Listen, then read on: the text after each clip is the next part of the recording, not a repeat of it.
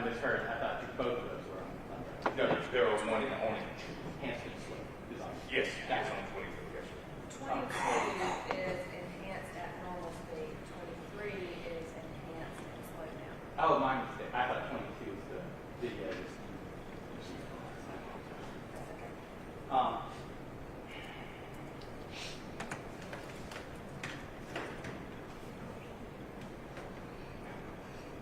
Yeah, 1 second. Yes.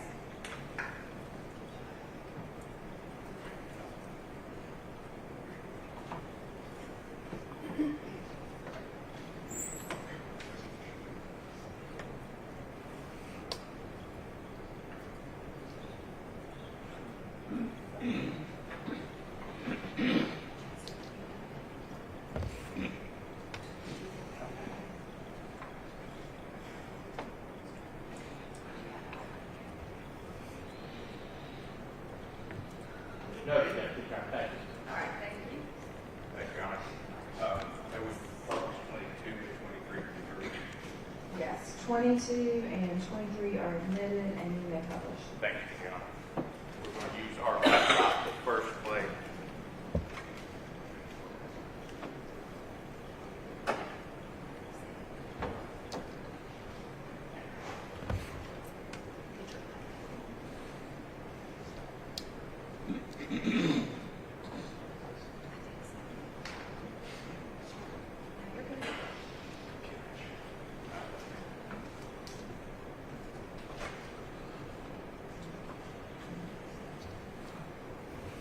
Thank you for your patience. Monday morning, so the Wi-Fi, everything has to be reconnected. And so we're just sharing the password so that we can operate those systems. You got it? You tell me when you're ready. I'm ready, ma'am. Okay, thank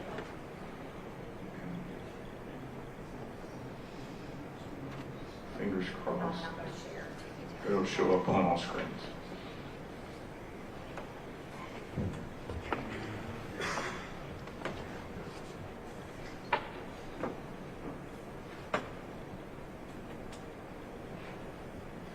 It is showing on my screen, which means it's connected, but the clerk is just waiting for the word on when to share it. Thank you, Your Honor.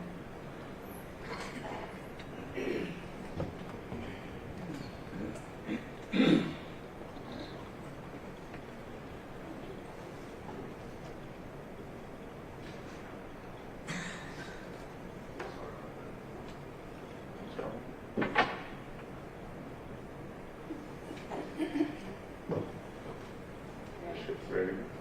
Thank you. Okay, before we start, is this the same image that you remember starting your video, your enhancement at, as they say? Yes. Okay, you can just play it, if you would. Just play it.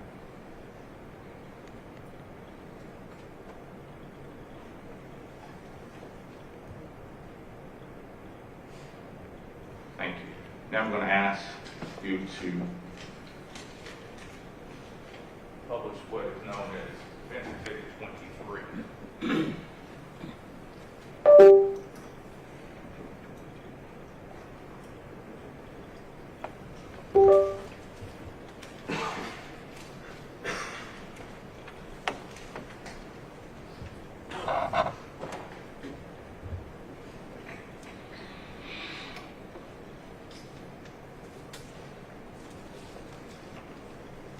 Okay, I'm going to ask you again, is this, for Defense Exhibit 23, is this the same version, just on a slower speed that you created? Yes, sir. Okay, you can play this.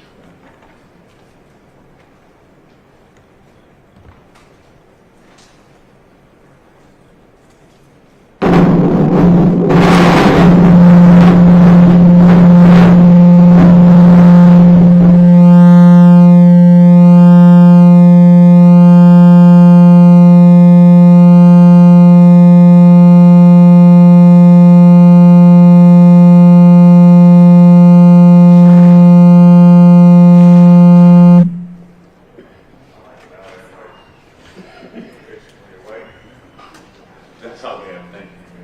Mr. Garrett, was that in fact what you created in what's known as Defense Exhibit 23?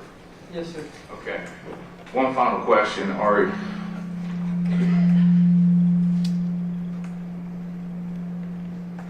better right here?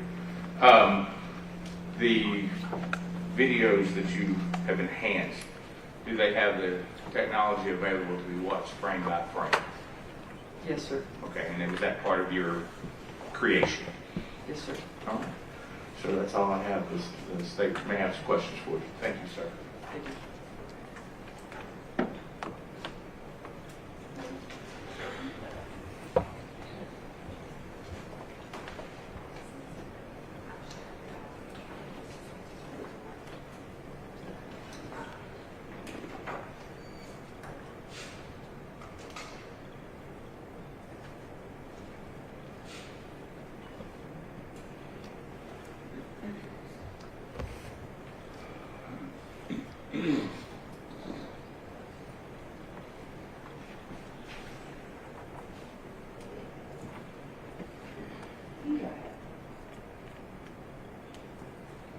Maybe I'll ask a question. Do you need Mr. Citrus? No, just if there's connections. He is who I've been relying on. Yes, the clerk is actually doing that right now, just the system would not respond to the volume being turned down. Yes, ma'am. So we had to shut the system down. Okay, So she's getting it back up, but the microphones should still be working. okay. Let's see if this microphone works. The microphones are still working. Do you need the screens? I'm Okay, kind of planning to get to that first. all right. So we could wait a minute.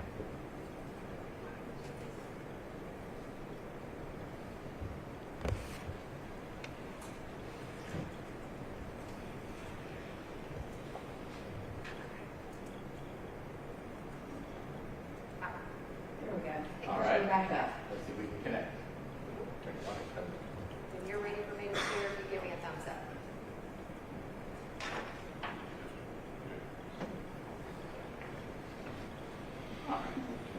Good morning, Mr. Garrett. Morning. We spoke out in the hallway just for a minute. Yes. Okay. I'm probably just going to talk to you about the same thing. Is that all right with you? Yes, sir. Very good.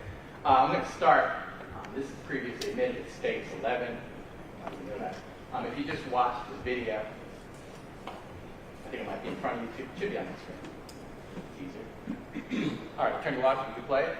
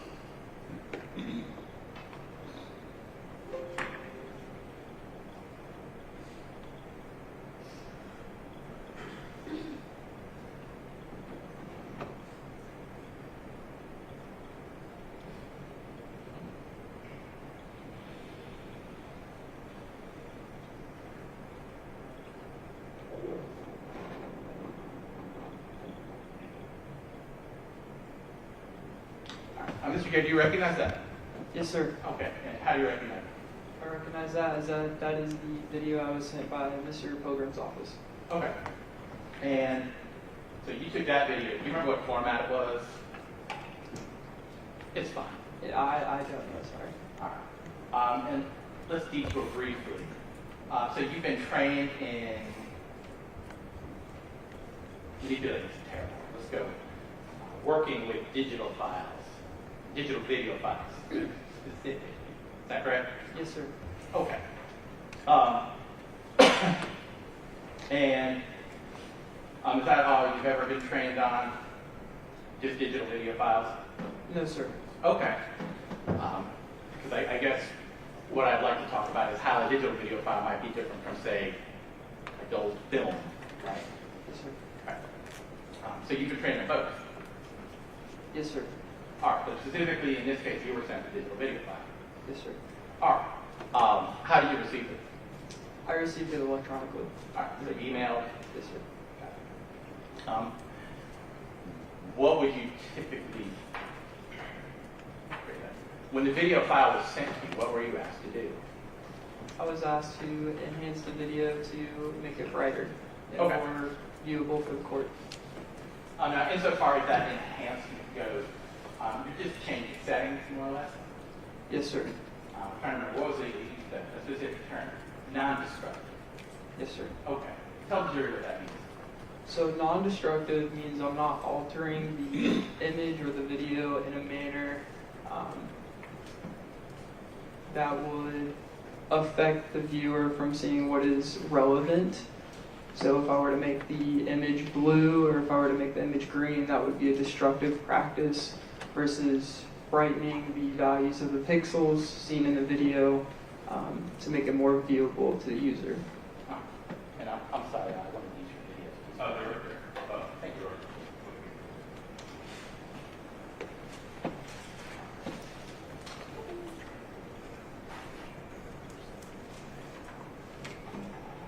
Yeah, are you cool if I use it on our... Okay. All right, you just testified to defense point two. Review that with you, okay? Yes, sir. Give us that technology. You probably understand.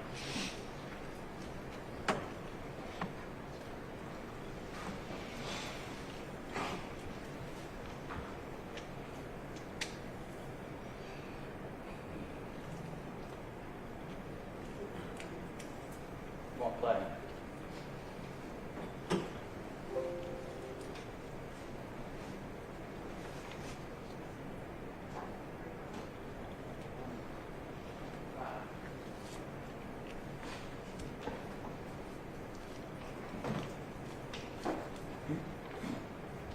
I believe it's because your computer is auto set for videos to play in Windows Media Player. And if that is not the supported file type, you would have to ask your computer to give other suggestions for the player type. Thank you, Your Honor. Okay. We're using VLC now. If we could share.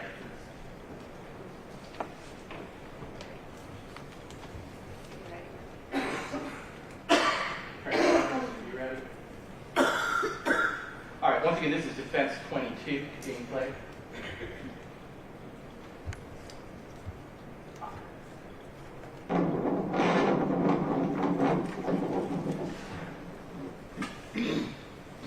All right, so that, in fact, is not the full video that we watched initially, right?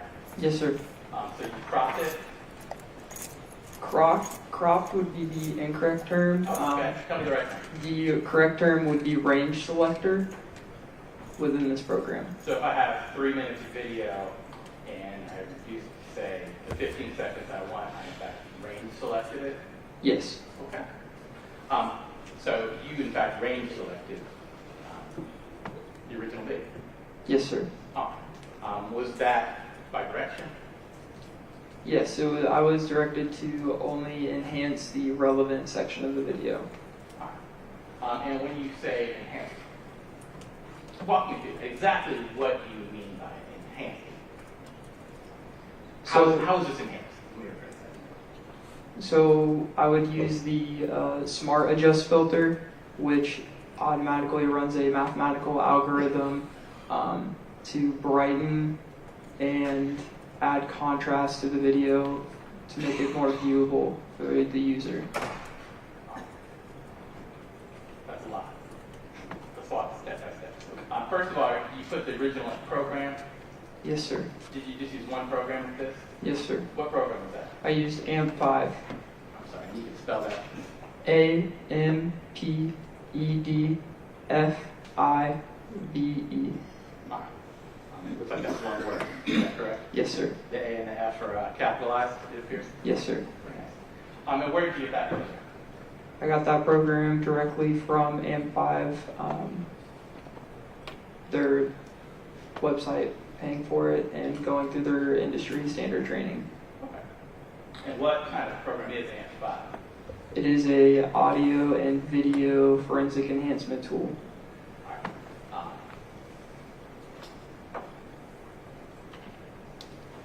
Is it just like a more souped up version of like a video player? You can pull up different setting knobs? Yes and no. Okay. How now? No, because it requires training to use the program, and it has a lot of tools that you would not be able to find in a normal video player. Okay. Now, when you are actually enhancing these videos, you're not adding or subtracting, correct? Typically, no. Right. You're just, the data is there, and you're just choosing to, I guess, pull out some of the data to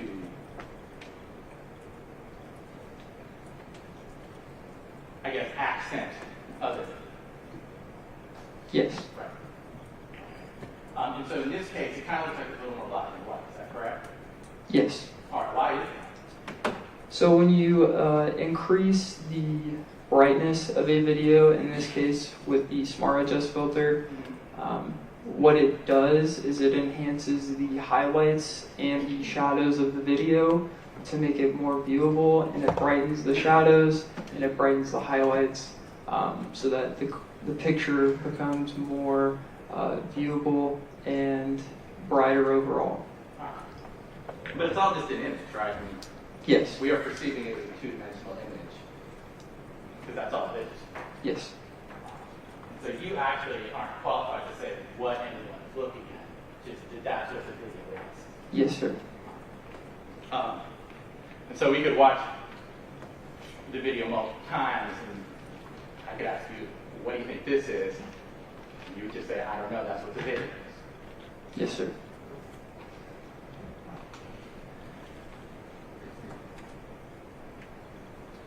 You know, previously, when we talked, I asked you about digital videos and little squares sometimes we see. Yes, that would be called pixels. Pixels, right. And watching Defense 11, do we see that kind of at the end there? Yes. Why are we seeing that? What's that about? Due to the crash Yes.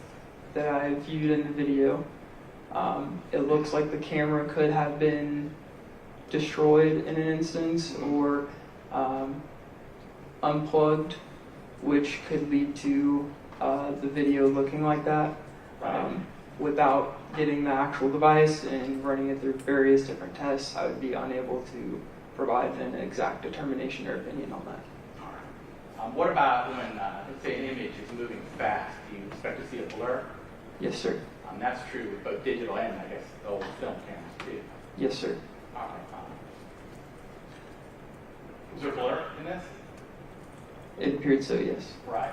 Are you able to enhance blurs? No, sir. Right. This is a certain amount that you can get to, and then that's it. Yes, sir. So, your opinion, something trained you. Digital file. A blur is just a blur. I'm sorry, you can't hear. It's my phone. Still out. Screen. I don't know what's going on. I approach the.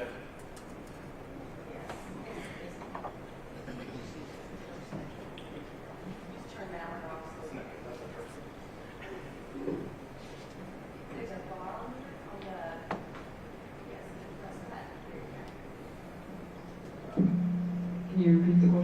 be. Okay. So if we were to witness a blur, then it would just be a matter of anyone's opinion on what that blur might constitute. Yes and Yes and no. Okay, tell me now. no. No, it depends on the level of the blur, being able to identify an object that is being blurred. Okay.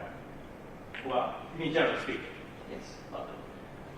Let's talk about in a case like this with a well, you do understand that this is a high-speed collision alleged. Yes. Fine. When you have things moving fast, we already talked about how you would expect to see blurs, right? Yes. What about when at nighttime, when there's various sources of light? Is that also going to be problematic? Things might not be as clear as, say, during the day? Yes. Okay. What about reflective surfaces? Can that also be a problem for identifying things? Yes and no. Okay. Meaning you could have a clear image in a reflective surface.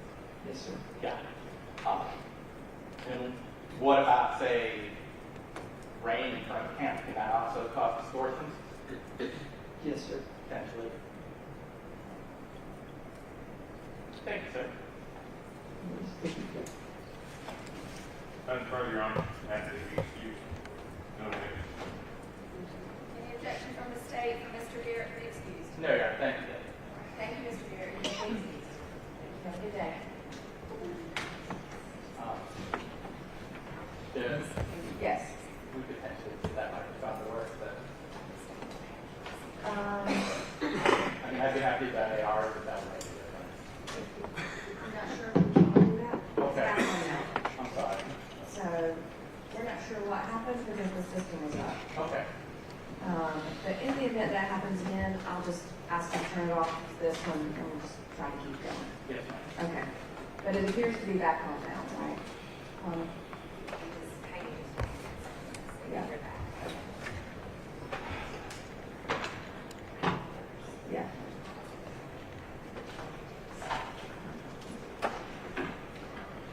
Yeah. All right. The defense can call its next witness. Your Honor, we call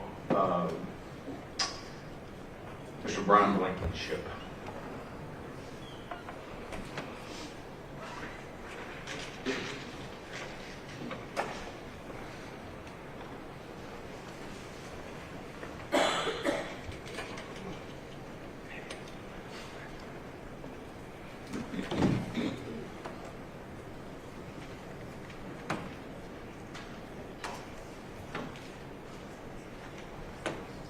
Mr. Blankenship, please raise your right hand. You swear or affirm that the testimony you give in this case is the truth and nothing but the truth, so help you God. I do. All right, you can lower your hand and have a seat. And the microphone, you can pull the base toward you and adjust. There you go. And the closer it is to you, the easier it is for us to be able to hear. Okay. All right. Mr. Overby, you can go ahead. Good morning, thanks for being here. If you would please let the jury know your name and spell your last name for the court report. Brian Blankenship is BLANKENSHIP. Okay. And Mr. Blankenship, how are you currently employed? I'm retired And from where did you retire? from the Georgia State Patrol, How long did you work at GSP? 27 years. Okay. And what were your positions? Okay. During your 27 years, what jobs did you have with State Patrol? I was a radio operator. I was a regular road trooper, we'll call road troopers, with no rank. I went into the in-flight consent division. Then I got promoted to corporal in Billerica. Then I got promoted again to sergeant in Billerica. And then I was promoted to sergeant first class at Post 38 Rome is where I retired from. Okay. Now, I'm going to take you back to September of 2015. What was your position at that time? I was a sergeant at Post 4 Billerica. Okay. And were you in charge of several troopers under your direct supervision? Yes, I was a supervisor at the post. Was Mr. Scott one of your underlings, shall we say? Was he, you were responsible for him? Yes, he was a trooper there at the post. Okay. All right. The night this happened, do you remember getting a call or showing up? Tell us what you remember about that. I had just gotten home. I've been home about 20 minutes or so from the end of my shift. And I was the NCO or supervisor on call for the night. I started getting phone calls from the communications center and from AJ Scott. Okay. And just so the jury can understand, what was the typical shift, let's put it that way, in post-war? We worked 8-hour shifts. They were usually 2 to 10 or 3 to 11. And then we had a midnight shift that came in at 10 and worked till 6. Okay. And you were on the 2 to 10, is that fair? To be honest with you, I'm not sure. Okay. Because usually I never got home on time. Okay. So I got home roughly somewhere around 11 o'clock. So I was probably 2 to 10. And just so we can familiarize the jury, post-war covers what areas in Georgia? Carroll County and Douglas County. Okay. When you were there as a sergeant as the NCO, how many accidents a year did post-war work? About 4,000 a year. We were the busiest post in the state as far as working crashes. Okay. So, fair to say that a trooper in that post would work a lot of crashes, is that fair? Average 30-something a month. Okay. And that would run all the way from the edge of Thornton Road, where Douglas and Paulding meet, all the way down to Blackjack Mountain, almost to Alabama. Yeah, down around Bowden. Yeah. Yeah. State Line Road. Okay. And the whole area, that's what that post covered. Yeah, it was a big area for those two counties. Okay. And if you recall, back then, on midnight shift, how many troopers were actually on the road on average on a weekend? Because this was On a weekend, we usually had one for Douglas County and one for Carroll County. Okay. So you got phone calls that night, and you received a call from Mr. Scott, and you received calls from other people. You don't remember who it was? Or? It was the communications center, so I don't know who the actual operator was that called. And just so we know the jury, we know what that means, they may not. Communication center means that you get calls from an operator with. Well, the communications center was down in Noonan, and they handle all the radio traffic and all the phone calls through Troop D, Okay. which is Villarica's in Troop D. Okay, we've heard that term before. So it's in Noonan, so that there's somebody at A computer or radio, something communicating to who needs to be communicated Yeah, with. the radio and computer, yes. Okay. all right. So you get a phone call. You don't have to tell me where were you living approximately at the time? I live up in Polk County on the north end. Okay. Near Felton. No, I live near the Floyd County line. Okay. Was it dug down mountain? I think over there. Further than that. Oh, you live right at. Yeah, Floyd County, that's Okay. all the way up north, Okay. north end of Polk. All right, and so you said you just got home, so you came south, Put on uniform and tell us what you did. Yeah, I got the call, and I was trying to get dressed and kept getting phone calls from the communication center and from AJ. Okay. And so you got in your car, and what'd you do? Then I responded to the crash scene. okay, so you were actually there at the crash scene. Yes, I was. Now, When you were there, do you recall when you got there, who was there? I mean, multiple first responders, EMS, other police. I was the only other GSP personnel on the scene, and I think it was Miss Chinchilla was still in the vehicle. The other 3 had been transported. Okay. did you do anything with the Nissan Sentra? Did you touch it, go up to it? What did you do? I walked around both vehicles, the patrol car and their vehicle. Okay. Now, I'm going to ask you, did you see anything of interest to you at the scene? I mean, there was a lot of things, a lot of debris. I assume you're referring to alcohol. I am. I mean, there was alcohol bottles around, I guess it's a Nissan, I don't remember the vehicle. Fair enough. But yeah, there were strode through the vehicle and out on the ground. Okay. Now, as NCO, and I don't want to put words in your mouth, were you in charge of the scene at that point in time? I know it's hectic. I was until the skirt team arrived, and I had to notify our troop lieutenant to so he could get the ball rolling to get them out. Okay. How much longer before they arrived? Do you remember? I know it's hard to imagine, but Yeah, yeah, I ballpark. don't really remember. I guess they were there within another hour, Okay. Okay. because some of them had to come from a pretty lengthy ways out. Based on your training experience, and I know you said you were a trooper for a long time, you had made DUI arrests and been involved in DUI investigations. Is that fair? Yes, Okay. And you had been trained through trooper school. Had you taken a ride as well? I had.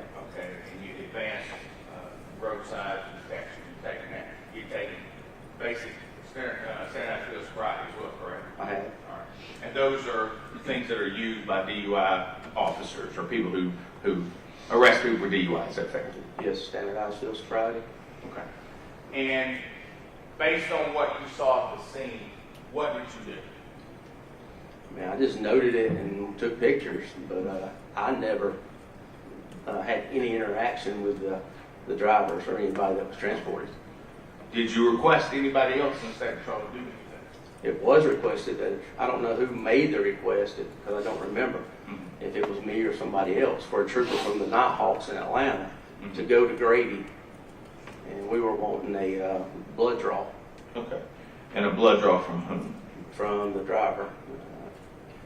To be honest with you, I don't remember the name. Is it Mr. Finken? Is that right? Or the Wall? I can't remember the driver. I'll be honest with you. Fair enough. I know they were both in the vehicle. Gotcha. And that's not something that you did. You didn't go to Atlanta, correct? I didn't know. Okay.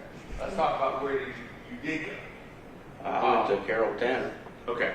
And where did you, when you went to Carroll Tanner, why'd you go there? That's where A.J. Scott had been transported. Okay. And I'm going to show you what's going to be marked Station 24.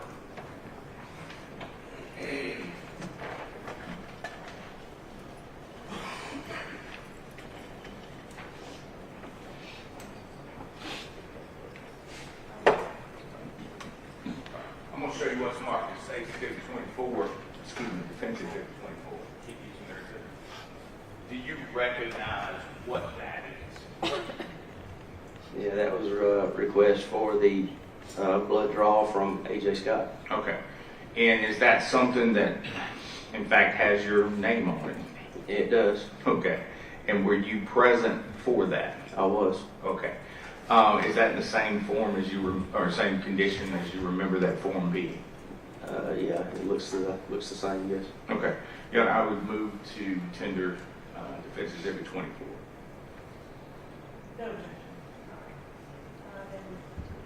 Defendant 24 is admitted. Thank you. I'm gonna, y'all know if I may publish it, I'm gonna use the Elmo or overhead or whatever we're calling it. Yes, you may.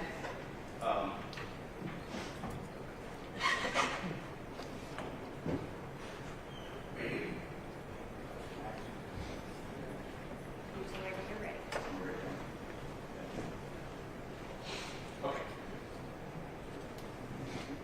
Okay. You've identified, and we'll walk through a little bit at a time. If you said at the top, Mr. Scott, that is your name, correct, sir? B.O. Blankenship. Yes, that's me. And it was true to the state patrol post 4, is that in fact post 4, Bill Ricker? Yes, it is. Okay. Now, I want to draw your attention down to date and time. 9/27 was at 2:11 military time, it's 2:11 a.m. Yes, it is. Okay. 2:11 in the morning. And this was drawn, you mentioned at Tanner Carrollton, you see it noted here, Tanner Carrollton ER. Yes. Okay. And then we see that there's an RN that drew it, correct? Yes. Okay. And so this is in keeping with a form Department of Public Safety or State Patrol would have used at the time? Yes, it is. Okay. And in fact, Mr. Scott consented to have his blood drawn, correct? He did. Okay. Did you ever become aware of the results of those tests? No, I transferred out just a short time after that to another post. Okay. But in fact, there is a consent where he signed and agreed to have his blood drawn that night, that morning. Is that fair? Yes. Okay. Now, I know you said you transferred out. Do you recall when that happened? And it was around December, I went to the post in Marietta. Okay. And how long did you stay there? Another 2 years. Okay.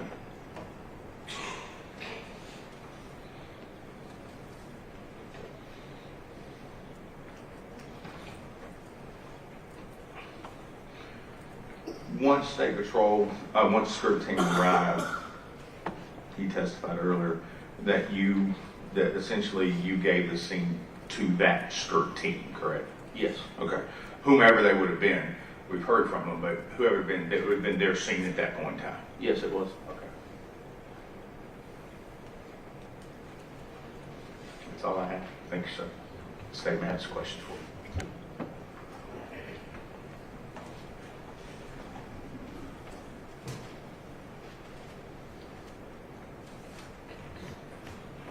Good morning.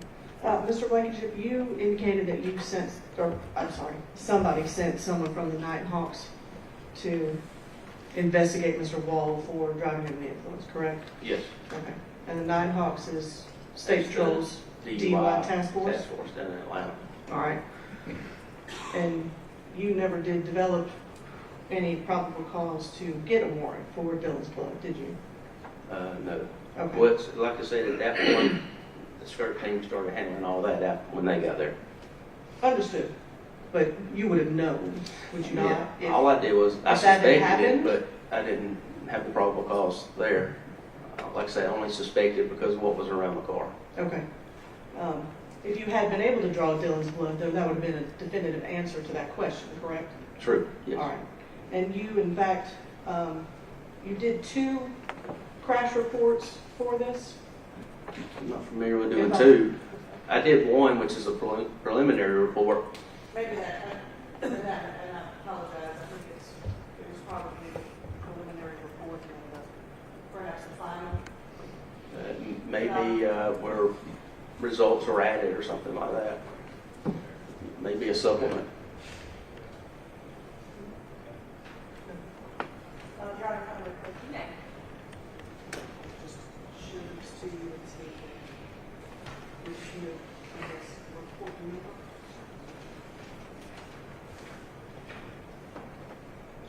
And I guess the O2 may be the supplement there. And that's usually done when you add results from tests or something like that. Okay, okay. But these are your reports? Yes, ma'am. And there's a section on here for driver vehicle 1 listed as Dylan Law. Yes. And it says law enforcement suspected alcohol use, no. Law enforcement suspected drug use, no. Correct? That's what's listed, yes. And then it says the same in report number 2. Yes. Okay. Thank you. And for your thank Any objection to Mr. Blankenship being excused? All right. Thank you, Mr. Blankenship. You may be excused. Have a good day. The state can, excuse me, the defense can call its next witness. Yes.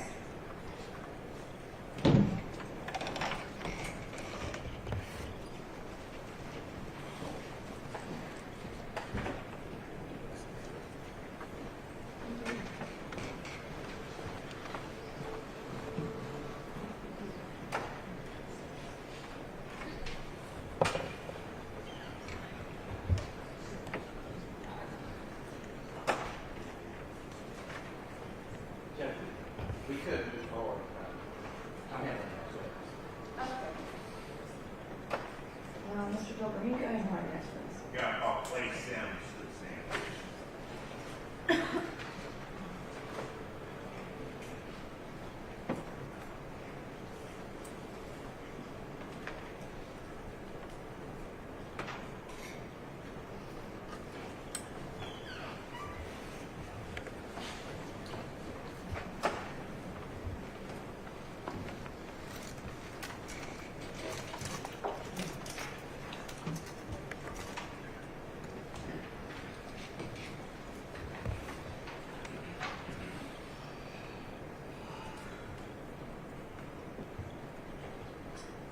All right, Mr. Sims, please raise your right hand. You swear or affirm the testimony you give in this case is the truth and nothing but the truth, so help you God. All right, you may lower your hand and have a seat. And we have some microphone issues, so let's make sure if you'll tap it, see if it's working still. Yes, all right, and then just, you can pull it towards you and adjust it however you need to so that we can hear you. Good morning. Good morning. If you would please inform the court and the jury what your name is and spell your last name. Joseph Clay Sims, S-I-M-S. Okay. Do you go by Joseph or Clay? I go by Clay. Okay. Mr. Sims, as you sat here today, how are you employed? I am employed now. Yes, sir. I'm self-employed. What do you do? I'm a land surveyor. Okay, for yourself or somebody else? Me and my dad own the company. Okay, what's the name of the company? S&S Land Surveyor. Okay. And is that something you've been doing for a while? When did you start doing that full time? I've done it for 15 years now. Okay. Was it a part-time job at some point in time? Well, my dad did it, so I just carried on with it. Okay. Did you have a job prior to being a landscaper or a land surveyor? I apologize. Yes, I was EMS. Okay. How long were you EMS? I was in EMS for probably 5 years. Okay. Do you remember when that was?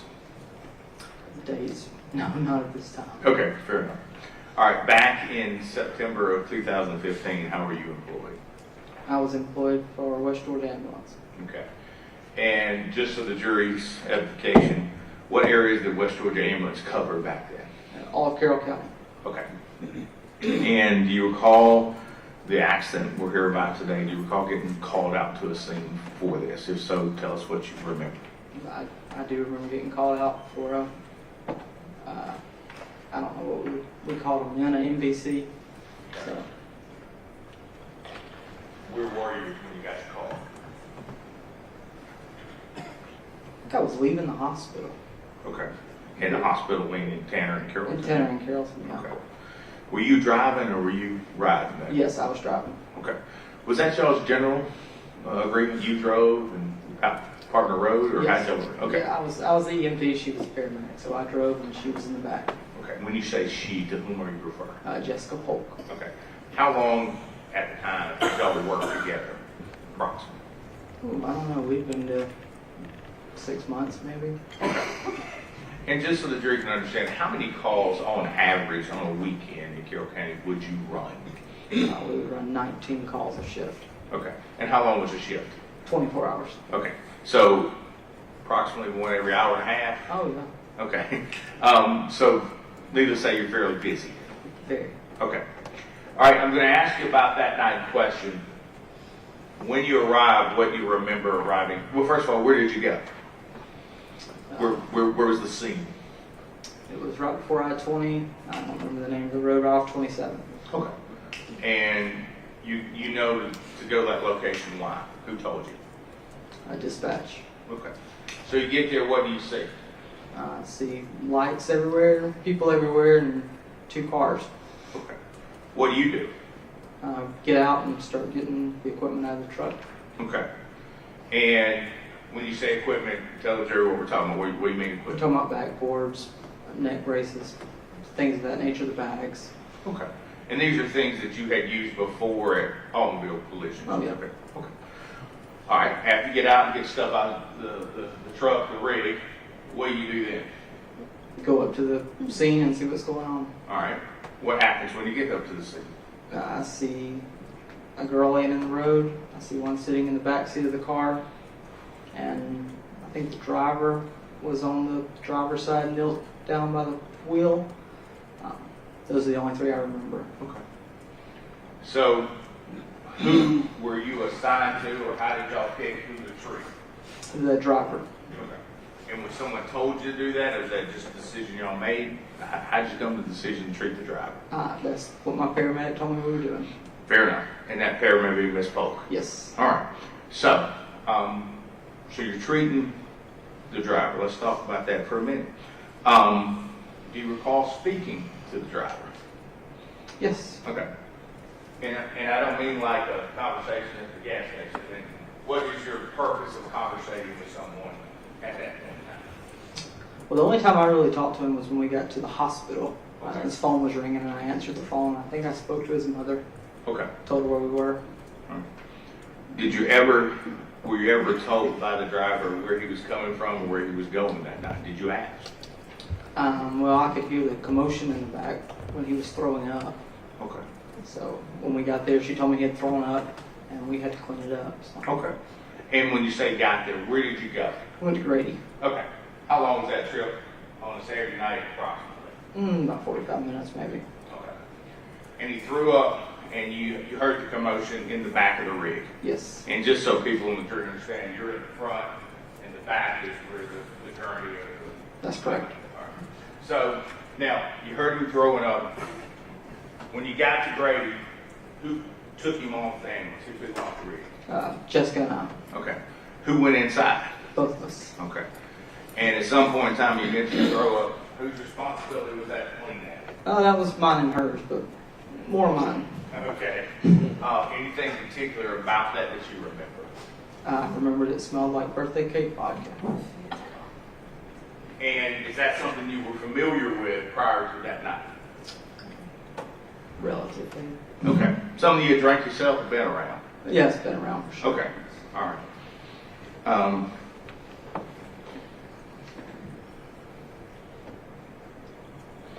And I know this is a little gross, but I got to ask a question. Was there any food particulate in it, or what was it consistent of the bottle? It was all liquid. Mr. Simmons, that's all I have. Thank you very much, sir. Ben? Sir, both you and Ms. Polk cleaned the back of the ambulance. That's correct. Approximately how much vomit would you say there was? I don't know how much. It was all on the floor and in the stairwell where you come in the door. Okay, so it sounds like more than a little bit. Yeah. And to get on Ms. Polk? Did it get on her? I don't Yeah. remember. You know not? I don't But recall. she was back there. Yeah, she was back there. Okay. And just to be clear, she was cleaning up the ambulance along with you. That's correct. Thank you. No further questions. All right, Your Honor. All right, any objection to Mr. Sims being excused? No, you're not mistaken. All right, thank you, Mr. Sims, you may be excused. Okay, 1 second, make sure who's your next. Yes.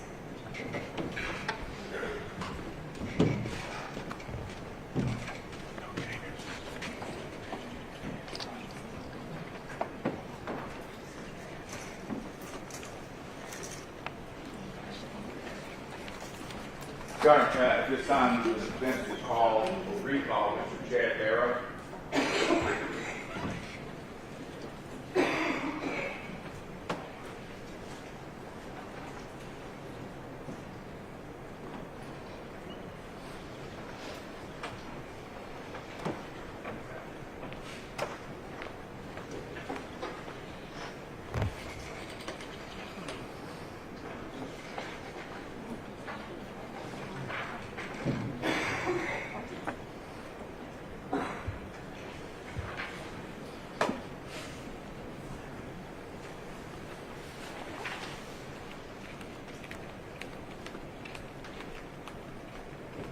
All right, Mr. Barrow has previously been sworn in this case, but because there's been a delay between the first testimony and now this will go ahead and swear to you, okay?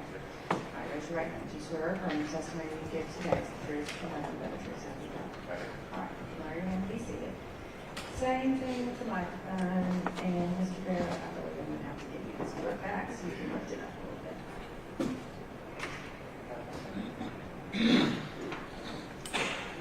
Okay, let's make sure it comes out.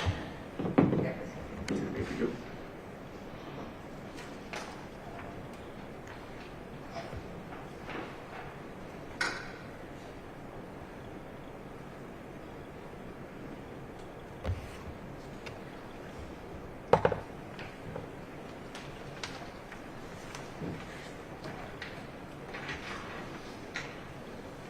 Mr. Barrow, thank you for being back with us today. There's a couple of questions I forgot to ask you, and I'm glad you came back. At the time when this accident occurred, were you the lieutenant? What were you over the skirt team? My title was sergeant, but I was the team leader of this team. Okay. And we've heard testimony already, and I know you testified yourself, but when a skirt team arrives, are they in fact in charge of the scene, for lack of a better word?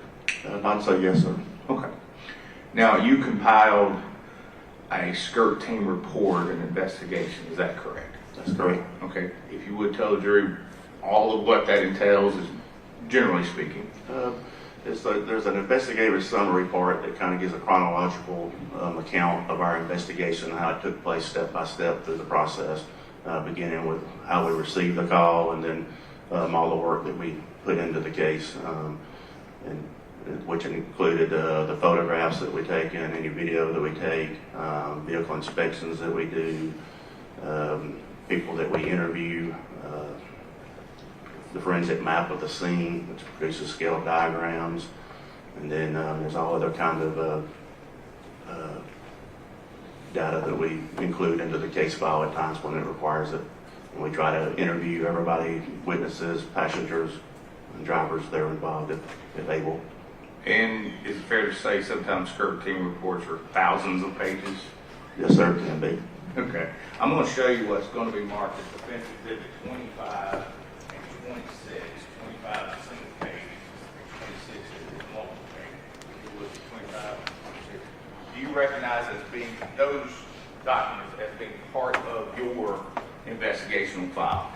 Yes, this is the results from the crime lab, which we include in our case file. It's been, anything's been done by the crime lab. Okay. Are those fair and accurate representations the last time you see them and made part of your file? Yes. Okay. Your Honor, I would move to tender Defense Exhibit 25 and 26 and publish. All right, objection. What's the difference to something like number 25 and 26? I don't know if that's about the witness. Your Honor, one involves alcohol, one involves narcotics. And, 25 is alcohol, 26. I'm going to have you take a look at 25. And just so we're clear about Mr. Barrow, this is from the Georgia Crime Lab. Do you know another name for the crime lab, the official name for the crime lab, what they're called? The Georgia Bureau of Investigation. Fair enough. And we see at the top, Division of Forensic Science. Is that? That is correct. And you mentioned this was a blood test. I want to draw your attention to in the middle of this form. Who is the blood test on? The defendant, Anthony J. Scott. Okay. And we're going to scroll down here just a little bit, and we see ethyl alcohol results by gas chromatography. What is the finding there? Negative. Okay. And it shows that there were 2 tubes of blood collected, correct? That is correct. Okay. And that the lab received this on 9/29 of 15. Is that based on what you said? That is correct. Okay. I'm going to show you the first page of 26.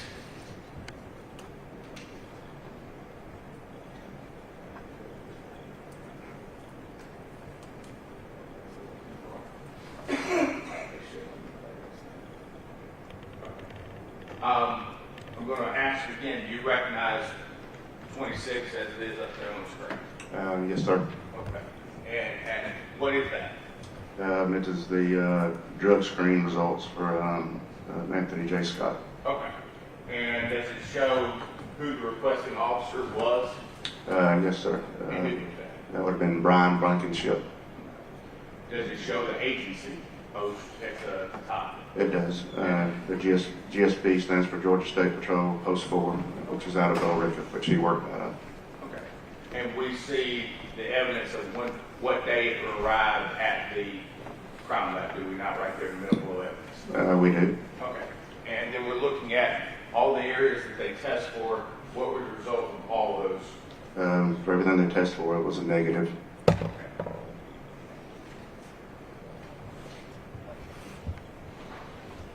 And this was all part of your investigation, correct? That's correct. It was included in our case file.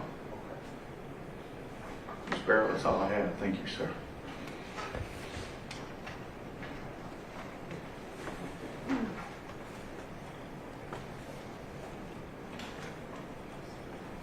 Before Ms. Waters starts asking questions, just for the record, I did not state that those were 25 and 26 were committed, but they are.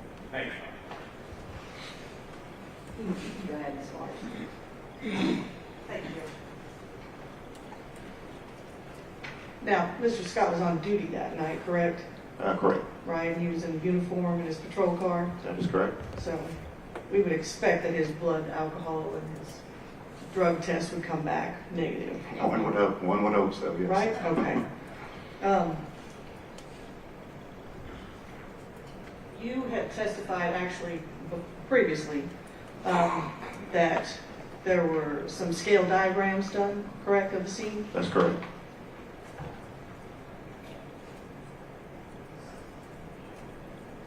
Your Honor, may I approach? Yes. Show you what's been marked as State's 80 feet. You recognize that as one of your scale diagrams? I do. Does it look like, excuse me, promise me. Does it look to be in the same condition it was when you first drew it? It does, it appears to be, yes. So you clear your head off. It does not. Your Honor, this time we return to State's 88 Okay. and permission to publish.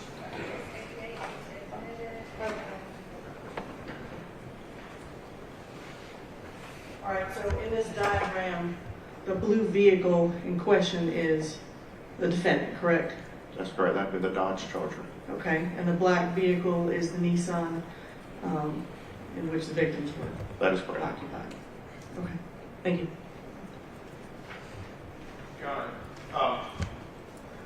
just real quickly, I want to ask, Mayor, Did you ever receive a similar blood test for Dylan Wall that you received for AJ Scott from the Department of Forensic Science?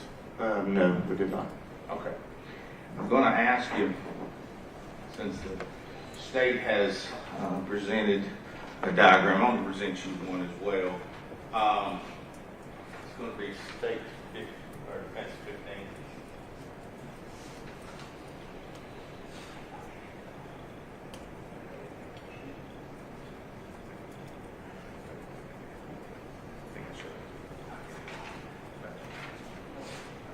I'm going to show you what's been marked as defense exhibit 15. Is that fairly accurate representative? Or first of all, what is it? This is a scale diagram that we produced. It's in our case file. It's kind of zoomed in on the final arrest area from the evidence that we found at the scene. Okay. Is this the fair and accurate representation of this particular what we call final arrest? It appears to be, yes. I'm going to, Your Honor, move to tender defense exhibit 15, if I may. Any objection? No, Your Honor. All right, defense 15 is admitted and you can publish. I'm also going to possibly going to tender 18.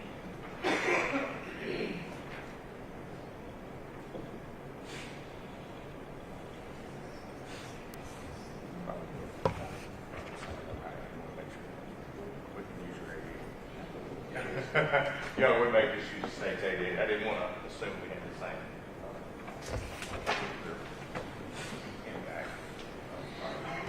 If I may, Yes, you can. okay. This is what you might call a scale diagram. Is that fair? Perfect. That's correct. Okay. And in this, I just want to make sure that we're clear about this.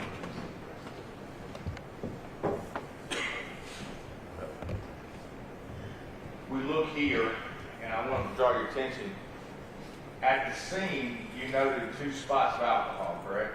That's correct. So that was at least in your, I have it, that was in your purview from the beginning. Is that fair to say? Correct. Okay. Now, and just so we're clear about this, you were not there that night, right? Correct. This scene was marked by my team members with fluorescent paint and pin flags, and then we came back out and produced this diagram. Okay. And that is, how many 13 accidents would you work, let's say, back then a month, ballpark? Doing scenes like that, that's our common everyday work, you know, when we have cases happening. But we were the busiest team in the state by far, so it's kind of hard to diagnose how many, but in a month, we'll probably do 5 to 10 scenes, just depending on how busy it got. Okay. And for instance, did y'all work all of Troop D? We did. Okay, so if there'd been an accident in Griffin and there'd been one in Harrelson or Northern Carroll County, y'all, same time, same day, y'all would have to work both of them, correct? Correct. If it was involving serious injury fatality, yes. Okay. And marking it with paint, that's something that y'all do as soon as you possibly can, is that fair? That's correct. Photographing and marking of the scene is kind of the first things you do. Okay. And then you would come back with the total station and do the meets and bounds and the distances, correct? Correct. All right. I want to also show you and publish vehicles at impact, which is state actually introduced, number 88. And I want to draw your attention. It is your belief and conclusion of your investigation that the impact of this car took place where you have it indicated, correct? That general area, yes, based on the evidence that we had at the scene. Okay. And we saw some photographs earlier of AOI. What does that stand for in shorthand? Area of impact. Okay. So that is your best able, based on the evidence, to determine where the impact would have occurred. That's correct. Okay. And is it fair to say that the Nissan is clearly into and beyond the second lane, almost to the point of clearing the road? Is that fair? That's correct. This rear end is still in the right-hand northbound lane, but the front end is proceeded past the gore area, as you can see. I want to ask you that night in question. Do you recall? Thank you, man. Do you recall the height of the grass? Yes, I do. We measured the areas of the grass and the median, which would be between the northbound lanes and southbound lanes, and it was measured to be anywhere from 2.5 to 3 foot high. Okay. Would you consider that high? Absolutely, I consider it high. Okay. And could that, in your expert opinion, you've been Tender's expert, could that affect the visibility? Yes, it could. Okay. Of oncoming traffic, either direction? It limits the view of vehicles, you know, approaching one another, making turns. Of course, you're eventually going to be able to see each other after you get so far, you know, into the area, but it does obscure that view. Thank you, sir. That's all I have.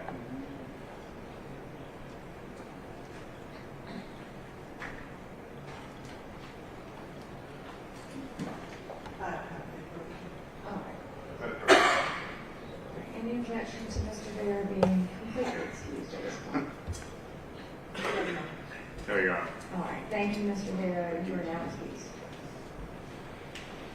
Will the parties approach? Thank you.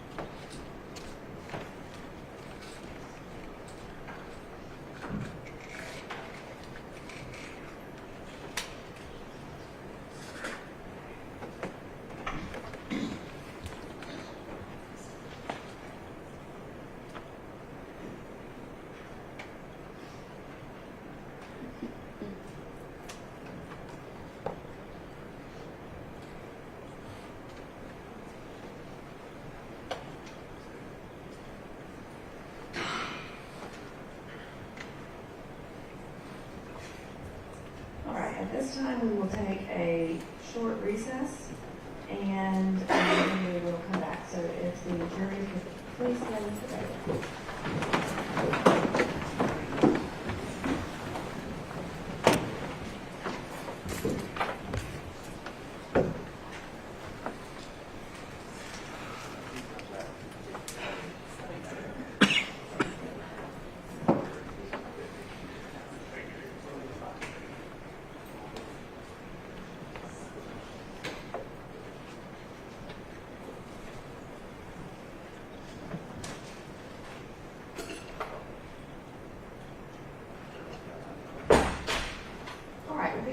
Recess. I'm going to ask the bailiff to let me know when the jury has all been able to use the restroom because there's only one. So sometimes that takes longer than 5 minutes. And then I'll check back in to see if y'all are back in the courtroom. When we come back, I'll go back over the information and rights with Mr. Scott, ask if he has made his decision to testify, and then we'll move forward from there. Yes, ma'am. Okay. Thank you. Oh, hold on, one more thing. I'm going to place this on the record.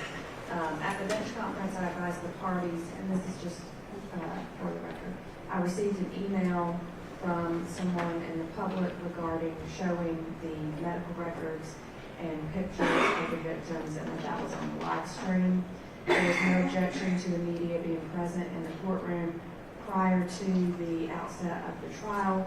So the media is here with permission. It's an open and public courtroom, and their only thing that they are not allowed to record during the trial is the jurors, or any pictures of the jurors, or statements or responses of the jurors, and the media followed that so far. As far as I know, I haven't had anything about that. But anything else can be recorded in the courtroom. And so I just wanted to make sure that the attorneys were aware of that. I have not responded to that communication, nor will I respond because I don't believe I'm allowed to, so I don't want to break any rules. But just wanted to let you know I've received that, and that's where we are on that. Thank you. Either party to address on that? No, thanks, All right, thank you. We'll be in a brief recess, and I'll let y'all know as soon as the jury's ready and come back in. Thank you.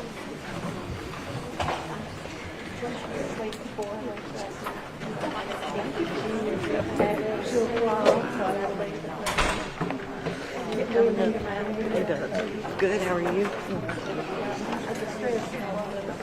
So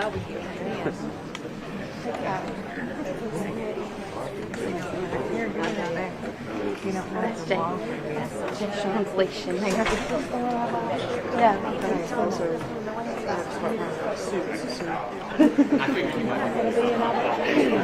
I'm most excited about that.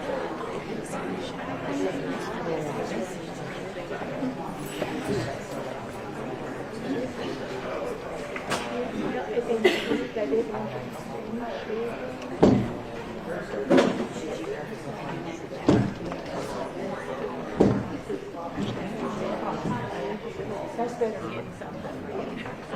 Sometimes they really work for it. We girls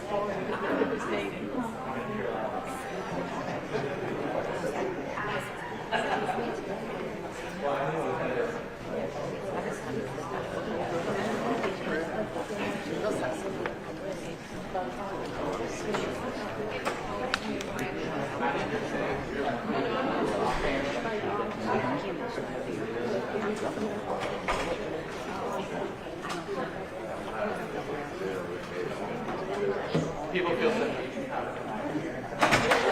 So I think it's not it gets weird fast.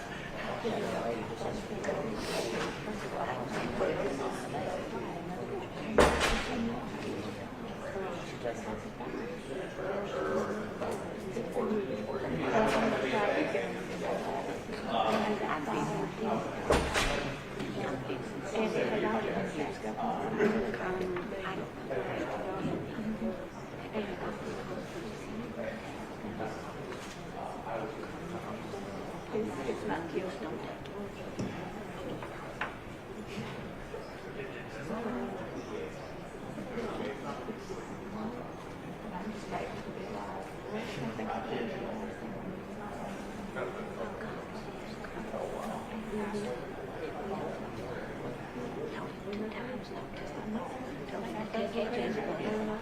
I got one for, I'm sorry, I saw it.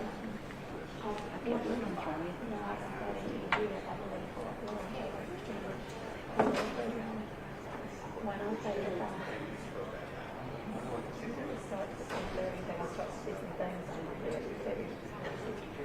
Because if you got a brain, well, they can find out you don't have a brain.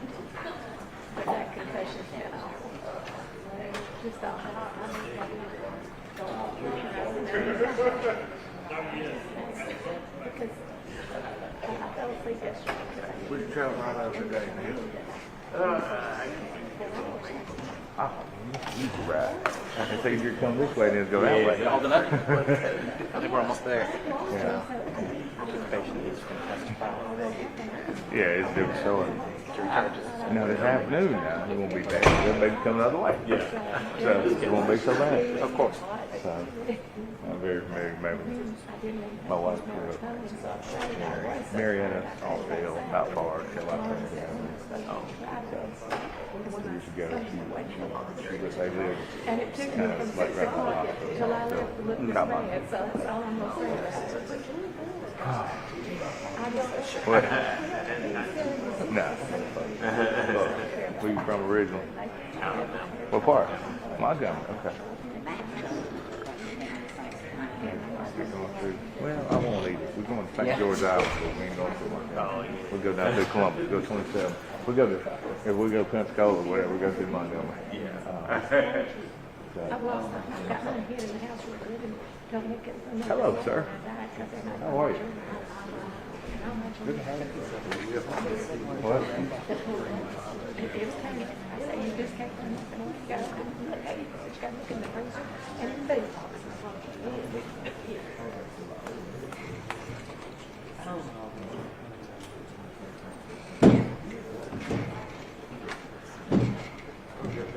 Yeah, I wonder if that's your case.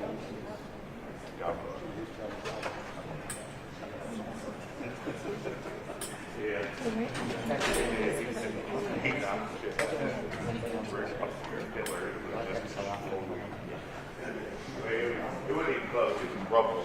I think I used to have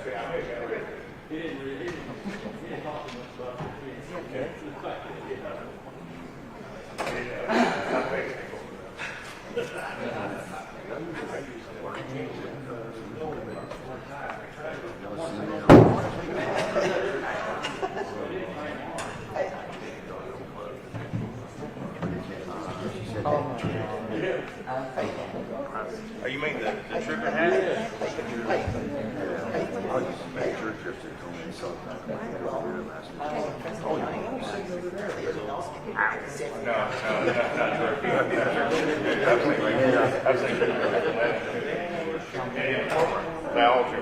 Either they should have put this a little bit this way, got rid of it, but I think it was. Yeah, that's been fine. That's been easy.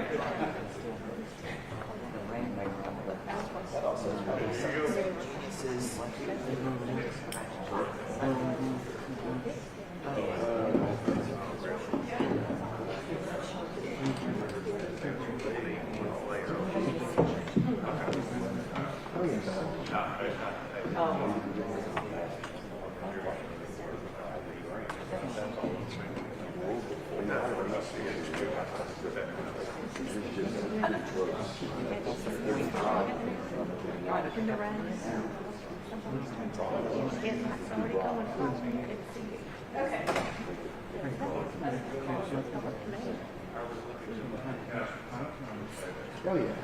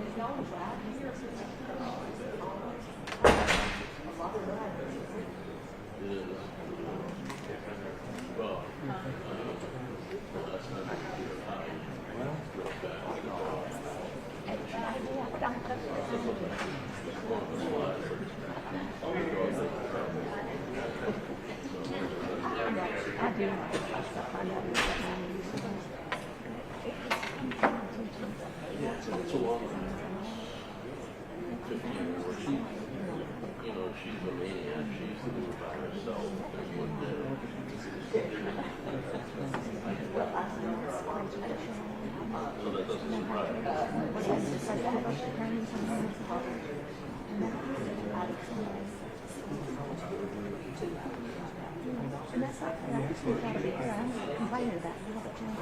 I'm calling you. It's not right. It's too tragic. And they'll go forward with the rest of it.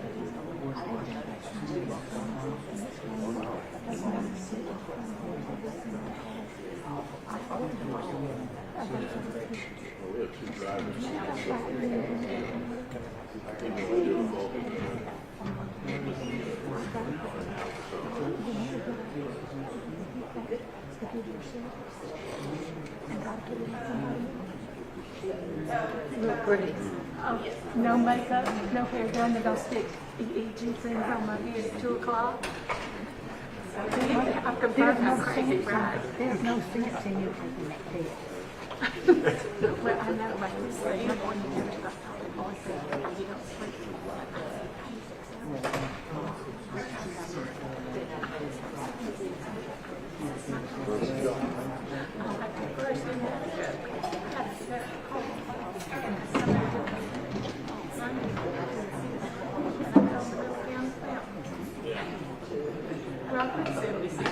It still seems better than 20.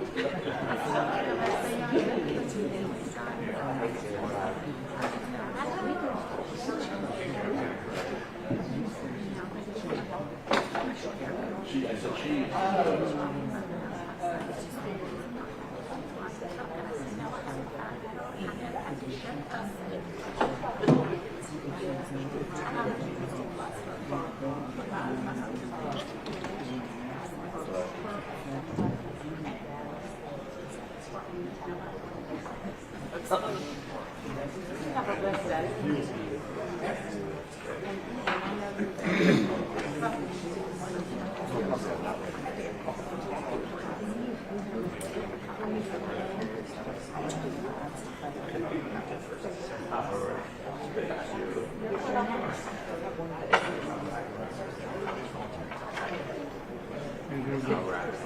Where you from?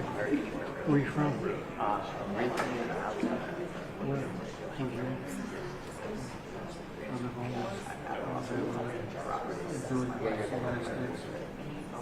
It's pretty.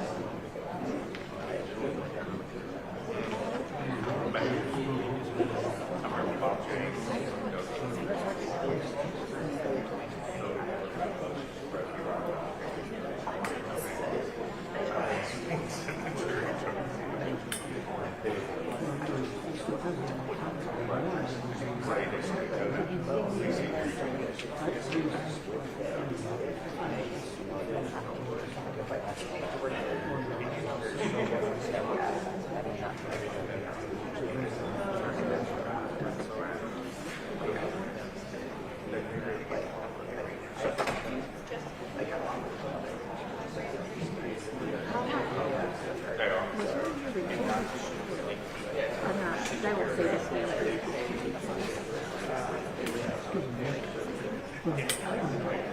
Just sit next to Wednesday.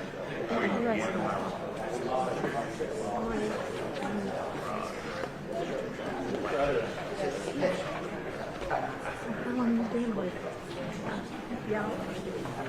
Our community student. I have all four children. I have training, which I don't know about. I have to use passwords.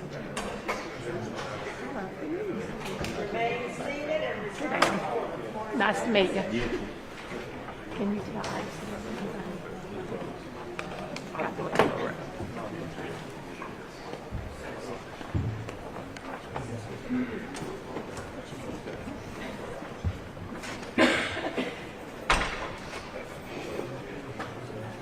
All right, before we bring the jury in, Mr. Scott, you are still on oath for answering these questions and responding about testifying. Do you have any questions about the rights that previously? And you have plenty of time to talk with your attorney regarding the decision to testify. Do you need any more time? All right. Do you want to testify in this case? Okay.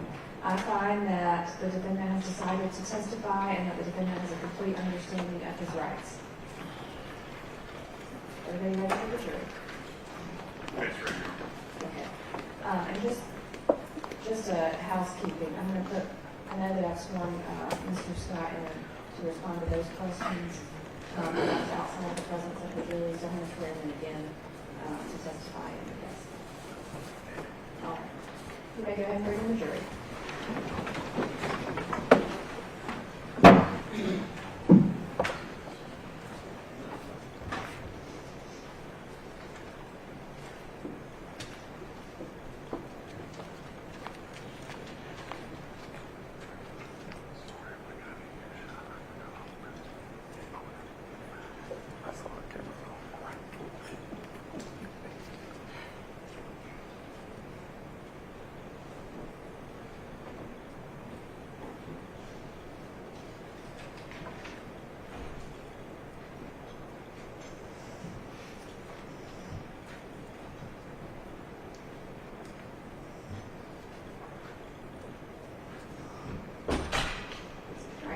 Seated.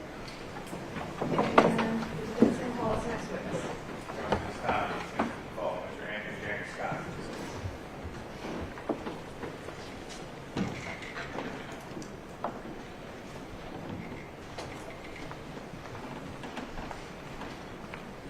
Mr. Scott, please raise your right hand. Do you swear or affirm the testimony in this case is the truth, nothing but the truth, so help you God? All right, you can lower your hand and have a seat. And I think the microphone is probably in the right spot, but feel free to pull it forward or adjust it as needed. If you would, please state your name and spell your last name. Anthony James Scott, Scott, S-C-O-T-T. Okay. Mr. Scott, as you said here today, how are you employed? Construction, Who do you work for? Franco, And what do y'all do? develop, land development, Okay. And what's your title within what's your job? land acquisition. Okay. Prior to working for them, had you ever worked in law enforcement? Yes, sir. When did you work in law enforcement? 2011, 2015. Okay. Now I'm going to ask a little bit personal questions. Where were you raised? Bremen, Buchanan, and Dallas. Okay. And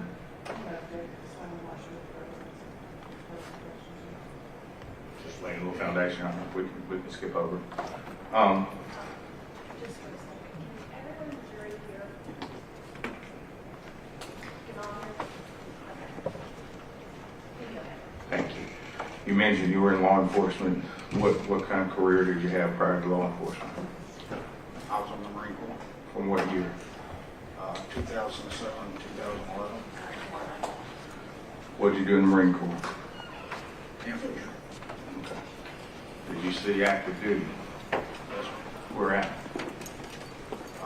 Felicia, Iraq and March Afghanistan.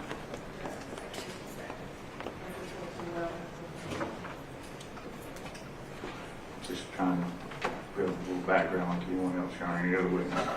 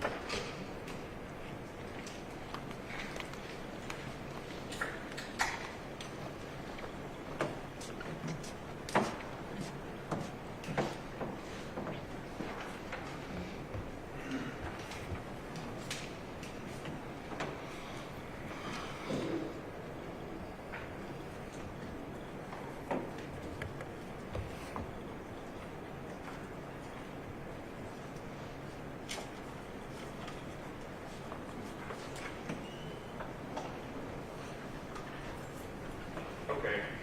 You mentioned after the Marine Corps, you were in 2007, 2011, and then you went to work at Georgia State Patrol. What sort of training did you receive to go to Georgia State Patrol? Went to the 89th Trooper School, Okay, and where's that at? for South Georgia, Gyp State. And how long is that? I believe it was 13 weeks. I can't remember how long it was. Fair enough. And at some point in time, where were you stationed, or which post did you go to? Hold on just a second. Jury cannot hear, so if you can pull that microphone towards you a little bit, please. Is that better? Okay, Thank you. thank you. So where were you sent by Georgia State Patrol first? Thomasville. Okay. And how long did you work in Thomasville? Just about a month for field training. After that, where were you sent? Or where was your next? Jasper. Okay. And how long were you in Jasper? A month for field training. Okay. After there, where were you? Cartersville. And how long were you in Cartersville? About a month for field training. Okay. After that, where were you sent? Post Fort Villarica. Okay. Is that where you become what's known as a regular trooper or a slick sleeve trooper? Yes, sir. Okay. Now, so we can talk a little bit about this. How many accidents would you work, crashes, collisions, would you work on an average day at Post 4? Anywhere from 2 to 10 a day. Okay. What areas were you covering? Carroll and Douglas County. Okay. Now, the date we're talking about today was a weekend. What was your area during the week? Weekend, excuse me. That night I was assigned to Carroll County. Okay. And what was your shift hours at that time? 10 p.m. to 6 a.m. What's that called within the department? What do y'all call that? midnight shift. Okay. How long had you been on midnight shift? I do not recall. It's normal that every trooper at the post at least work 3 midnight shifts a month. So that was part of my 3-day rotation for midnight shift. Okay. Let's go back to September 26, 15. Do you recall how your work day started? Let's just ask that. What'd you do? Got in my car and clocked in on duty off my computer at the house. Okay. As I was leaving the house. Okay. And you'll have to give us address, but where do you live approximately? Buckhannon. Okay. And for those who may not know, Buckhannon to the accident site's how many miles approximately? I'd say 5-6 miles. Okay. And so you started work that evening, you said 10 o'clock, is that right? Yes, sir. All right. What do you remember you did first that night, work-wise? Just out patrolling, and nothing significant. Okay. At some point in time, did you meet some guys from Bremen? Yes, sir. Why and where? Right there in Bremen under I-20, just to work traffic. Okay. And why were you meeting them there? Was there a reason? No, there was no reason. Okay. At some point in time, let's talk about your radio. Was anything going on with it? It was dead and needed to be charged. Did you have a charger in the charger? Did you have a charger in your charger? No, sir. Okay. What did you do with your radio? I gave it to one of the Bremen officers to charge because when I brought it up, he said he had a charger in his car. Okay. And just so we're clear, so the jury understands this is the radio that all the time you see your mic on your body? Yes, sir. Okay. You also tell us about, did you have communications in the car besides the portable radio? Yeah, we had a in-car radio. Okay. At some point in time, did you leave underneath the bridge at Bremen? Yes, sir. All right. Tell us what happened. Why'd you leave? The communication center in Noonan had called, letting me know that troopers were chasing I believe it was 2 vehicles northbound on 16 and headed into Carroll County toward Plattsburgh. Okay. And for those who may not know, what sets between Carroll and Coweta County at that time? What's the landmark between the two of them? Carrollton? No, between Carroll County and Coweta County, Chattahoochee River. Oh, Is it there? okay. Okay. And so where did you go?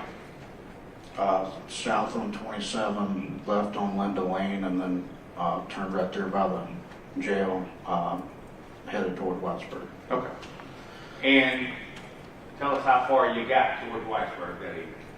I'd say I got about halfway to Whitesburg when they came back and said that they had lost the suspect vehicles. I'm not familiar with the names of the area down there, but somewhere around if you're going south on 16 toward Whitesburg, there's a gas station to the left, somewhere around there. Okay. In the big community of Clem, in that area. Yes, sir. Okay. And so, what did you do when you got the radio communication that the chase was off? What happened? I decided to stay in the area and see if they ever passed in that area. Okay. At some point in time, did you do something official down there? I believe I stopped a couple cars that might have matched the description. Turned out I didn't think it would have been the vehicles. Okay. And so what did you do after you stopped these couple cars? After hanging out in between that store and up toward the roundabout toward the jail, I ended up heading back up to Bremen. Okay. Was there a reason why you were heading back under the bridge at Bremen? He had my radio that I had to retrieve. Okay. Let's talk about some things. Paperwork. What kind of paperwork are you expected to do, or documentation you're expected to do as a trooper? Just all incident reports and crash reports for any crashes you work or DUI arrests, stuff like that. Okay. And is it fair to say you were behind at that time on your crash reports? Yes, sir. Okay. Tell me about that. Was it something you had been given attention to? Just tell us about the crash reports. Yeah, in the past I'd fallen behind working so many crashes stuff. I'd fallen behind on crash reports and actually been written up for not having them completed in time. Okay. So were you going to work on them that night? What were you going to do that night when you got your radio? Yes, sir. I was going to go try to finish the ones that were behind that were already on my computer, and then hopefully get them done that night. Okay. And just so the jury understands, there's a laptop or a mounted computer in your patrol car, correct? There is. Okay. And so you can work on these reports from the car, is that right? Yes, sir. Okay.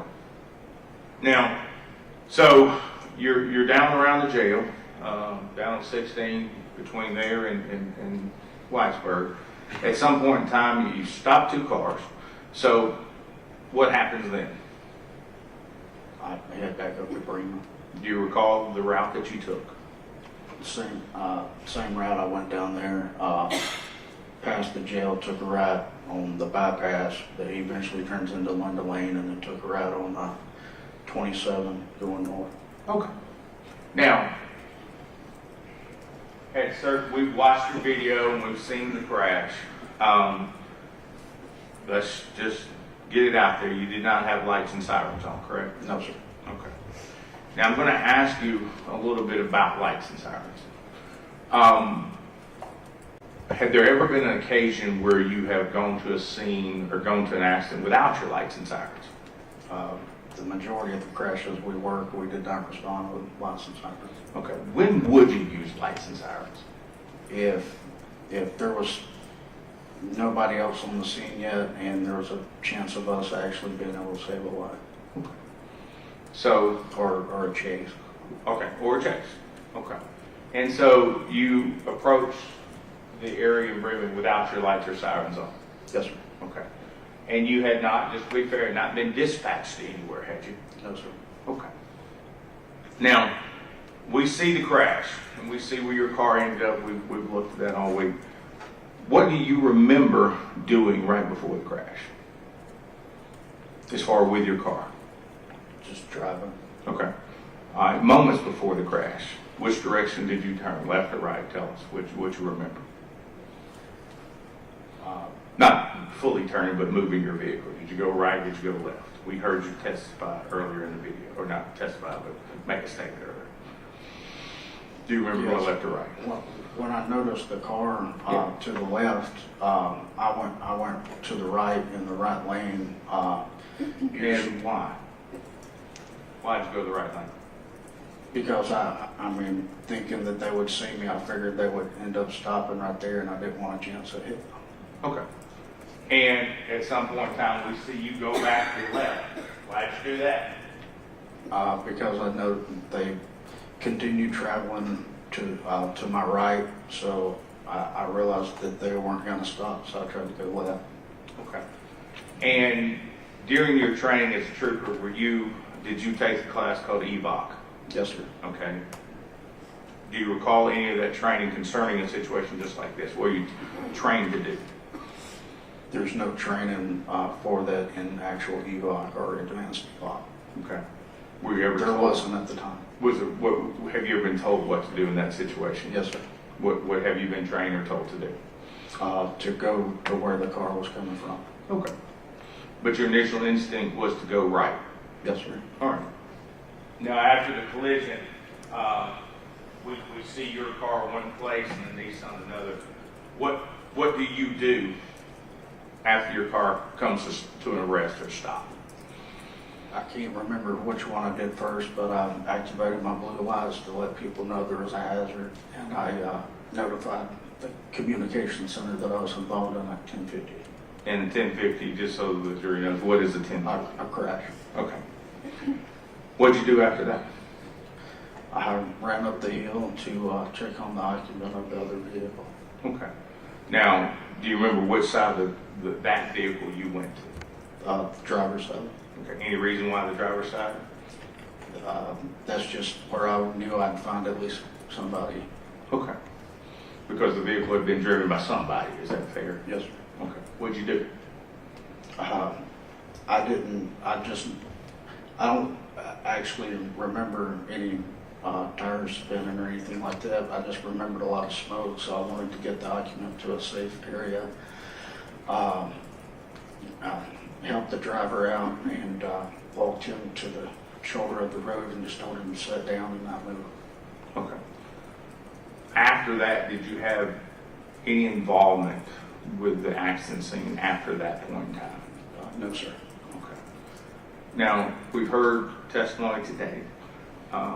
You were taken somewhere after the scene. Where were you taken? Tanner Carrollton. Okay. Who took you? I do not know. Okay. Fair enough. What happened at Tanner Carrollton? They just assessed me and took my blood. Okay. And you agreed to have your blood taken. Is that correct? Yes, sir. Okay. And that was taken at the hospital that evening, correct? Yes, sir. All right. Now, with regards to anything else involved in this investigation, you had no part in it. Is that fair? Yes, sir. Okay. I want to ask you, has this incident been hard for you?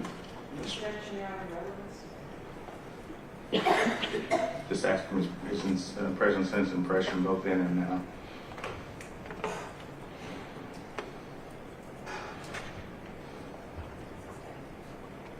Okay. Mr. Scott, prior to this accident, September 15, you mentioned you'd worked for the State Patrol for approximately 3.5, 4 years. Is that correct? Yes. Okay.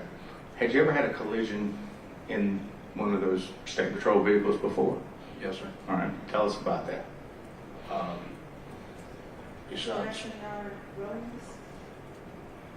Young is simply basing his history with the State Patrol, and they made it clear that that's the job he had at the time.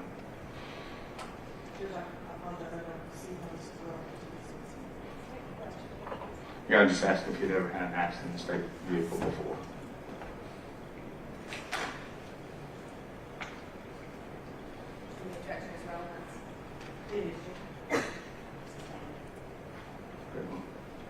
That's all I have, Mr. Scott. Stay, I have some questions for you. Thank you.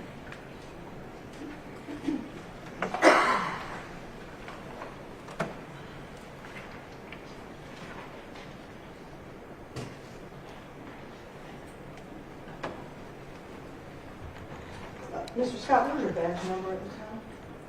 121.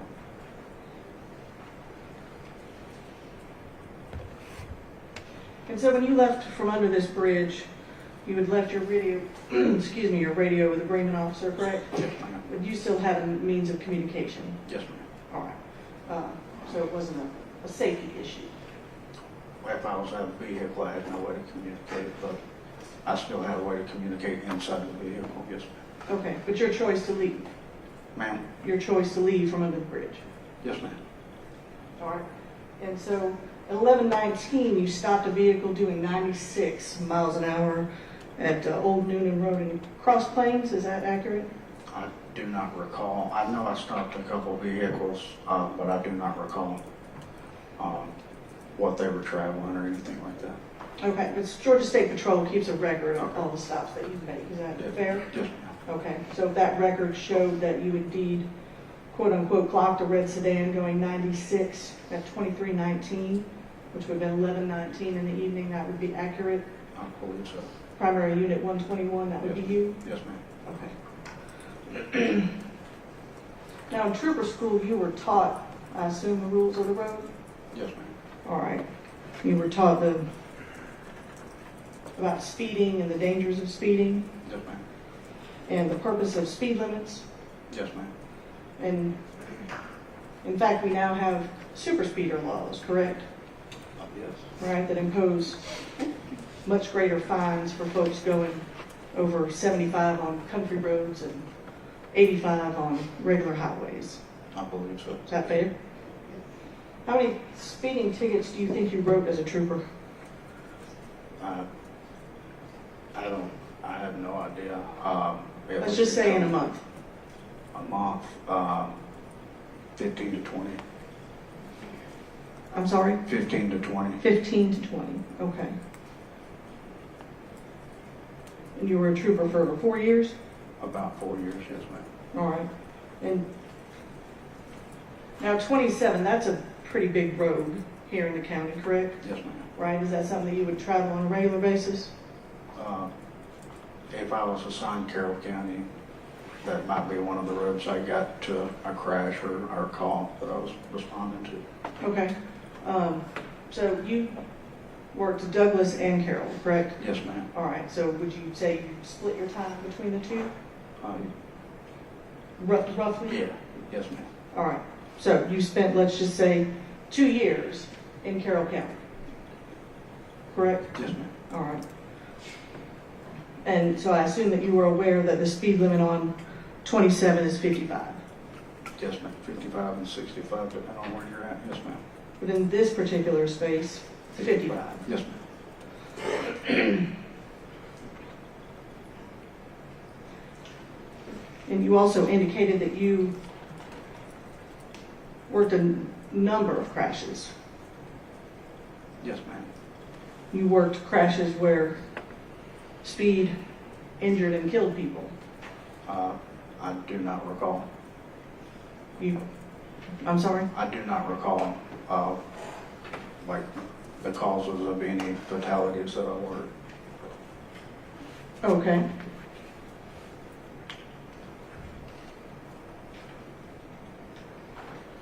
And so as a law enforcement officer, there are opportunities when you are permitted to speed. Is that accurate? Yes, ma'am. When you are on your way to a call with your lights and sirens, responding to an emergency, Yes, ma'am. okay? Perhaps chasing someone who's fleeing, Yes, ma'am. okay?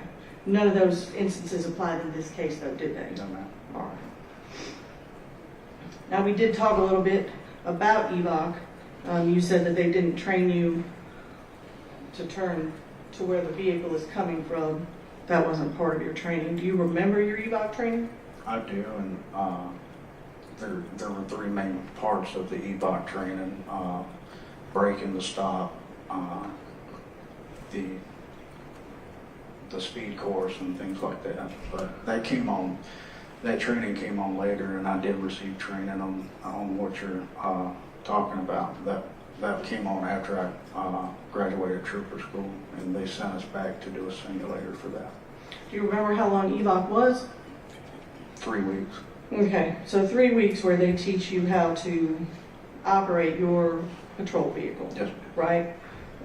Operate it in emergency situations, defensive driving, skid control, yes, ma'am. steering, braking, precision driving, Yes, ma'am. all of those things.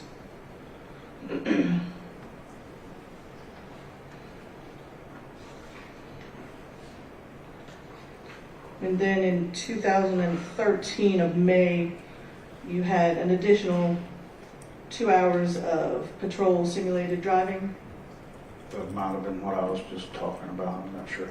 Okay, and April of 2014, pursuit liability and due regard. Yes, ma'am. That has to do with running blue lights and sirens. Yes, ma'am. Okay, and what does due regard mean?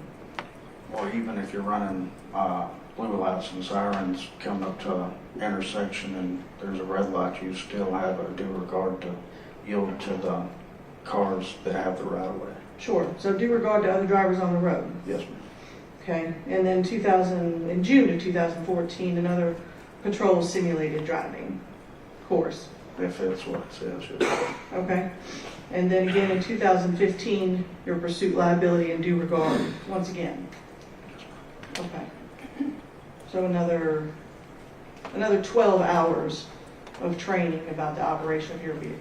Yes, ma'am. Now I want you to talk to me for just a minute. Tell me about your push bumper. What's that What it for? was used for? Yes. Mainly, like if there was a disabled vehicle in the roadway, you could use it to slowly push the vehicle out of the travel lane so there wasn't a chance anybody's tracking the vehicle. Or during a chase, you could perform the pit maneuver to safely get that hazard off the road. And it's essentially there to protect your car, correct? From damage? Yeah, it can be used to, it can protect your vehicle from damage, yes, ma'am.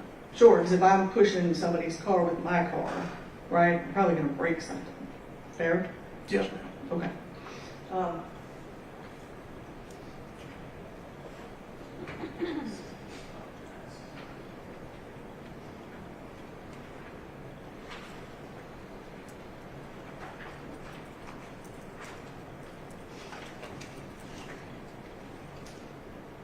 You got that, Coach?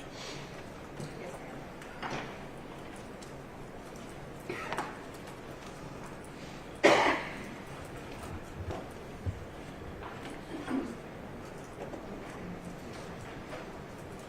I'm going to show you if they mark state 67, 68, 69. Yes, ma'am. Do you recognize what's in those pictures? Yes, ma'am.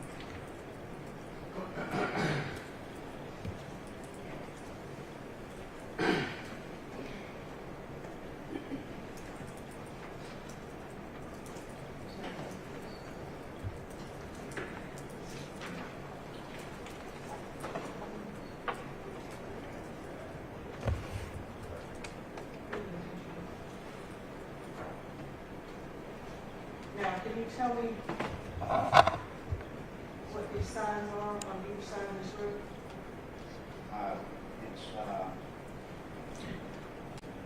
It's intersection, approach and intersection signs showing the suggested speed limit below. And that speed limit is 45, is it not? The suggested speed is 45. And this is the BP station, right? This is the area of the collision up here at the top of this hill. Is that Yes, ma'am. correct? Yes, ma'am. And so there's a sign on each side of the road. And that 45 means that that's the suggested speed traveling up that hill, is it not? Yes. Did you see those signs as you drove by them? No, ma'am. You did not. I don't believe I did. Okay, have you driven by them before? I had to, yes, ma'am. Okay. And so just to be clear, on this particular evening, you are exceeding that posted speed limit. At about 5 seconds before this, you're driving about 90 miles an hour. Is that accurate? Yes. And you are not running lights and sirens. No, ma'am. You are not going to a call. No, ma'am. You are going back to the bridge. Yes, ma'am.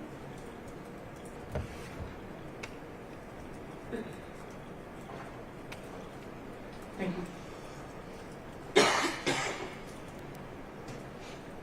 right, that's all I have. Mr. Scott, thank you. Happy to give you a lot of clarification. Yes, Mr. Scott, you may get back to the table here, so.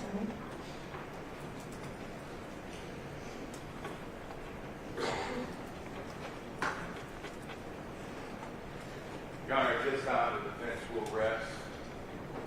Take a few things outside the presence of the jury. Yes, if the attorneys would approach, please.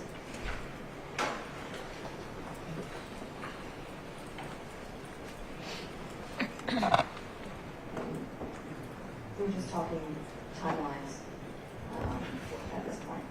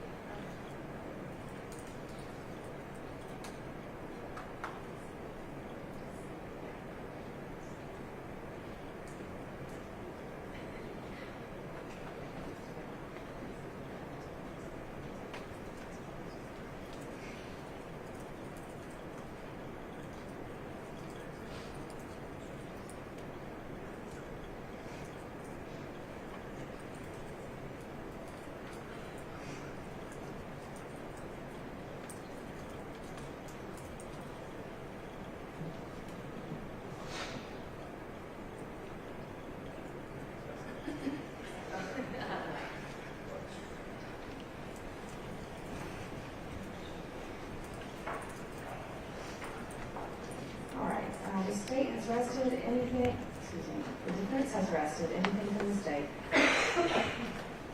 No, you're not, no, we're not. All right, anything to address from either party at this time?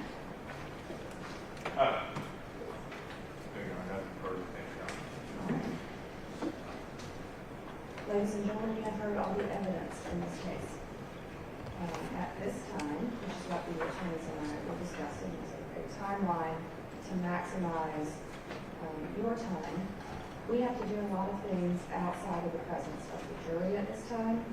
Instead of releasing you and then bringing you back and forth today and possibly waiting for hours, what we have to do could be pretty lengthy, so I'm going to excuse you until 9 a.m. tomorrow morning. At 9 a.m. tomorrow morning, the attorneys will give their closing statements, and then I will give you the charge of the court, and then I will excuse you into deliberations. And so we've made that timeline and that plan, again, so that we're not asking you to come back and forth where you sit for hours here. We'll use the rest of today to do what we need to do, and then again, tomorrow morning when you come in, we will move into the parties' closing statements and closing arguments, and then I'll give you the charge. So you may be excused. You do not have to come back today, but please be back tomorrow morning by 9. I will commend you all. You've been very timely. You're always on time. And so the last thing I will stress is that you are not to be looking at social media. And since this is a rather lengthy break, during the trial, between now and tomorrow morning, please do not review any news media, any media coverage, anything that you could read or see or anyone to discuss with you. And again, everything that you need as far as evidence in this case has been presented in this courtroom, and tomorrow you'll hear closing statements and the charge of the court, which is the law that you would apply to the facts as you find them to be. So please follow those instructions. Have a great rest of your day, and I will see you tomorrow morning, and we will get started.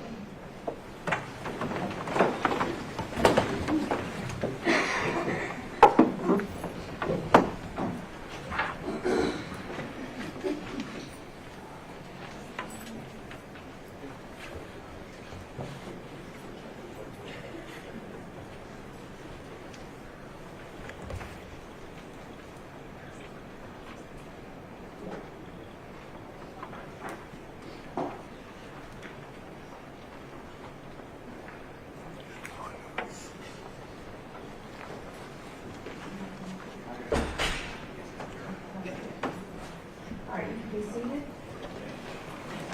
Anything at this time?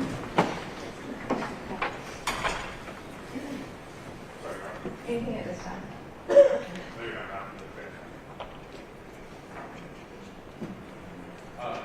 Here's what I think you need to do.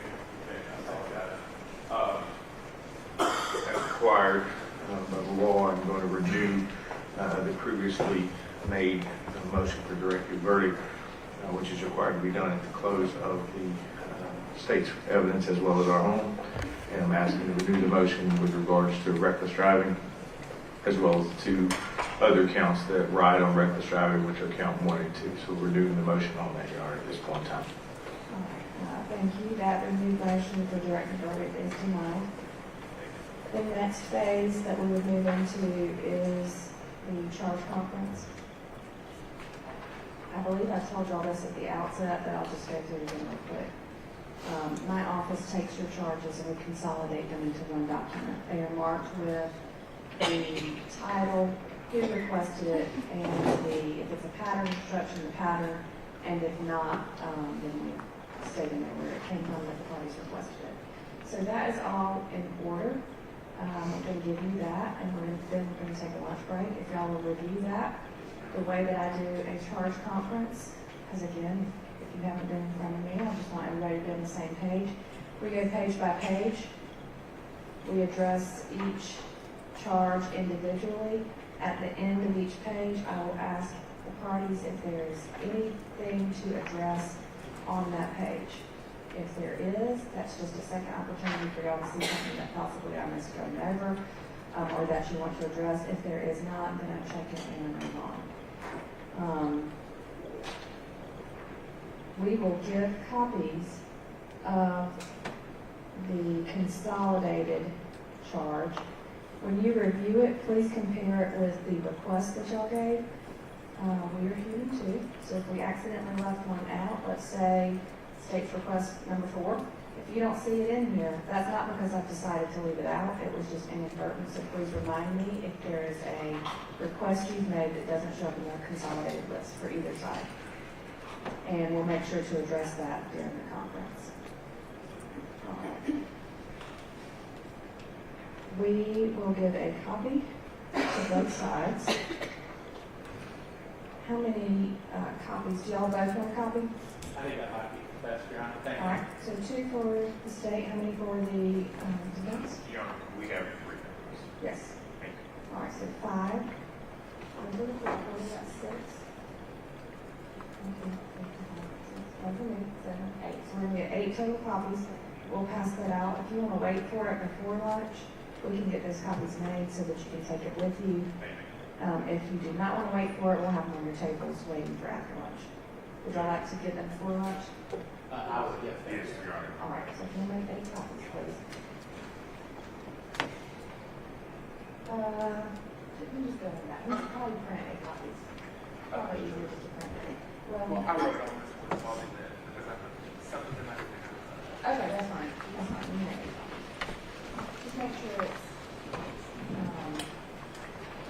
not turning back. Yes. Okay. All right, and then I have a proposed verdict sheet, which is there at the end of the charge conference. If y'all would like to, would y'all like a copy of this as well? Hopefully, Your Honor, please review that during lunch. That might be good. Okay. And it's pretty basic, and if y'all have any changes or anything you want to discuss about it, we can look at that at the end of the charge conference today. I'll just take it in the back. Well, can you copy this one? Thank you. How many do you want back? Just one on the side? One's fine, Your Honor. Okay, so just 2. Okay, it is 11:17, so to give y'all enough time to... Sorry. I do have 2 questions, or there's a question. Does the court commonly send a copy of charges back to the jury for deliberation? Yes. Let me explain that also. So when it goes back with the jury for deliberation, it keeps the title, so indictment, reasonable doubt, direct and circumstantial evidence. All reference to who requested it, or the pattern, or the case site, any of that stuff is taken out before I give it to the jury. So it's there for your reference, but we redact that and on the computer, it's not just marked out for them to see. So all they would be able to see is the actual charge itself, plus the heading title. So if they wanted to look back at anything, then they could easily find it. So yes, I do give that to them. Could we get a copy of what goes back to the jury? Just for our curiosity? Because I assume we're going to talk about it and you're going to consolidate it and that will be the final charges for the jury. Yes, before I get the charge, y'all will have exactly what goes. You'll get the cleaned up after the charge conference. We'll clean it up, redact everything out, so that when I give the charge, y'all can follow along, and that's what the jury will get as well. If there's any, they won't have it at the time though. So if there's any mistake, or if you see we inadvertently left in a pattern charge number or anything like that, before I send it back with them, I'll ask you to get on the record if there's anything in the written charge that needs to be removed before it goes back with the jury. So what you should have is the version that goes back with them. But I've had situations where something was left in there that we could take out. We just take it out really quickly and then get that over to the jurors. My final thing is the newest edition of pattern charges is a lie on surveying our charges. I'm assuming it hurts that. I could forward electronic copy, but they're off the Lexus. All right, so I do not use Lexis to pull my pattern charges. I use Sidebar, which is the online Superior Court judges, and ours are updated before Lexis usually. Okay. So they come from the Council of Superior Court judges. So we pull ours from sidebar. Again, I'm not perfect. If there's something that you see that might be different, we did compare them, all of my standard charges last week, because it was the first trial, week before last, was the first trial I had since July 1st, which is when the charges usually change. And we updated all of those standard charges. We try to compare them with what's on sidebar and on Lexis. But again, please feel free if you see something in one of the charges that's not correct. And I also try to have the parentheses in there so that y'all can choose the parentheticals that apply, and we can address those during the charge conference. Yes. Okay, Your Honor, I think mine is actually representing the previous as we submitted before July 1st came out. So we have to work the numbers. I apologize. We still want to do the old one versus the July 1st. That's okay. And so my clerk, when he gets the requests, he goes into Lexis. And as of 2 weeks ago, what was in Lexis was updated according to what I have in sidebar also. So Lexis was up to date at that time. So he doesn't just copy and paste or just take y'all's and put them in there. If it's pattern 11010, he goes into Lexis, and then I compare that with what's on sidebar. And then we make sure that those are the most up to date. So if yours was written from the old portion, he's not putting that in there verbatim. He pulls it directly from Lexis pursuant to the pattern number, and then we'll discuss it on the record. Yes, ma'am. Does that make sense? It does. That's a long explanation to your question. Just making sure y'all know where we get them from. All right, so y'all need enough time to eat and enough time to review. If there are ones that y'all agree on, do y'all want to be able to go through that together, or do you just want to go through it in the charge conference? And you can just say either no objection or... It might be just as easy to go through it on the record, Judge. I agree. I'm going to ask y'all anyway on the record, so either way, it's going to take the same amount of time. Yes, ma'am. Okay. So I want to give y'all enough time to eat, enough time to review the charges. It'll probably take you, I would think at least an hour, because it takes me an hour to review the charge. Is that enough time? Outside of lunch. We can make it work, Judge. Okay. Y'all want more? One 15, whatever Your Honor thinks is appropriate. I think if we did 1 o'clock, that gives you 2.5 hours, that gives you enough time to eat and to look at the charge. Is that 2.5 hours? That's one half. I think that's one half. But I'm okay with that. What did I say? You said it's 11, 2.5. 1:30? Yes, ma'am. Yes, at 1 o'clock. Whatever you tell me, I'll do. Let's do 1:30, that gives you 2 hours. That's fine. We'll work it out. Thanks. All right, are y'all good with that? Yes, ma'am. Do y'all have my cell phone number? Yes, ma'am. Okay. If y'all find that 2 hours is not enough time and you need 15, 20 more minutes, just send a text including each other and ask me if you can have a little bit more time. I'd rather, when we come into the charge conference, we're all prepared and have time to look at it. We've got some time outside the jury today. They've already been excused. Everybody good with that? Yes, ma'am. Yes, ma'am. All right. Okay, thank you. I will see you back at 1:30 unless you need a little bit more time. All right, we'll be in recess.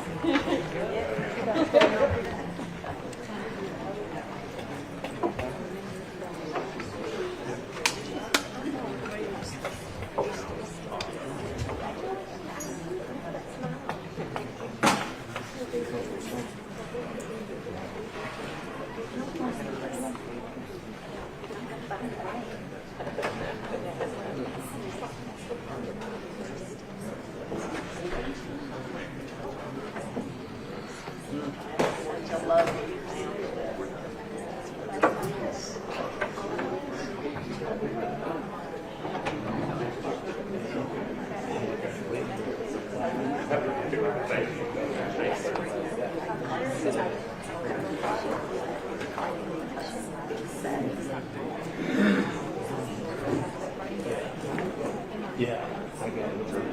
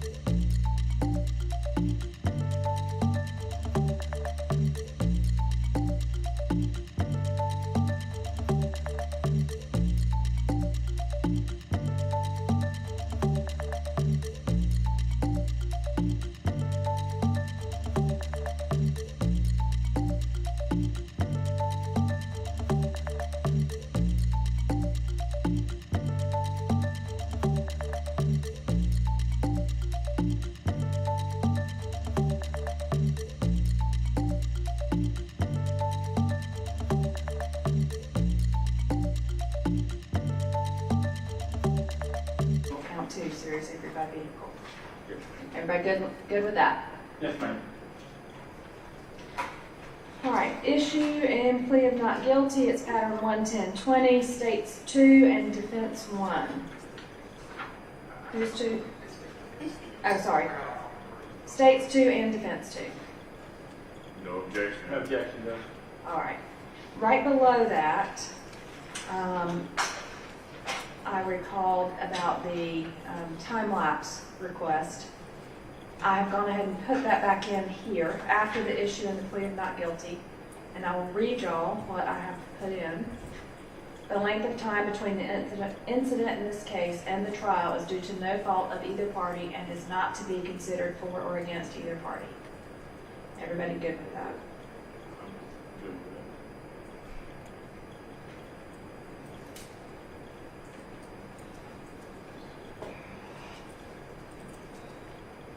Strictly speaking, it's necessary, and if we would request it, the court's inclined to give it, and I understand. All right. Judge, would you mind reading it again? Yes. The length of time between the incident in this case and the trial is due to no fault of either party and is not to be considered for or against either party.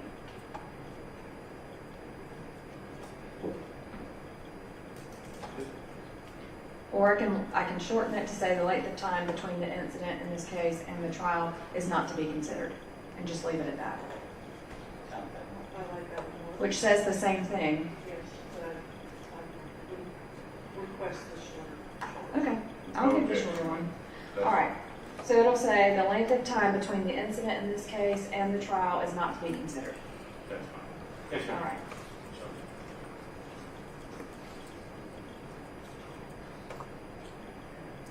All right, anything else to address on page 1?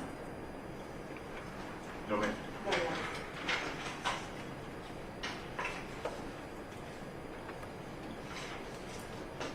Go to small one. Okay. All right, presumption of innocence, burden, sufficiency, and reasonable doubt, states 3, defense 1, pattern 12010. This is a cut and paste of the pattern. Everybody good with this? Yes, ma'am. That takes up all of page 2 and the first half of page 3. Anything else you want to address on page 2? No, Your Honor. No, Your Honor. I know that might be a little redundant, but again, as I explained at the outset, I do that just to make sure we're going through everything y'all want to cover. And then I don't miss anything. All right, states 4, pattern 12030, jury, judges of law, and facts. I'll give that unless there's any objection. No, Your Honor. No, Your Honor. All right, anything else to address on page 3? No, ma'am. Top of page 4, evidence, pattern 13010, states request 5, defense 3. I will give that, and this is the pattern. No objections. No objection. All right. Direct and circumstantial evidence, states request 6, defense 4, pattern 13020. Both requested that. Covers the remainder of page 4 and all of page 5. Everybody good with that or anything to address? Your Honor, as to the direct and circumstantial evidence, no objections. Okay. No objection, Your Honor. And everything looks good on 4 and 5, Your Honor. And Your Honor, I'm not sure how the court wishes to handle this request that the pattern stipulation charts are given. Typically, it would fall between 130.10 and 130. What do you think? It's 130.12. I've got it next. It's the Okay, next sorry. one. We inserted it during the break. I see. And so, let's see, stipulations, I would put after direct and circumstantial evidence, and then put in stipulations between that and the next credibility of witnesses that's on your. Yes, ma'am. Okay. So on the stipulations, it would come from the pattern. The parties have entered into certain stipulations that have been approved by the court about the following.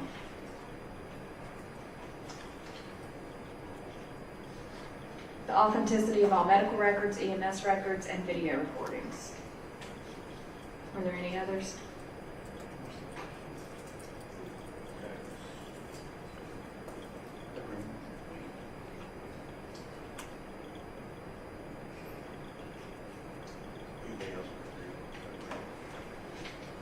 Karen, could we have 1 second for count? Yeah.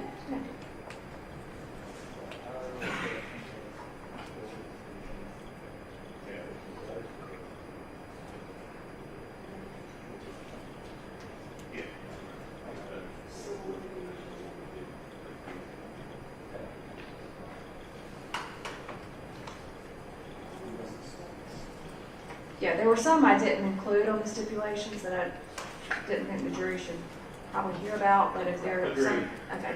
We think that the 3 things that the court has covered do relate to the evidence that's come in. The other things, such we do not get into, it's not in the jury specific. Okay, Right. all right, thank you. Yes, sir. Are there any other stipulations that I've missed? I don't think there were any during the trial other than the authenticity. And Okay, they come to light, we will let the court know. Okay. Closed counsel. Yeah, thank you. all right. So we will insert the stipulations. Oh, and also after I state what the stipulation is, I read the rest of the pattern charge that states when the parties stipulate to exhibits, this is in the nature of evidence, you may take that testimony as if it were given in court and rely on it. If you find it credible, however, either party may dispute such testimony by other evidence. You make all decisions based on the evidence in this case. So that's the pattern. I have taken out the, there's a portion in that pattern that deals with testimony rather than exhibits, so I've taken out the testimony portion in the pattern. Thank you. Okay. Yes, sir. All right, so the next is credibility of witnesses, pattern 13110. Both parties requested state 7, defense 5. And I'll get that unless you want to talk about it. No, you're all right, it's fine with the defense. No objections, Your Honor. All right. Single witness corroboration, 13190. Both parties requested states 13 and defense 8. I'll give that. Thank you. No objections, Your Honor. Expert witness was states request 9, 13120. There have been witnesses admitted as experts, so I'll give that in this case. Yes, ma'am. Anything else to address on page 6? From the defense, Your Honor. No, Your Honor, thank you.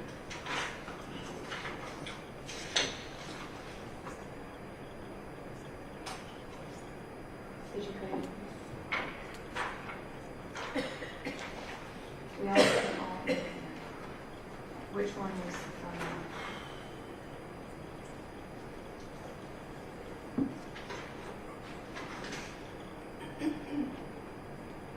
so we have to address that one. What number was that?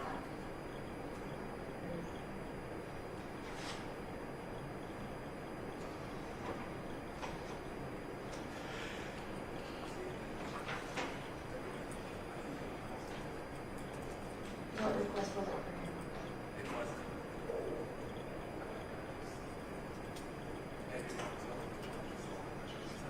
him? Okay. That's okay.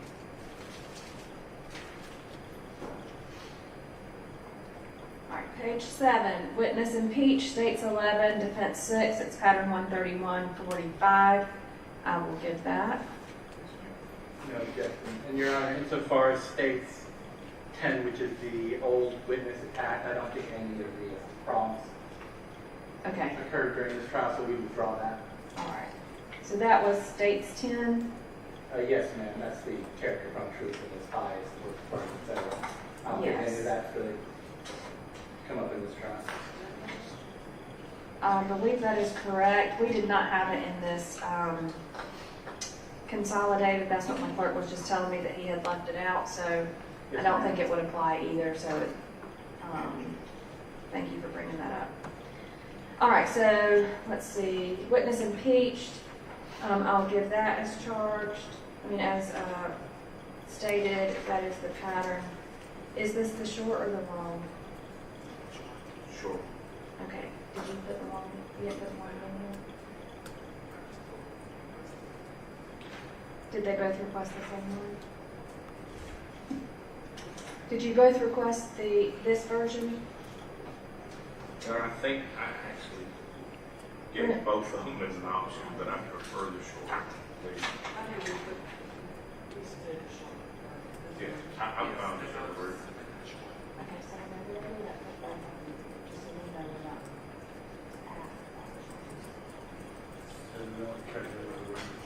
so that I know. All right, so you both requested the short version, so I'll give the short version. That's fine. No objection. No objection, Your Honor. All right, prior statements, 13147. That is the state's request 12, defense request 7. No objection, Your No Honor. objection at all. All right, I'll give that, we both requested. Defendants testifying, which is, pattern 13210, defense 9, states 14. The only thing that I am going to do on this one is I would give the first 2 sentences and then mark out the last 2 sentences as the defendant has testified, so it doesn't confuse anything there, which talks about when he doesn't testify. Sure. So just for clarification, however, the defendant does not have to be present to testify. Excuse me. However, the defendant does not have to be present. The defendant does not have to present any evidence or testify. If the defendant chooses not to testify, you may not consider that in any way in making your decision. Shall be removed. Yes. Very good. I Thank you. take that out when the defendant has testified. Any objection to that? No, Your Honor. No, you don't. But I believe we submitted a charge for defendant's choice not to testify, so we would obviously withdraw that. Okay.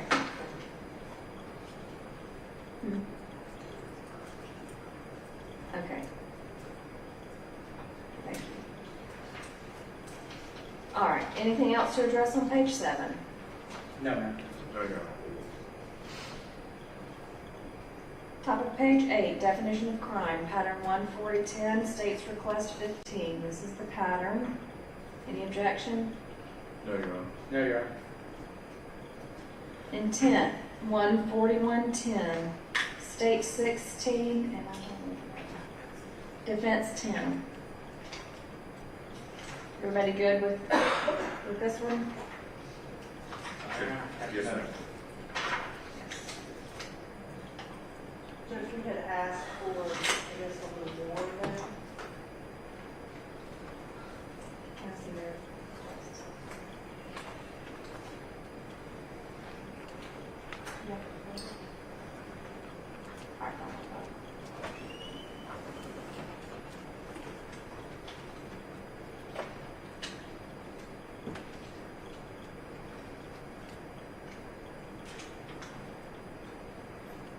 Just a second, let me get down to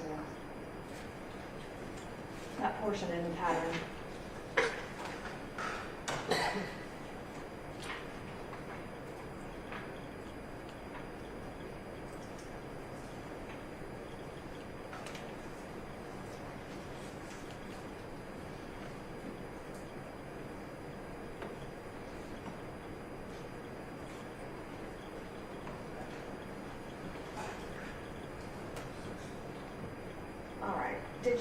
Did the state request something outside of the pattern on the We did, 10th? Okay. Can you?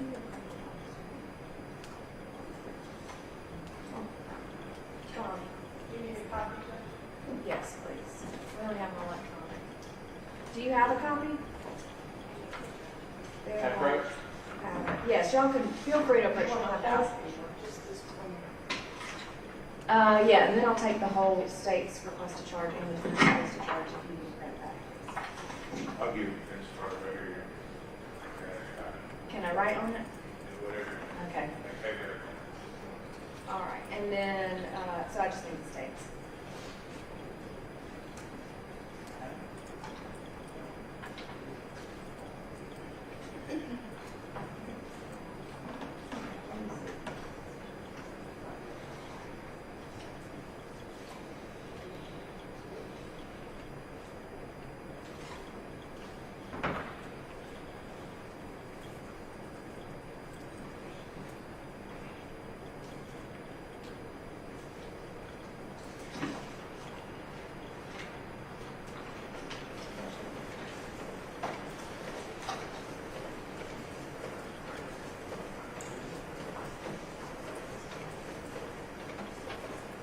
Oh, you didn't have to.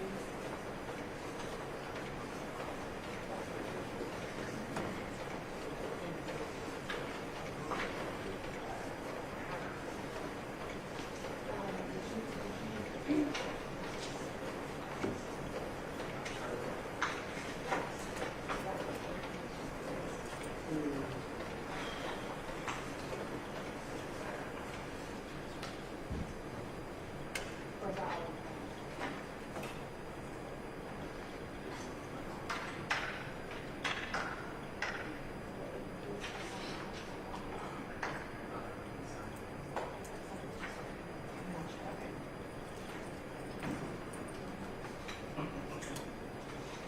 All right, so let's look at states 16.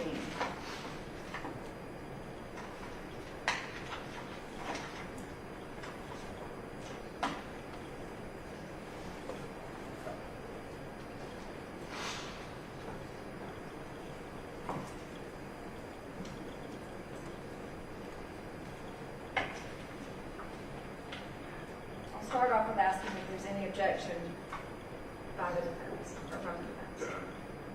To which portion, Your Honor? I want to make sure. Before I answer your question, I'm answering first. Let's I have no objection to what the court has filed as their intent to charge. I have no objection to that. all right, so how it is stated in their specific charge. Yes, ma'am. It looks like it follows 1.41.10, and that's what I would ask to give the finding on that. All right, so the pattern 141.10 reads,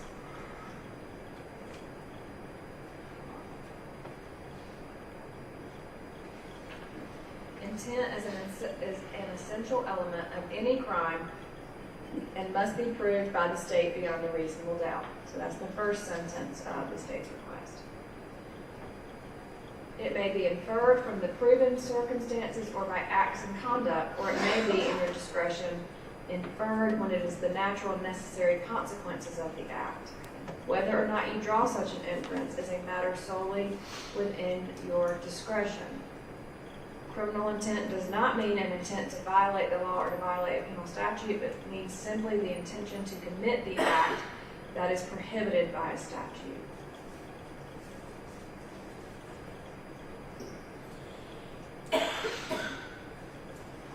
This defendant will not, then go into 141.11. This defendant will not be presumed to have acted with criminal intent, but you may find such intention or the absence of it upon a consideration of words, conduct, demeanor, motive, and other circumstances connected with the act for which the accused is prosecuted. That is the state's second sentence. So the second and third sentences of 141.10 are not in the state's request.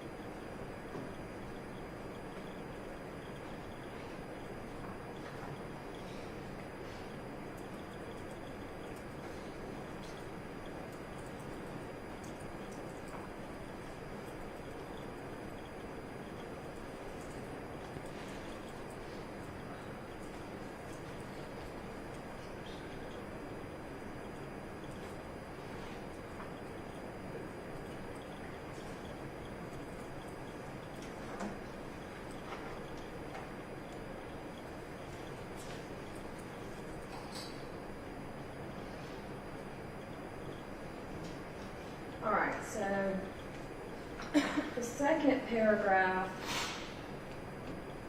is pretty similar to the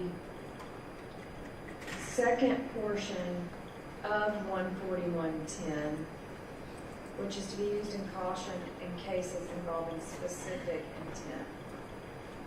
So the state's paragraph is pretty much in alignment with that paragraph. So I'll read those two. It is the fourth sentence of the pattern charge, which is set out separately with some caution notes. Criminal intent does not mean an intention to violate the law or to violate a criminal statute, but means simply the intention to commit the act that is prohibited by statute. And the state has requested criminal intent works differently for traffic offenses such as reckless driving. In Georgia, traffic offenses are considered strict liability offenses, meaning that the state is not required to prove mental fault. In the context of a traffic offense, criminal intent refers only to the intent to do the act which results in the violation, typically the act of driving a motor vehicle, and not an intent to commit the offense itself. So it's more specific. The state's request is more specific, dealing with traffic offenses and reckless driving, whereas the pattern charge is generic. But I believe they say the same thing. Do, Your Honor, I'm in favor of the pattern charge or charges equivalent.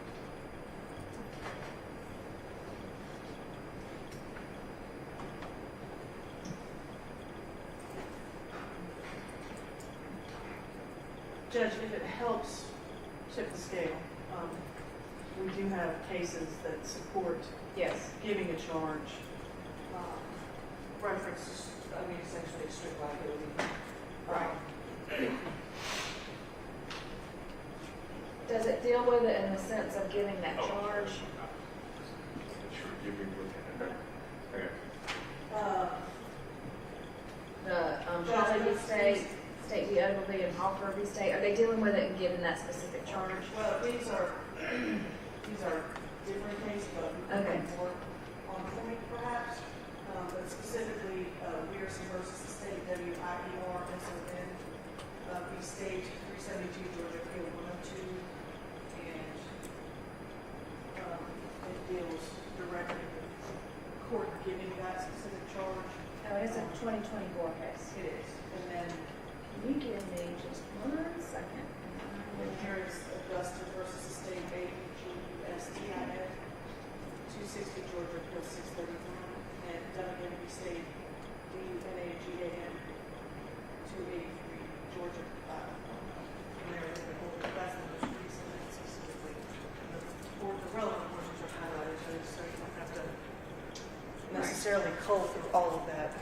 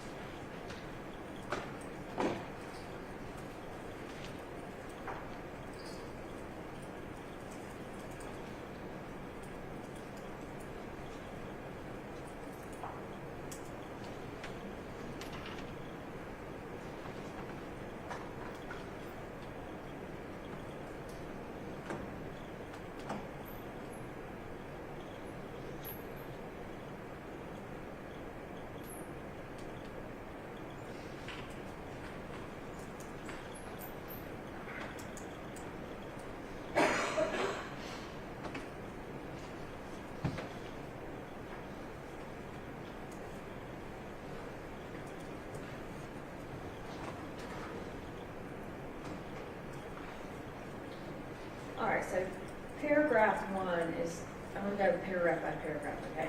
Of whose, Your Honor? Of state's request 16. All right, so paragraph 1 is from the charge. So I would give it either the way it's drafted, or if the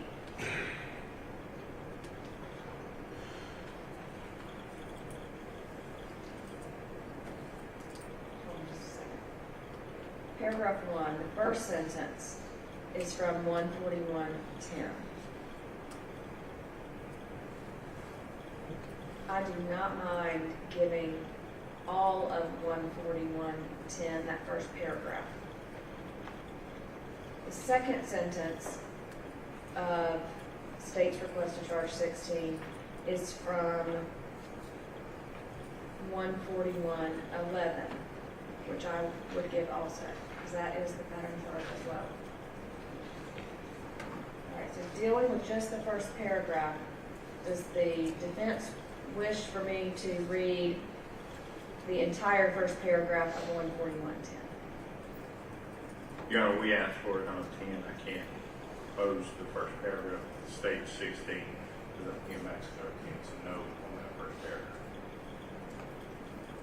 I'm sorry, are you saying you do want the whole first Yes, paragraph? ma'am. Okay. Yes, ma'am. All right, so I'll give 141.10, the whole first paragraph in its entirety. That second sentence on state 16 is 141.11. I will read that as well. Governor, can I just comment briefly on it? Yes. When using the term liability, that is a civil term. Criminal is culpability. And there's a different standard of proof for liability versus culpability, as we're aware of civil preponderance evidence versus reasonable doubt. Do you think it's possible we could confuse the jury with the term liability, but we're not here to make a decision on a civil case versus a criminal case? Let me get to that next. Yes, ma'am. Okay. All right, so because we're kind of a little bit in different areas and different patterns, that's why I'm going to break it down by paragraph. Yes, ma'am.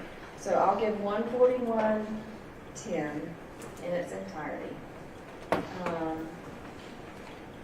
except for that last statement. So you've got two different paragraphs. There's the first paragraph, I'll give all of 141.10, the first paragraph. And then I'll give all of 141.11. That is separate.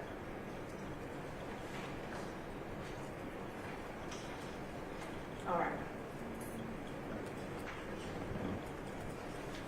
As far as the state's second paragraph in request to charge 16, I'm looking at this case that the state gave me, the Weirson v. State, 372 Georgia App 102, it's the June 25th, 2024 case. And it does address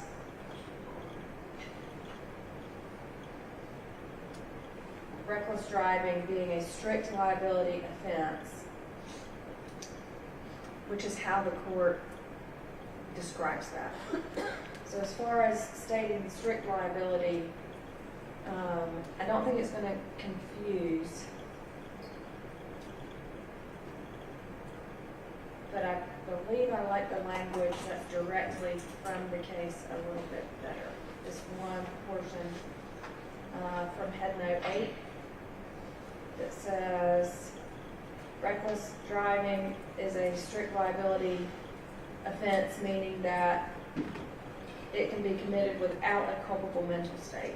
The intent issue is simply the intent to commit the act that the statute prohibits, i.e. driving in a specific way, and not the intent to commit the crime itself. Which is basically what the state has asked, but it just states it a little bit different, and it could have stated it differently in the case as well, just in a different paragraph. But I like this portion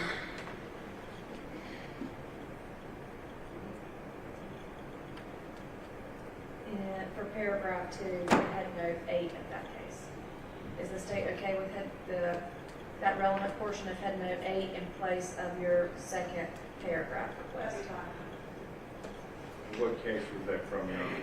It's from 372 Georgia App 102.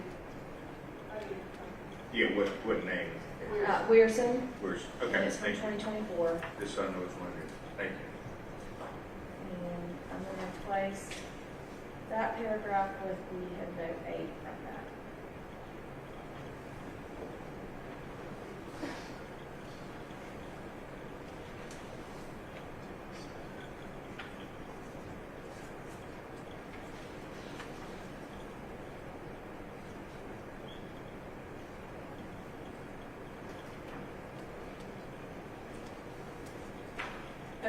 Now moving on to paragraph 3. I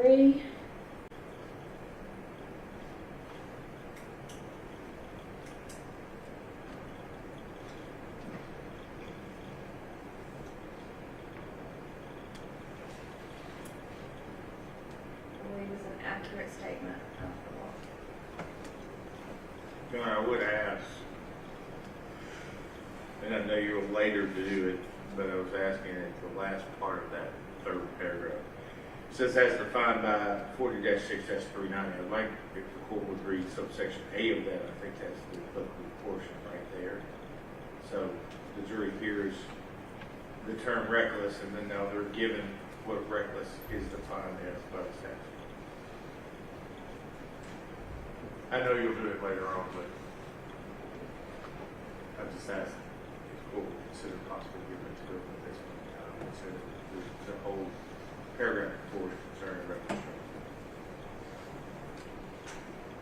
What I could do, which I've already written a note to myself to change, is to say, in the context of reckless driving, the state will admit its burden of proof as to the defendant's criminal intent to find beyond a reasonable doubt that the defendant intentionally drove his vehicle while a set of surrounding circumstances rendered the manner in which he drove reckless, as defined for you later in this charge. That's what I got.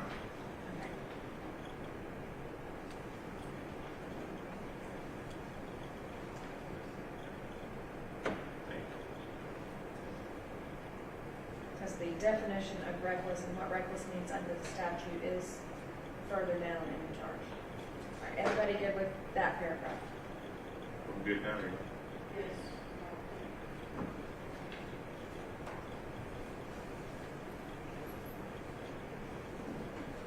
And then paragraph 4.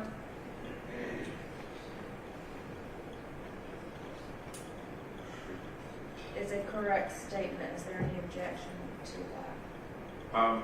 Yes, ma'am. If you read 40-6-390 and read it as it is written, which is what he's charged with, not what it is, it doesn't mention anything about circumstances. Just a second. 46-390 or 40-6-390 just talks about the way a person is driving. It doesn't mention anything about existing circumstances.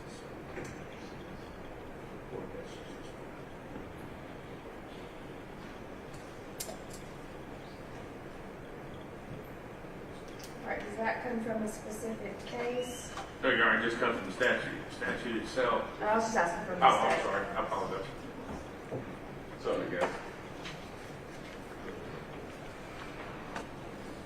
Your Honor, I think subsection A, it simply says any person who drives any vehicle with reckless disregard the safeties, the person, the property is against the offense of reckless driving. There's no mention of circumstances, existing circumstances. I think that's more than the statute would say. Judge, do you just want to read this first sentence of the last paragraph? I can deal with that. Everybody good with that? Live with it. Okay. Very fair. All right, then I'll take that second sentence out. Yes, ma'am. All right. Just so we're on the same page, I'm going to go from the top on state's request to charge 16. So I will read 141.10, the first 3 sentences, which is the first paragraph. Then I will give all of 141.11. Then, as far as the state's second paragraph, we're going to replace that with the relevant portions of Head Note 8 from Weirson that we discussed. The third paragraph is going to be as read, except with the as presented, except with the insertion of that I will define reckless later in the charge. And then the fourth paragraph, I will give the first sentence, but not the second sentence. That's fine, yeah. All right, everybody good with that? Yes, ma'am. Okay.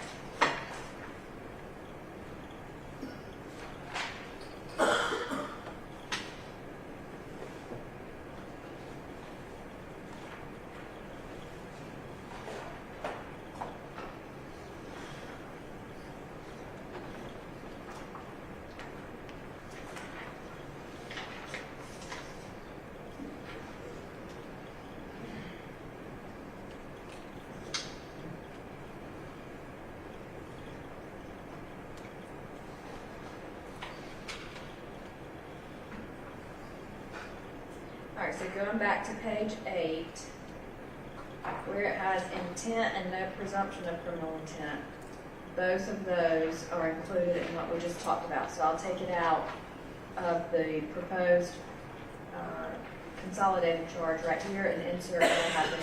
Everybody okay with that? Yes, ma'am. Okay.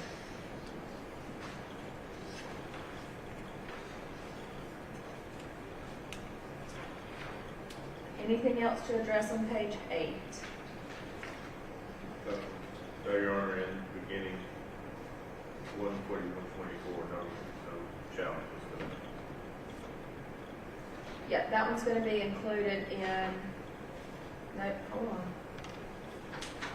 I don't believe that's the right, I think it's 14111. Let me make sure it's not.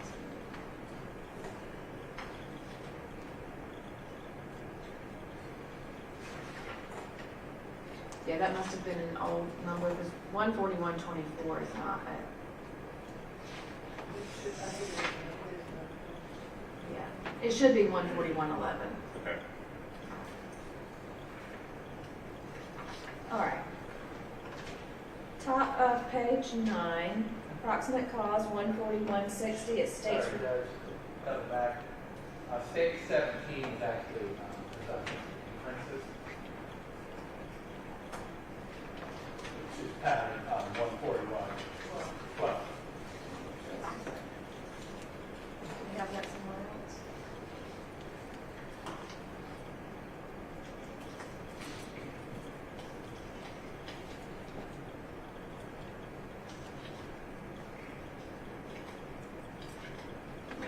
All right, let me look at 17.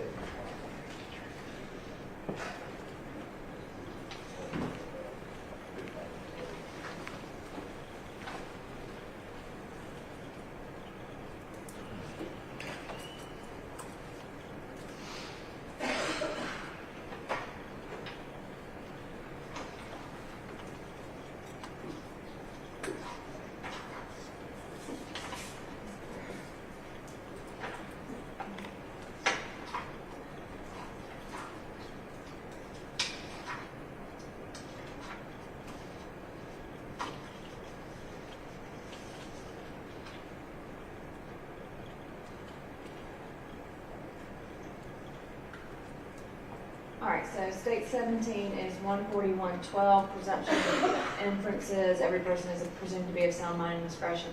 The presumption may be rebutted. yes, ma'am. Yes, ma'am. All right, that is the pattern. And so I would insert that right after states 16 that we just discussed. Yes, ma'am. All right, any objection to that? Go in. Correct statement.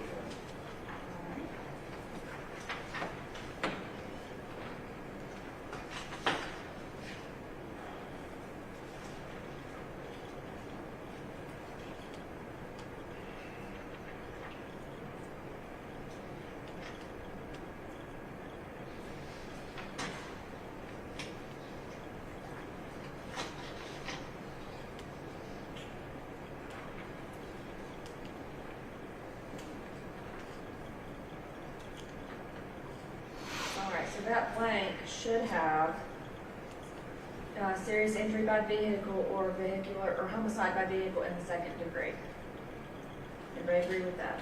That's fine. There, I'd actually just put count 1, count 2, we've got 3 and count 4, but I like yours better. Statements prove that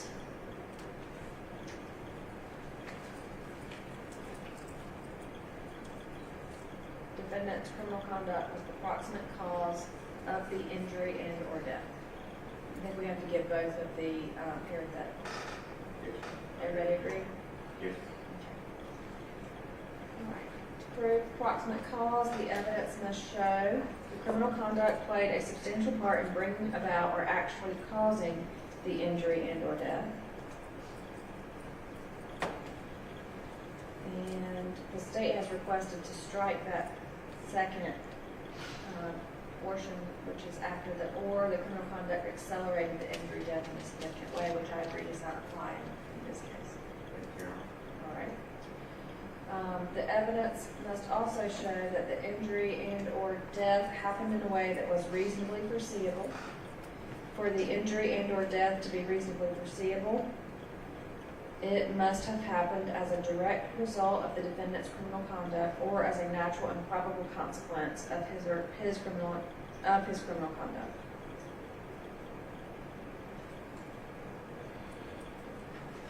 A natural or probable consequence is one that a reasonable person, and if you'll look at my format, I'm assuming when we move this over from Lexis, that those punctuations did not move over correctly.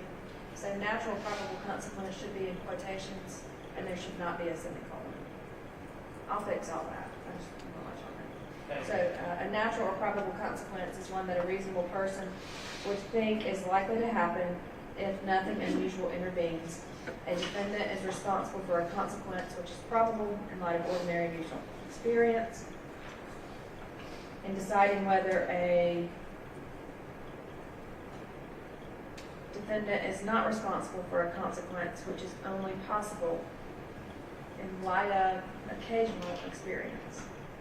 A defendant is not responsible for a consequence which is only possible in light of occasional experience. In deciding whether a consequence is natural or probable, you should consider all the facts and circumstances of the case in the light of ordinary, usual experience. Everybody go with that paragraph. That is the matter. Yeah. Guess I know the quotation that part. All right. The next deals with if the evidence raises the issue of an intervening act. I don't believe that the rest of this applies. I don't believe it applies when the evidence here either. I mean, in my mind, it's, you know, I pushed you always stand on the roof and you fell off the roof, that there's something that I've done to you, but then something else happens that may or may not kill you or injure you, but I couldn't foresee that would happen. Does that make sense? Yes. Or I hit you with my car and then you land in the opposite lane where you get struck by Another one. Right. Are we talking about from the bottom, from that page down? Yes, there's a portion that says if the evidence raises the issue of an intervening act, charge the following. Your Honor, I think there has been evidence intervening that act, the action of the other driver, because we're here about a collision, and the other driver was part of that collision, and he made decision and acts that in fact intervened between my client's alleged driving and collisions. I think that in fact does apply to the facts of that case, in this case, and the evidence has come out in this case from multiple witnesses.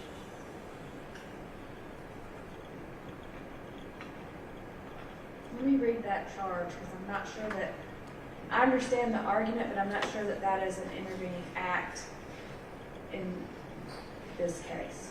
Yes, Let me read what that charge says and the definition of an intervening act. Yes, ma'am. There may be an intervening act between the defendant's criminal conduct and the injury and/or death. However, if the defendant could have anticipated or reasonably foreseen the intervening act, you may conclude that the injury and/or death was reasonably foreseeable and caused by the defendant. An intervening act is reasonably foreseeable if it may have occurred in the ordinary course of events or it was set in motion by the defendant. An intervening act may be reasonably foreseeable even if that act was not intended by the defendant, so long as the intervening act was a reasonably foreseeable consequence of the defendant's criminal conduct. You may conclude that the injury and/or death was a reasonably foreseeable result of the defendant's conduct.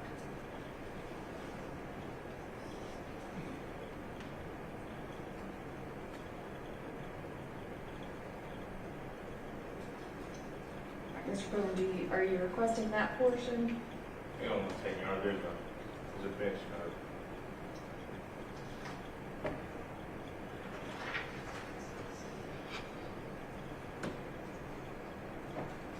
Now, looks like there's a bench note that says this charge may be appropriate when the defendant is charged with murder, second degree voluntary manslaughter, vehicle homicide, reckless conduct, and in some cases felony murder. Just like when we get back to it. That's the bench note.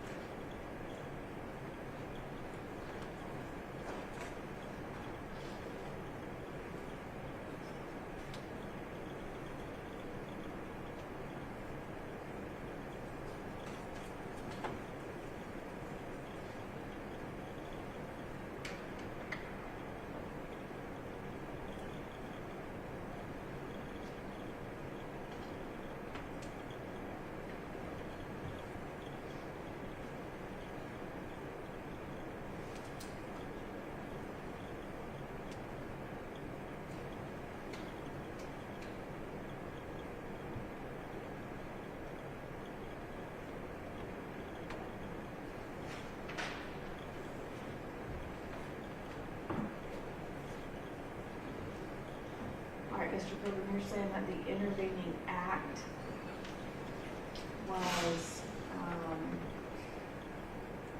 Mr. Wall's vehicle turning left? Yes.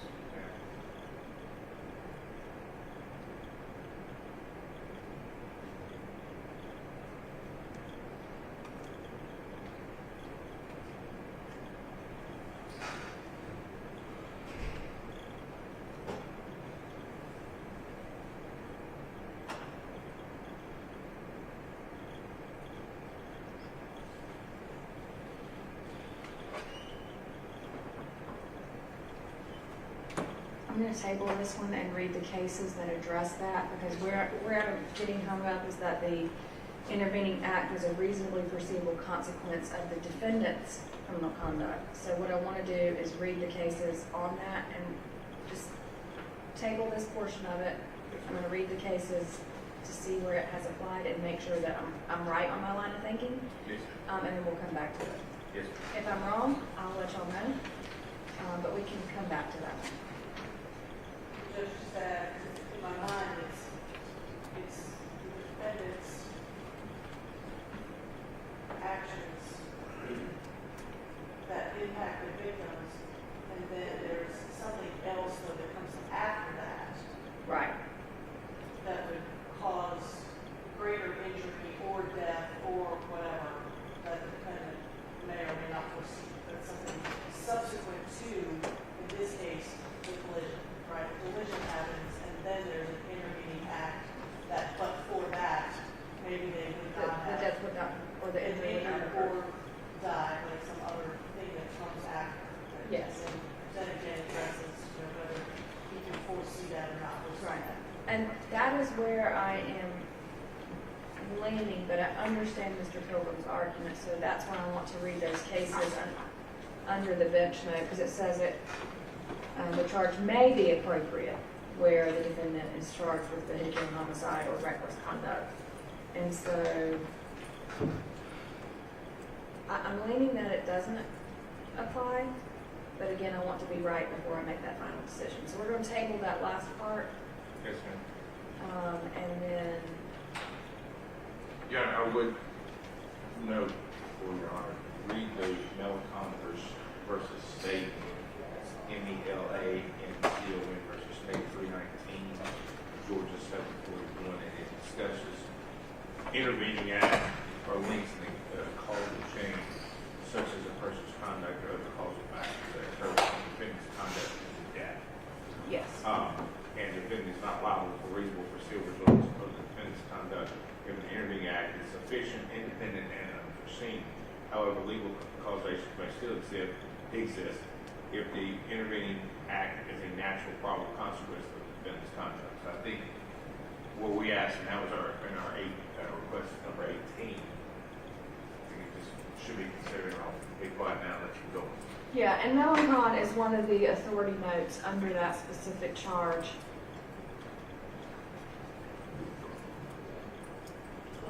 Judge, I would point out, and obviously rereading it, but that's a second-degree murder case where the defendant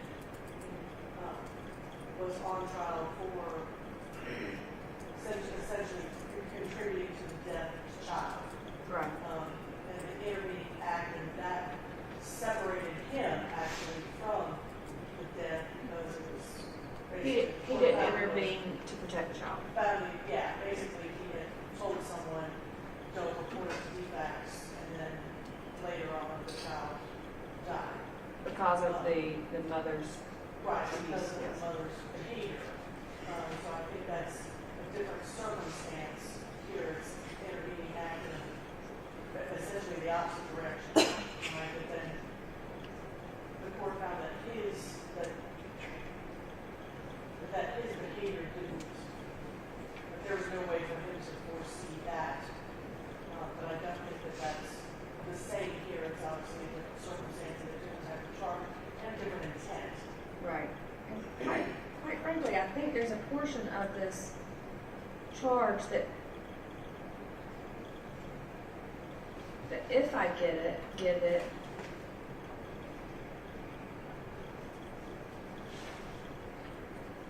I'll just read it to you. If the defendant could have anticipated or reasonably foreseen the intervening act. So if he could have anticipated or reasonably foreseen that the other driver turned left in front of him on that roadway, then the jury may conclude that the injury and or death was reasonably foreseeable and caused by the defendant. So I want to be careful if I'm going to give anything that is a correct statement of the, because that's the pattern charge. That it is not only a correct statement of the law, but it applies to the facts that are in evidence in this case. So that's why I want to table it and read these cases, because my concern is that it's even though it's a correct statement, it may not apply here and could confuse the jury on what they're supposed to decide. So, You talking about Mario? yes. I'll read all those cases. So thank y'all for that time to do that. I've never had this charge presented to me before. And although I know a lot of law, I don't know every single thing in every single book. So I do want to take the time. Because again, a correct statement of the law remains a correct statement of the law, but may not apply to the facts in every single case. So I'll take the time to review that, and then I can let you know in the morning on that one. Or if I figure it out today, I can give you all a phone call, or we can go back on the record in the morning to, or if I let you know today, we go back on the record in the morning to discuss what I told y'all so that you can prepare for your closing arguments based on that decision. All right, let's move on to, that's all of page 10, so we're just tabling that. All right, so page 11, venue, generally, let's see, 15110, and that's state's request 23. That is an appropriate charge, so I'll give that unless there's any objection. No objection. All right, identity, 13510, that's defense 12. No objection, Your Honor, we should include that. Okay. All right, so I will give that. No objection. All right, anything else to address on page 11? I'm sorry. Anything else I want to address on page 11? Thank you. There you go. All right, page 12, top of that is still identity. And then about in the middle of the page, homicide by vehicle, second degree. That is state's request 21, defendant's request 14, pattern 28220, and the blank on number 3 should say speeding. And then I just tell them that I will define speeding in this charge. Yes, ma'am. No objection. And Judge, we are going to request status 19, that is the serious injury by vehicle. Unfortunately, there's a pattern.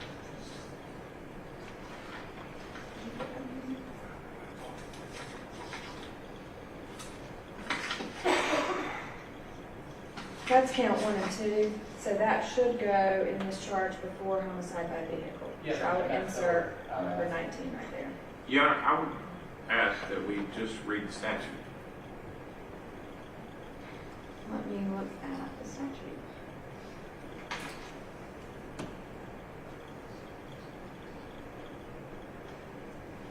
(40-6-394), I believe, Your Honor.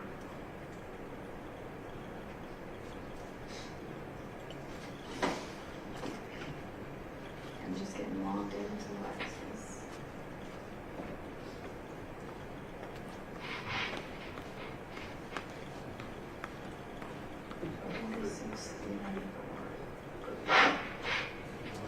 Yeah.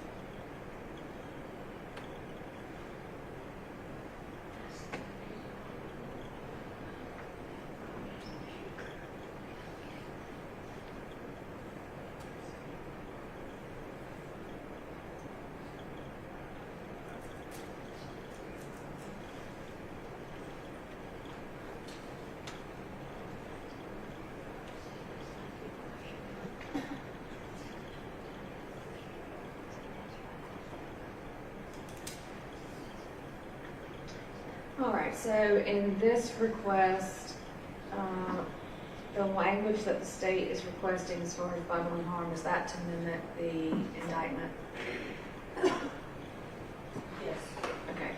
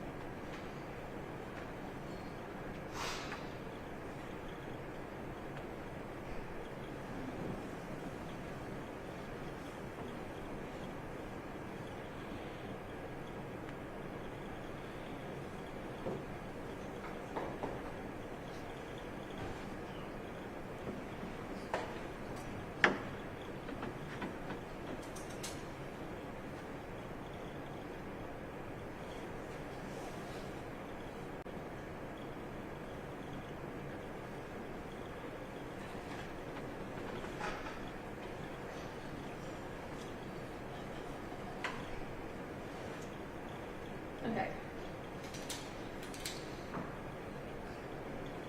All right. So I've read the statute and compared it to the state's request.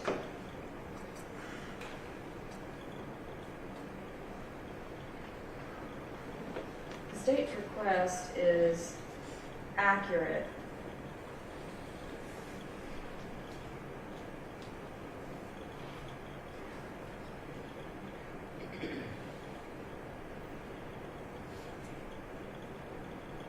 And I think I'm going to break it apart a little bit more by the statute.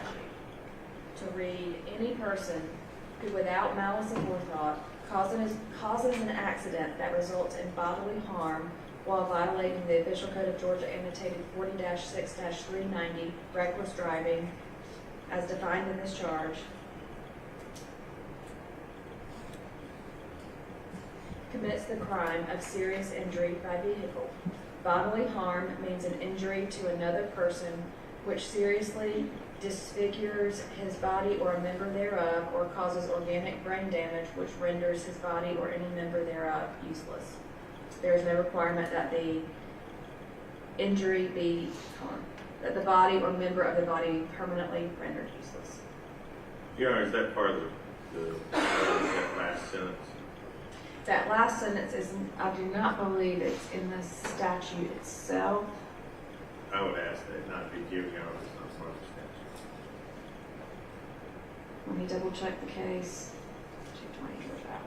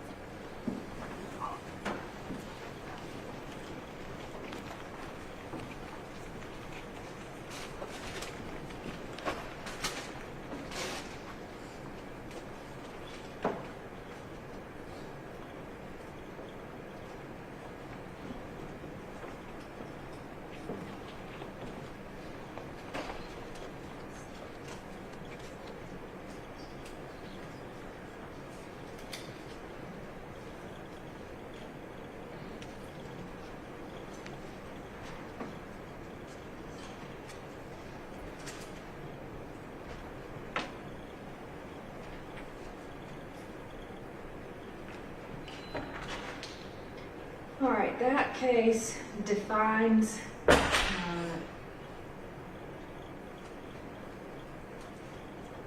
disfigurement as used in that statute as disfigurement is that which impairs or injures the appearance of a person, and serious is grave or grave.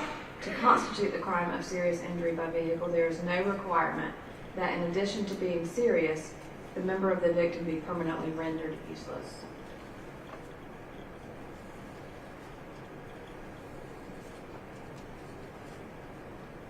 Go down to that area and make sure all that is addressed in this case. Let me see if it was a family charge. Your Honor, in that case, the victim was deprived of the ability to walk for several weeks. Yes. If it was dislocated. Your Honor, be part of the statute, but we do feel that the way the jury was the correct statement of law as to what serious disfigurement would entail.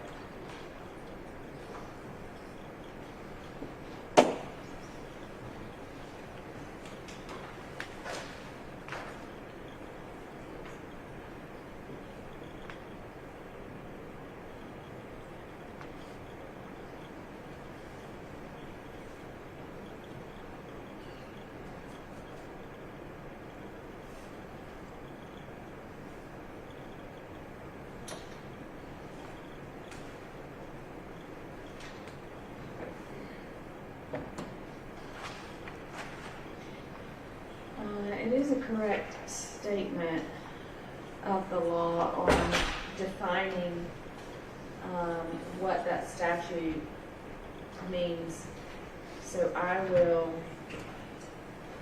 get that.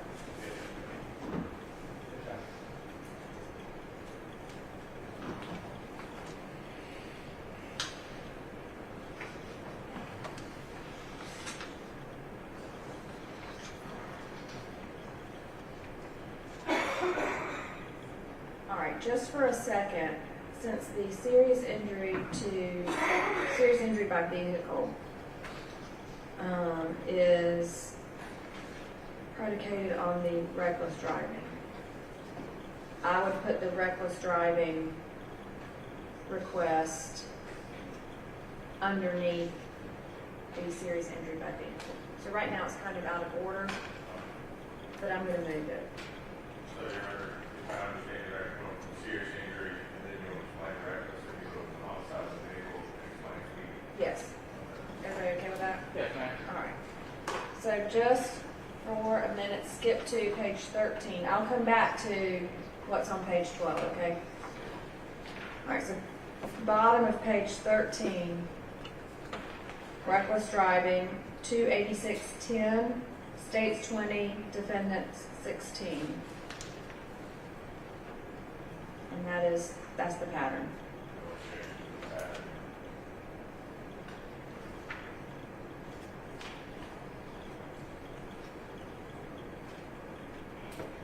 All right. Now come back to page 12. Yes. You probably consider defense 17. Yeah, we're going to do all those separately. Oh, okay. I'm just going to do the patterns, and if I keep those, I'll put them back with the, I'll move them to the correct portion. I just wanted to deal with the reckless Oh, first. okay. Sorry. No, that's okay. I thought about moving on and looking at that one as well, but I don't want to forget anything on page 17, but I'll just know to move it. I just figured there was some more discussion probably on those. Okay, so homicide by vehicle second degree, pattern 28220, states 21, defense 14, and those two blanks here should have the word speeding in them.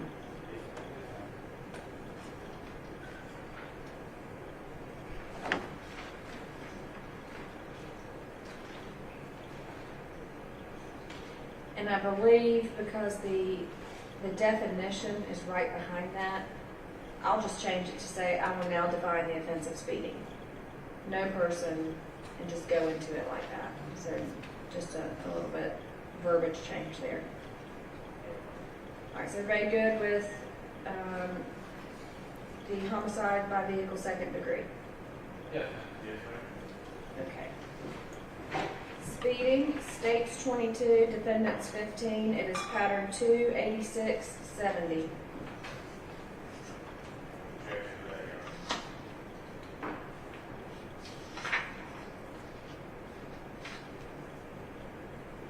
Judge, we had only requested 135.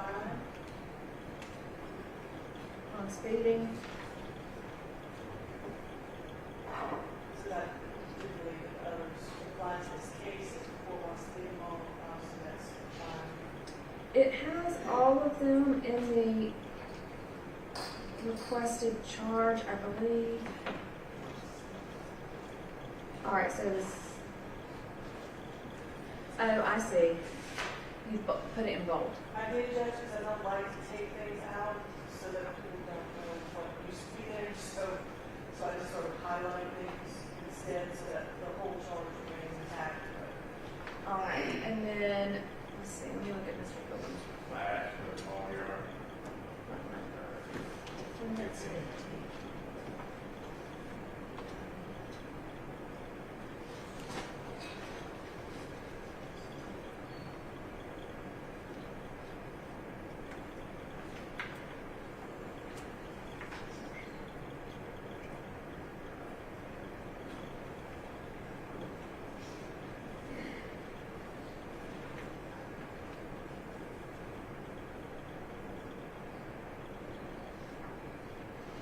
Let's just go over this because y'all have some different things you're requesting. So let me pull up the pattern again.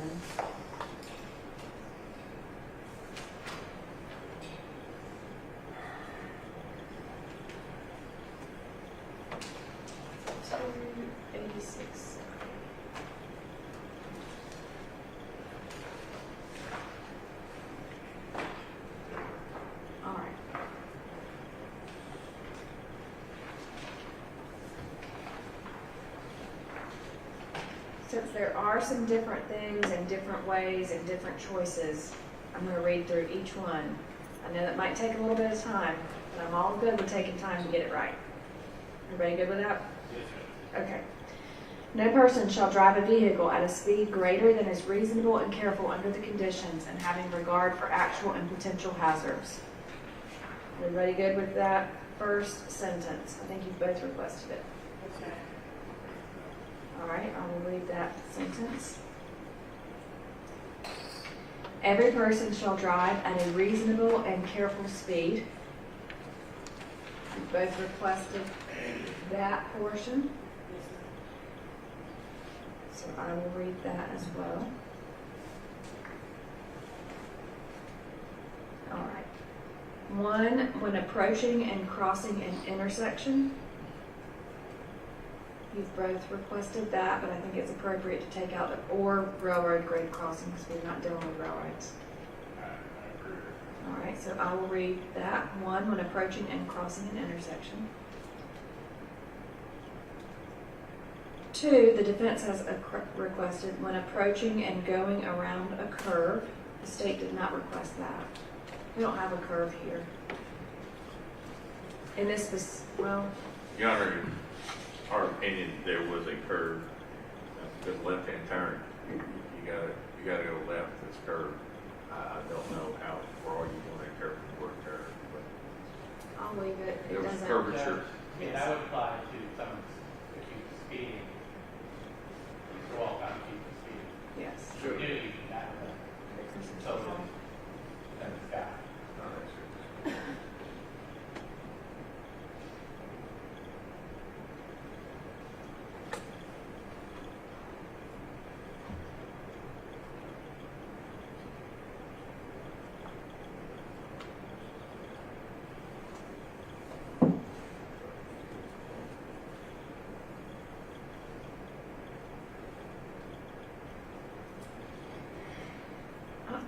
I don't think we have a curve on, let's see, 1, approaching and crossing an intersection, and 3, approaching and traversing a hill crest would both apply.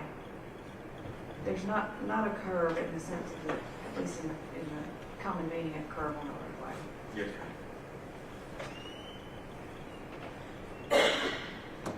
I'm not inclined to read the curve. yes, ma'am. I was drawing an objection. I agree with the state on that. Okay. All right, 3, when approaching and traversing a hill crest, you both requested that, so I will read that. It should define what hill crest is. They do not. It should say, is it 6 foot, is it 12 foot, is it stone mountain, is it grass down ball, or is it a panfield, it's a mountain? Yeah, That's the hill crest. They don't do it. there's no definition there.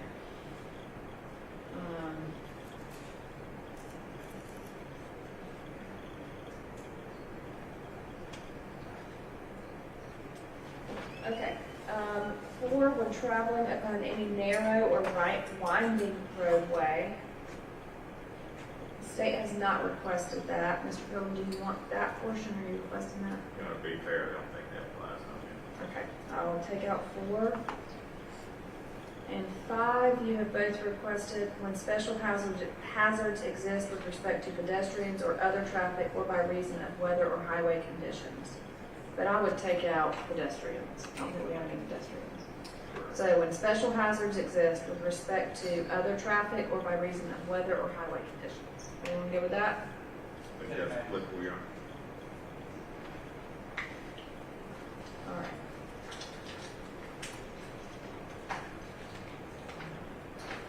Moving on, the next portion says, when no special hazards exist that require lower speed, no vehicle shall be driven in excess of,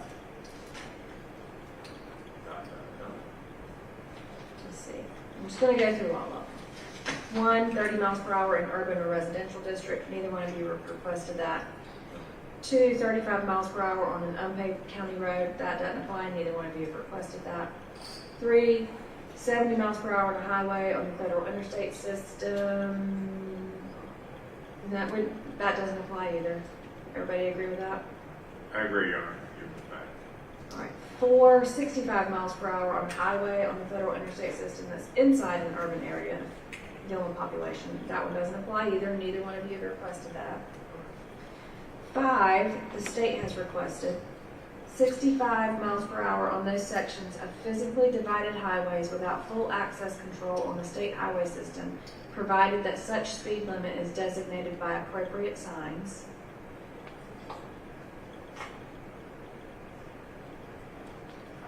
Judge, will you take just a minute to double check? Yes.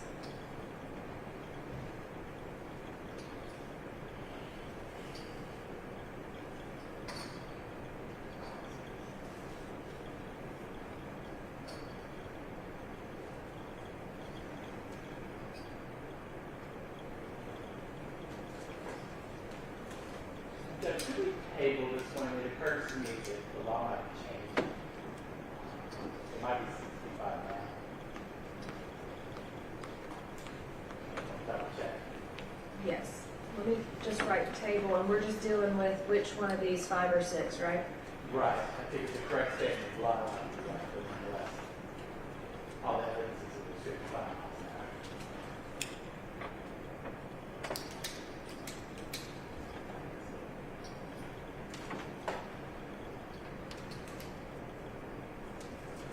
You think the law has changed since this happened? That was all. Good. Yeah.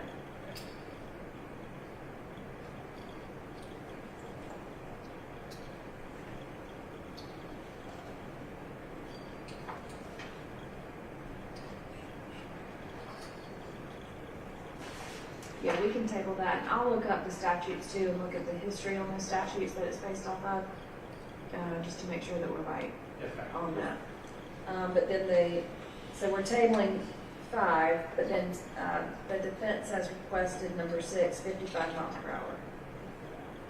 And the We agree 6. and it now says 55 miles per hour in other locations. That's all it says.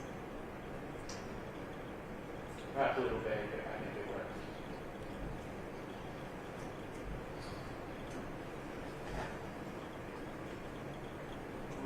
Hold on to that yarn and talk about it tomorrow. Yes. I'm going to put a star on that page, and we can table it and double check that as well. All right. We've addressed the reckless driving, which I'm moving, like we just previously discussed, to under serious injury by vehicle. And we're tabling 5 and 6, Yes, ma'am. dealing with speed. And there's nothing else on page 13 that I can see unless there's anything y'all need to address. No, ma'am, same thing. Okay. Now moving to defendant's request number 17.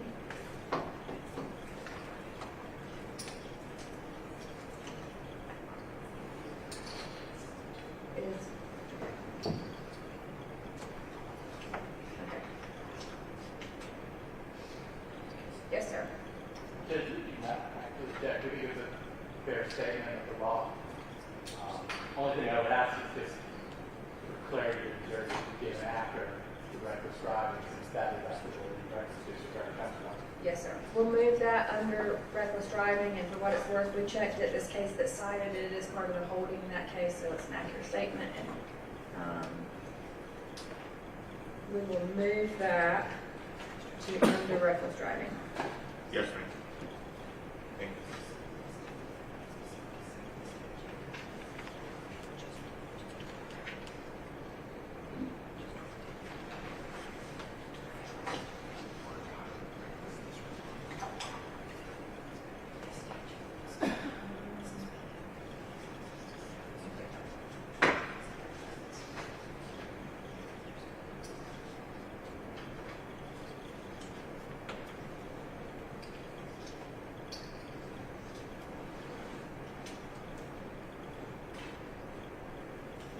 I'm not going to give it a different title. We'll just keep it in reckless driving and just start a new paragraph. Okay. after the pattern.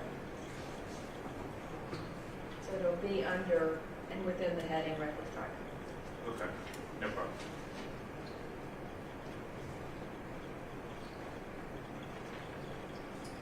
All right, defendants number 18. Judge, we would object to this charge. I think it's covered by the pattern.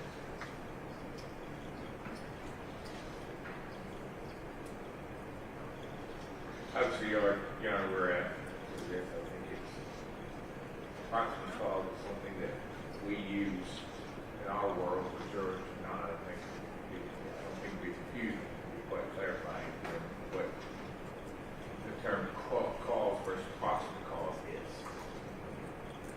Do you know what page the approximate cause is on? Previously, Yes. So, page 9. thank you very much. Thank y'all.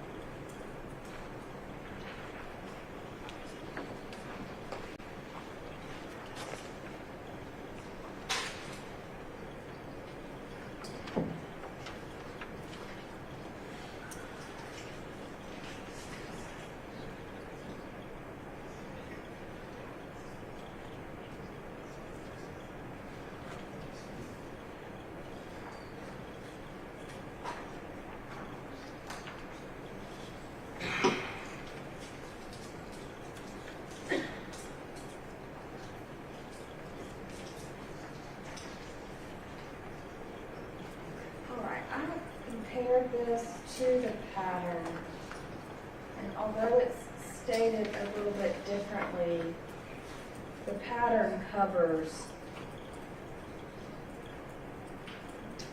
what the jury needs to know on approximate cause.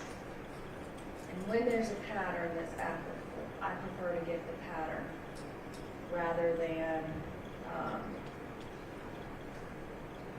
the non-pattern. Even though this is a correct statement, I would prefer to give the pattern, and I believe that it's covered completely on what the defense is requesting. So I'll give the pattern and not defendant's 18. But table the last portion of that dealing with intervening acts, and I'll compare that with the pattern on intervening acts when we come back on that. Yes, sir. Thank you, because it's kind of dovetails with that. Thank you.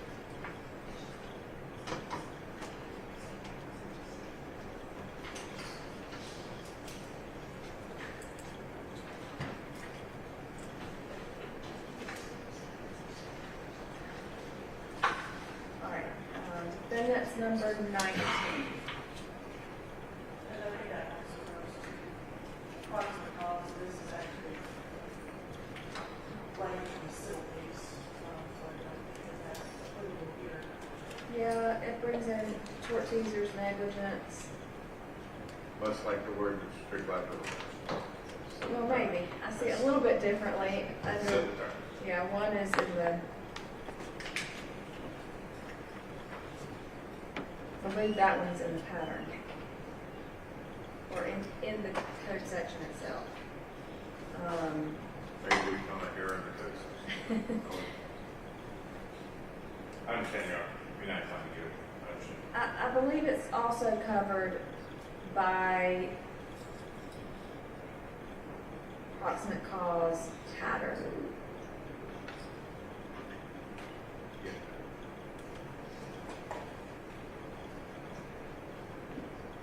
Okay, so I will not get 19. Judge, can you maybe take just a 3-minute break? Yes.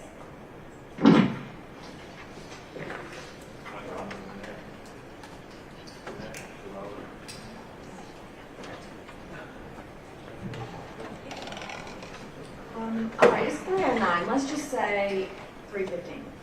All right.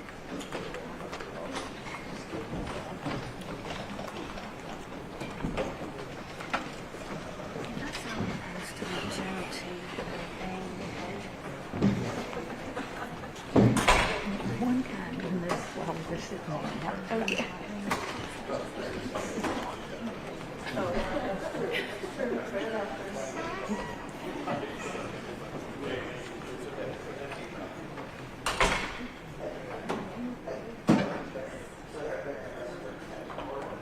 No, I don't, for contempt of me before I went. I'll let you.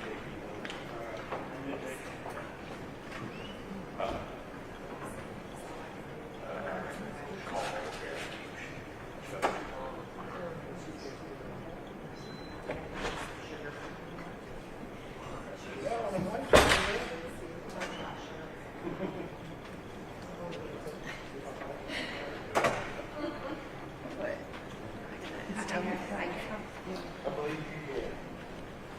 We've done the worst. Yeah.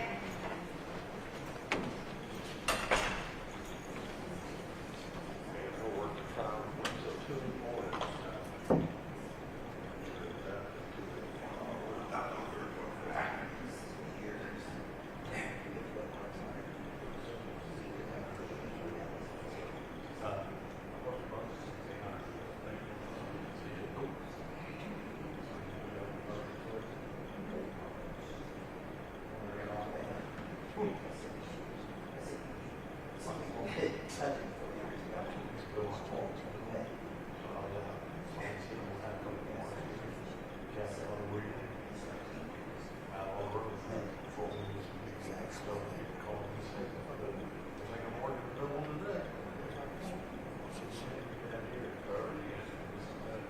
Yeah.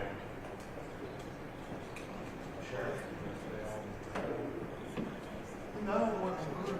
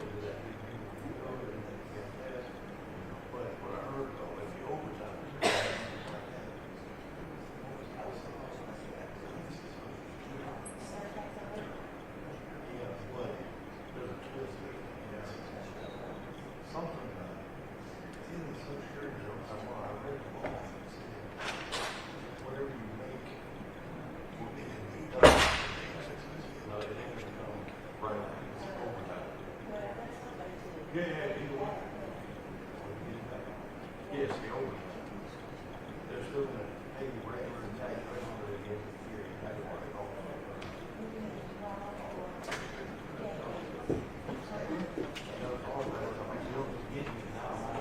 guys, this is riveting TV right here now. This is riveting stuff.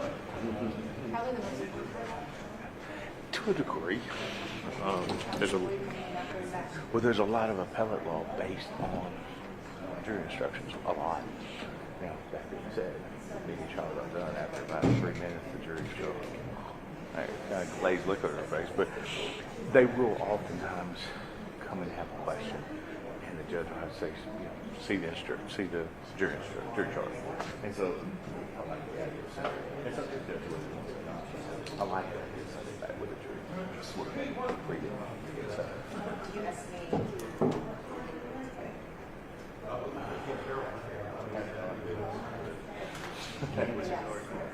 Are they gone for the day?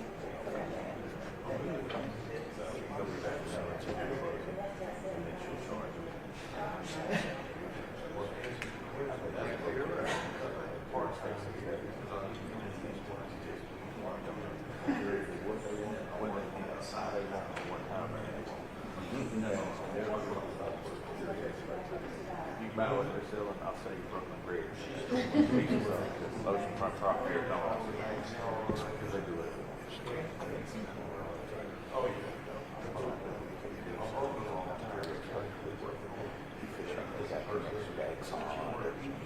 Somebody like that. Yeah. Short of that, no.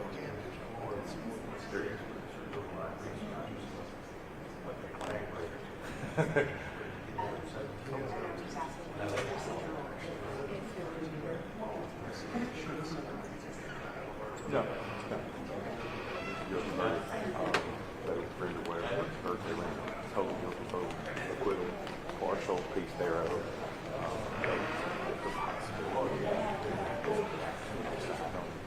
Count's not good.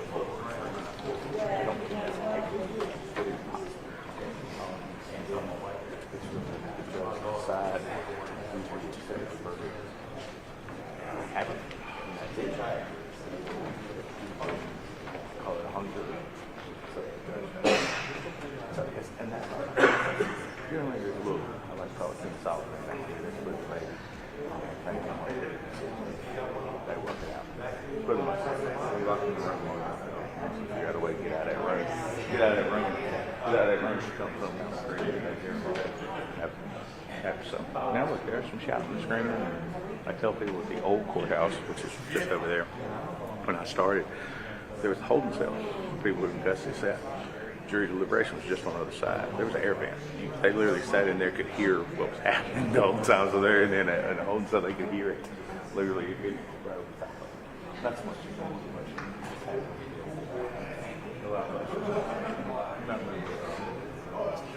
Devil's advocate.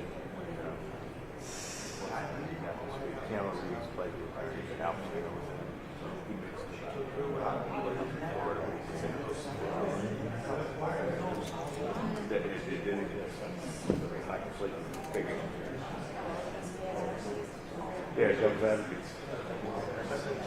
It's an old movie, though. It's probably somebody who's old now.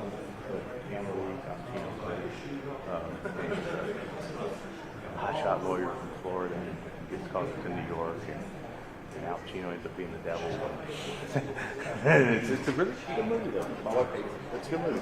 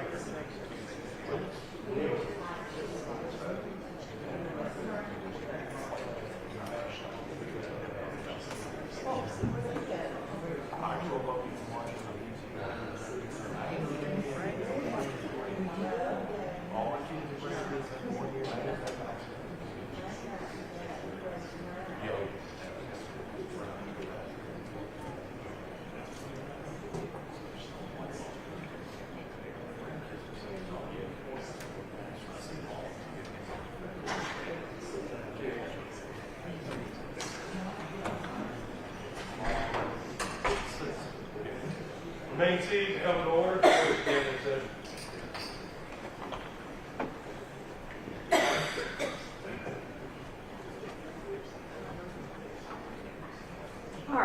We are on page 16, excuse, defendants 20, pattern 30000.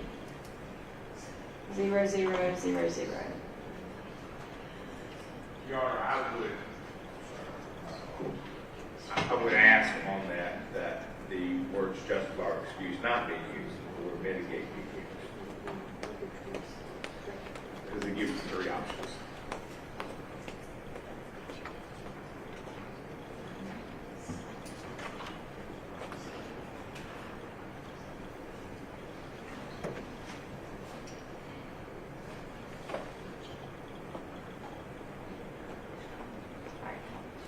Judge, we would object to the charge. I'm not entirely sure what mitigation there is in evidence.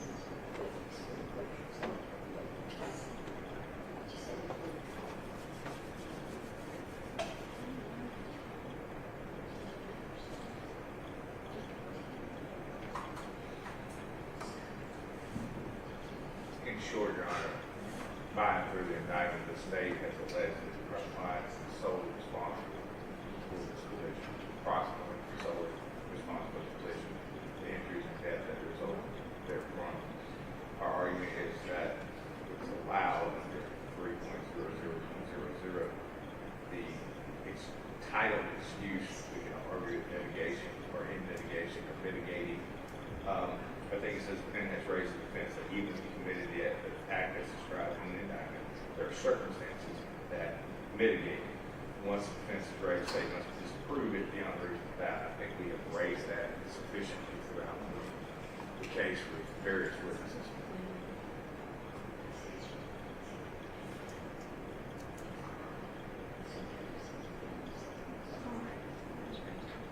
Even if you committed the act described in the indictment, there are circumstances that mitigate it. Once this defense is raised, the state must disprove it beyond a reasonable doubt. Alright, there's a note to me. Give it only if requested. Can be unnecessary, as it is unnecessary for the jury and can be confusing. Any of the defenses below, 3:10:10, 3:12:10, 3:14:10, 3:20:10, 3:22:10, and 3:26:10, commonly referred to as affirmative defenses, can be raised by admission of defendant, the state's evidence, evidence by a third party, or by circumstantial evidence. The question of whether or not such a defense is raised is a question for the trial judge. Slight evidence from any of these sources is sufficient to raise an affirmative defense. If not, no charge on the defenses need be given. If so, if there is slight evidence from any source, regardless of whether the defendant admits same or not, the respective charge should be given unless expressly waived by the defense. If an affirmative defense is raised and the judge charges thereon, the jury must be told in addition to all the other elements of the offense charged, the state must negate or disprove the respective affirmative defense beyond a reasonable doubt. A defendant is entitled to raise conflicting defenses, whether affirmative or not. Let me look at the, I'll write these down, 3:10:10. 12:10, 3:14:10, 3:20:10, 3:22:10, and 3:26:10. Look at those.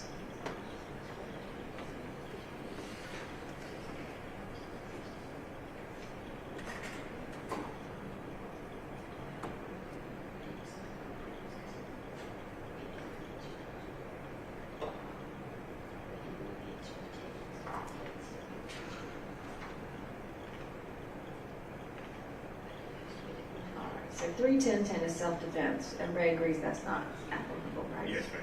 Okay. Let's go to 3:12:10.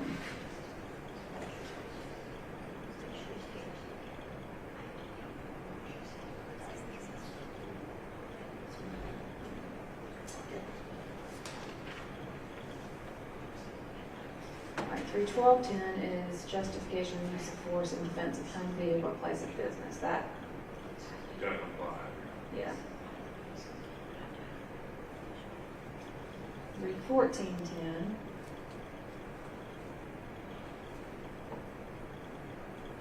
All right, that's also use of force in defense of property.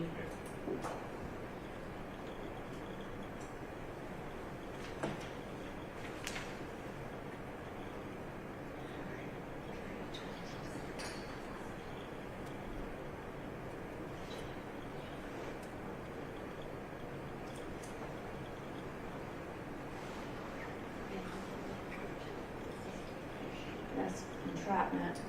That doesn't apply here.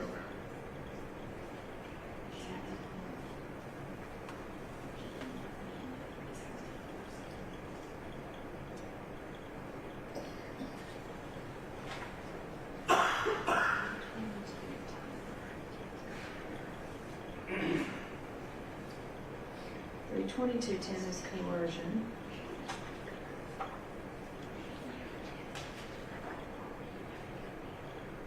That doesn't apply here. 32610 deals with a defense in a theft or claim of right, and that doesn't apply here. So let me go back up to, excuse.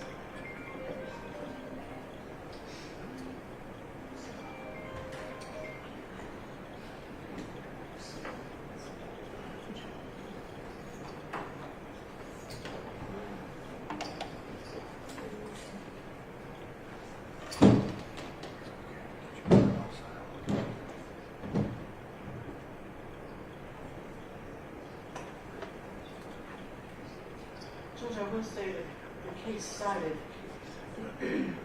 says an affirmative defense is one that admits the doing of the act charged but seeks to justify, excuse, and mitigate it. Does not directly challenge any element of the offense. I don't believe that's the case here. I don't believe that the defendant is admitting that he did all of these things that are alleged in the indictment and then is offering up some sort of mitigation for it. What is the affirmative defense raised?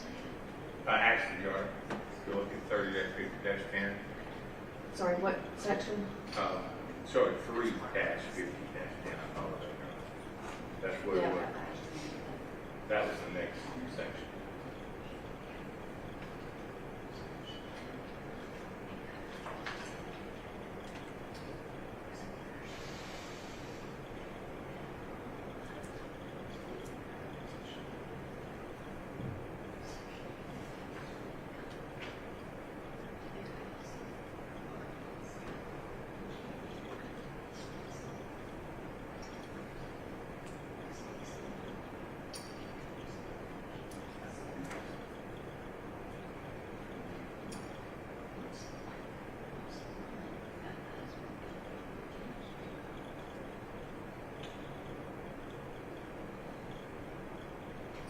Judge, the case statement says,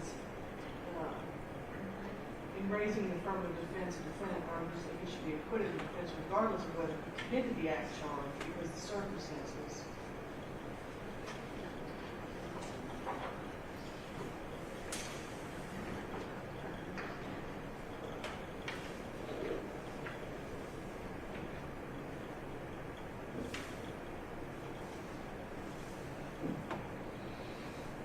I don't believe this charge and accident necessarily go together. I think that's a whole separate issue.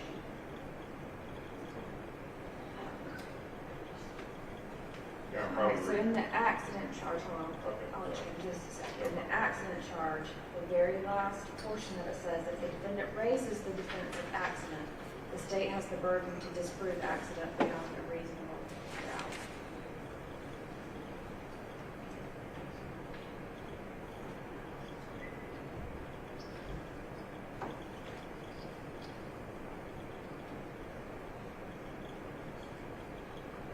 Yeah, I think So accident, sorry, I'm sorry. I'm positive, no, it's your fault, I'm sorry.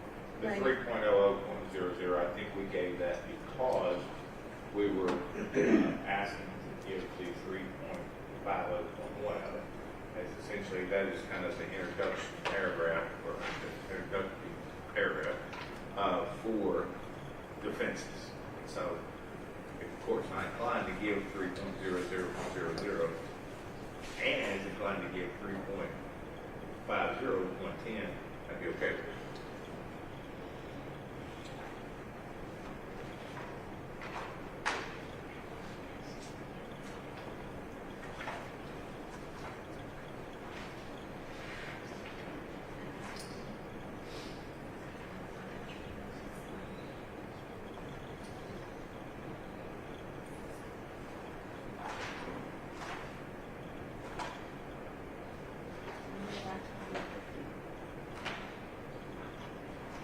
Is there an objection to accident?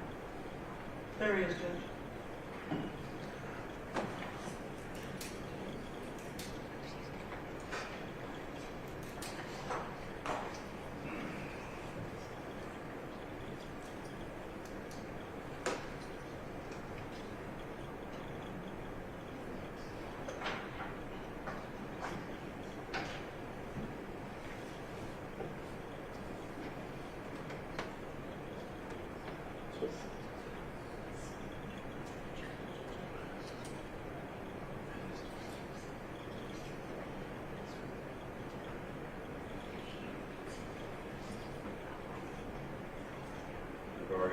In regard to the state's objection to accident, I think almost every witness referred to it as an accident. I think this helps clarify for the jury what legally the term accident means or does not mean.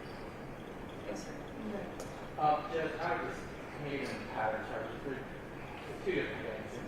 The fact that sometimes lawyers are particular how to talk to particular citizens, particular lawyers, it's certainly no surprise.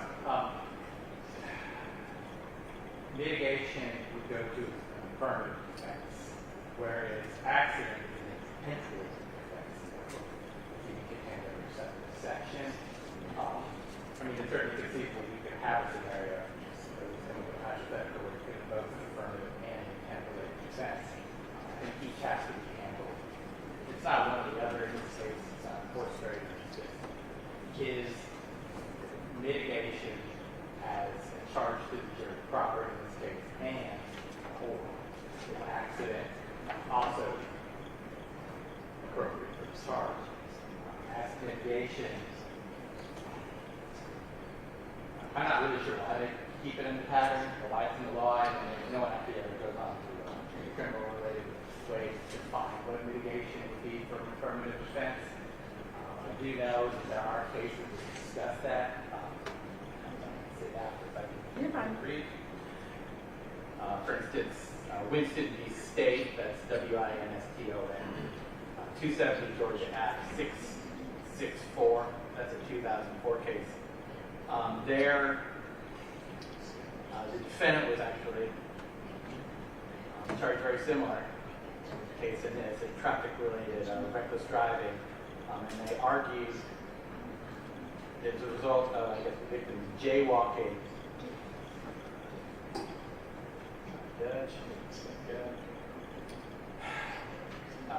Winston suggests that the failure of Brown and Burton to cross the street at a properly marked pedestrian crossing mitigates her criminal liability. The issue, however, is not whether Brown and Burton were jaywalking, air quotes, just for the record, but whether Winston drove recklessly and without due care, and there was sufficient evidence that she did so. So in that regard, we do have held court discussing litigation as a defense. A case very similar to ours. Certainly an affirmative defense. It goes through a number of things, none of which are litigation, so it doesn't give a lot of direction. So therefore, it has two of the excuse charges the defense is asking. I don't see any basis for the court to give it as a matter of law. I do think accidents is something we're going to have to discuss part and parcel separately from excuse. Yes. Go ahead and give me your objection on accident. I will.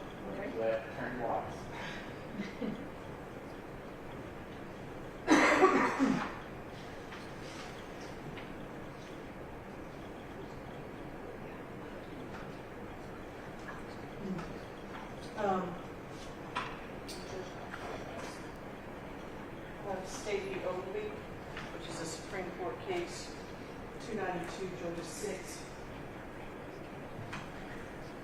And Kylie versus the State Court of Appeals, 2022 363.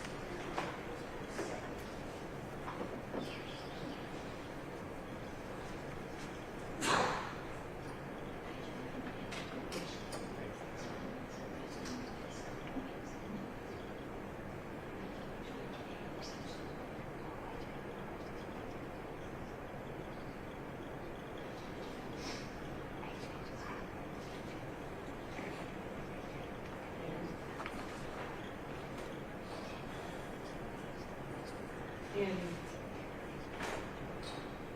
Ogilvy, Judge, the court said,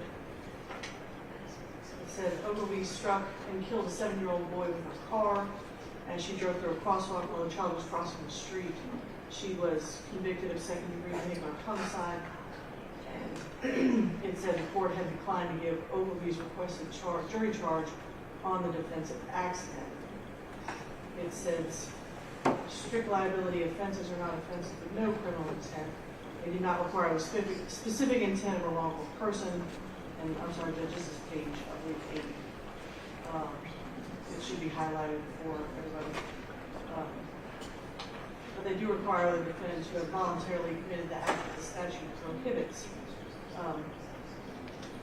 It says, OCGA 1622 says that a person shall not be found guilty of any crime committed by misfortune or accident when it satisfactorily appears that there was no criminal scheme or undertaking intention or criminal negligence.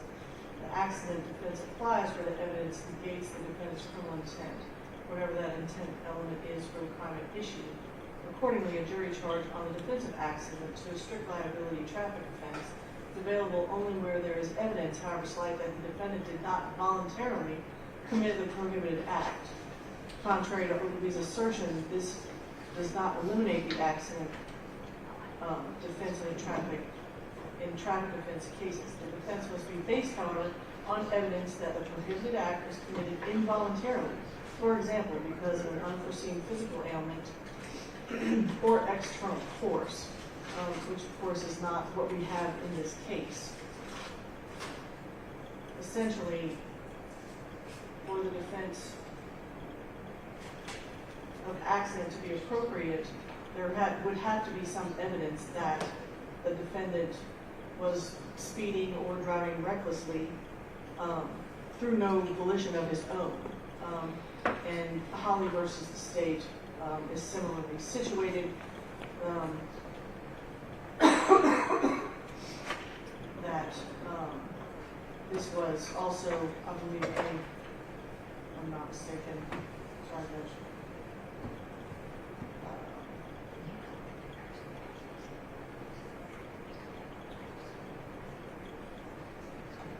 A homicide by vehicle case.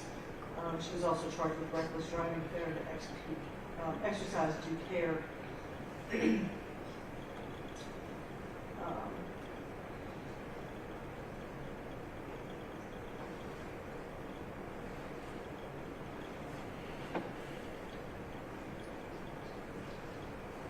says, turning to the accident defense, this is page 13. 1622 provides that a person should not be found guilty of any crime committed by misfortune or accident.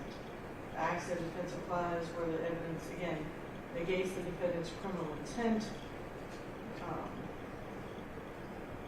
Accident does not refer to the collision or to Holly's failure to yield and or the distracted driving that resulted in the collision, but rather refers to Holly's underlying actions that preceded and caused her failure to yield and or distracted driving that resulted in the collision. So again, Judge, we're not talking about accident itself in the legal terms means something that the defendant, this resulted as, this collision came as a result of forces that were beyond the defendant's control, i.e. his brakes failed, a bee stung him in the eye, something that indeed was not voluntary on his part. So I'm looking at Ogilvy, and it specifically addresses the accident charge and jury charges. And I believe that's the one you were just talking about with the pedestrian. Yes. Okay. All right, so it says a jury charge on the defense of accident to a strict liability traffic offense is available only where there is evidence, however slight, that the defendant did not voluntarily commit the prohibited act. The defense must be based on evidence that the prohibited act was committed involuntarily. For example, an unforeseeable physical ailment or an external force.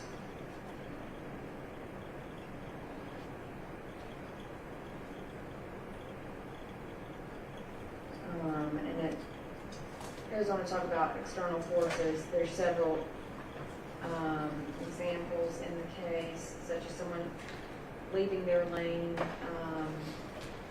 to avoid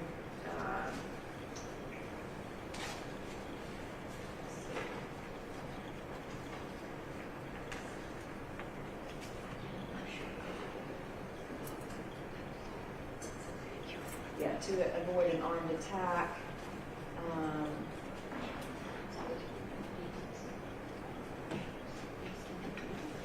Or someone who had a obstruction charge and fell ill due to illness at the time.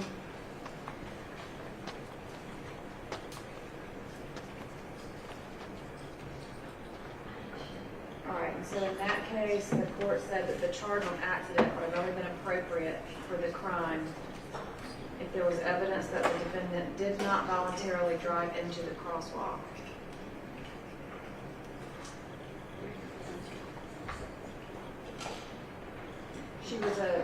In that case, I think the defendant was alleging it was an accident and that the child walked into the crosswalk in front of her, but it was not accident under the terms of the suggested charges, which is the same situation that we would have here. Yeah, only thing I'd have to say about this is, I think it's clear that accident is considered by both sides here. The state's request to charge 22 uses the word accident in its locations. So I think the idea that accident is considered by both sides is clear. Also, I go back to what you had said earlier in this charge conference, that when there is a state, or when there's a case law, or when there's a pattern charge, you prefer the pattern charge. I prefer the pattern charges if it applies. I think it in fact applies. Because if you look at the pattern charge here, the unexpected event is the fair deal of turning left without a turn signal. That's an intervening act. I think that fits this charge. And if you look at what we've asked to be charged in our Defense 21, it says an accident is an event that takes place without one's foresight or expectation. There's no testimony that he expected or had foresight that there would be a left-hand turn in front of him, which takes place or exists without design, so it's not part of the design. If you find from the evidence the incident is subject matter of this case occurred as a result of misfortune or accident, and not as a result of criminal undertaking or criminal negligence, it would be your duty to acquit the defendant. When the issue of accident is raised, the burden is on the state to negate or disprove it beyond a reasonable doubt. We've obviously raised accident. We've heard the term accident numerous times, and we've made it clear that our defense is that the driver of the other car, the Nissan, Mr. Wall, failed to yield. And that goes right into our next request charge. So I think when given the opportunity to apply the pattern charge and or case law, it has been this court's, I guess, discretion or previous decision to use the actual statute or the case law or the pattern charge, which is what we have here, and I ask the court to do that again. All right, so yes, I do prefer pattern charges when they apply. And I do recall the word accident has been used a lot. But in this pattern charge, the Supreme Court has construed what it means there to go towards the specific intent. Failure to yield would go towards, I believe, the issue of proximate cause and not to intent to give the accident charge. Are we allowed to, even on depending on what you decide, are we able to use the word accident in closing? I don't think there's any reason you couldn't argue that it was an accident, but the way that it's used in the charge would be that accident is an involuntary versus a voluntary type of act. And so in the Ogilvy case, I would ask that be struck as well, Your Honor. If you're not going to talk about it, the pattern says, I don't know if we give the charge on accident at all. The most way we can tell the jury had it been closed and attacked. hold on just a second, we'll get to that. So Ogilvy goes on to address the defendant's testimony in that case that she could not avoid hitting the child because the child ran in front of her. And the court addressed that that was not the type of intent required to commit the strict liability traffic offense, but that testimony warranted a charge on proximate cause for the crimes alleged against her, which would include, in that case, what pedestrians were allowed to do or not do. That was a 2012 case, Your Honor. Do you think the current pattern charge, again, is more applicable because of its more current status? Well, I think the patterns then might have been updated since 2012, just in some verbiage, but not in the application of what accident means. I haven't looked up this case to see if it's still good, but I would assume if y'all gave me a case that it's still good. To that extent, I can table it just to see and look up if that is still good and that's still how the courts have applied it. Yes. I'm leaning towards Holly it. is from 2022, if that helps, so. Holly, yes, I'm going to look at Holly. All right, so Holly is a first-degree vehicular homicide based on reckless driving, strict liability offenses, which means they can be committed without culpable mental state. And it actually references Ogilvy on page 13, Judge. All right, and so reckless driving does not require proof that a defendant intended to violate the law or a penal statute, but requires merely proof that the defendant intended to commit the act that is prohibited by the statute.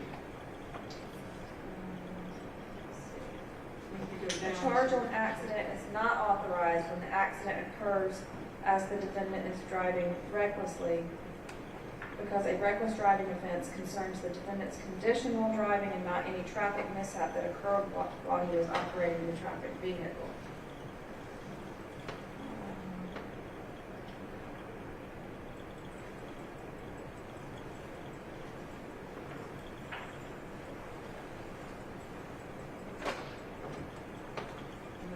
Second last paragraph, it says that defense must be based on evidence that the prohibited act was committed involuntarily, for example, because of unforeseeable physical ailment or external force.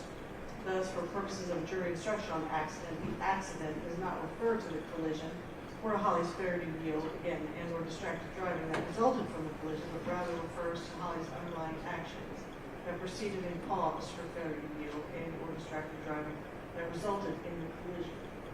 Yes. I can't imagine more external force than in front of you. That's exactly what Holly talks about and says that the charge of accident was not to be given.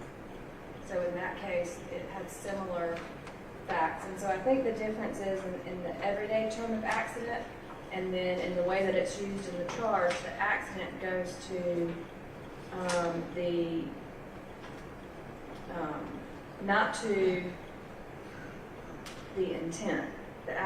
The accident in the charge goes to any proof that the defendant's actions were involuntary versus voluntary, which we don't have here. Very well. Again, I'm not going to give it right now based off of Holly, let's see, 363 Georgia App 107 and Ogilvy 292 Georgia 6. If you find something different overnight, just let me know in the morning, we can revisit it. But as of right now, I don't think it applies to the facts in this case.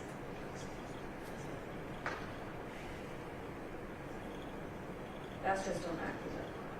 Let me go back to excuse.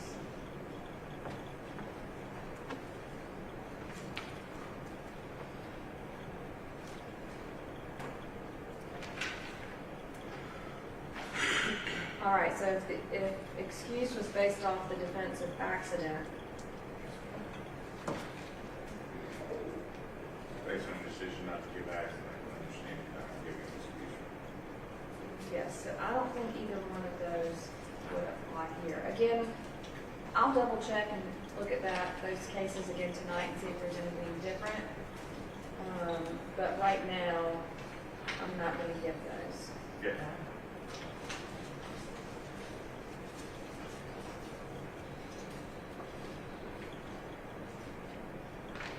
All right, page 17 deals with accident.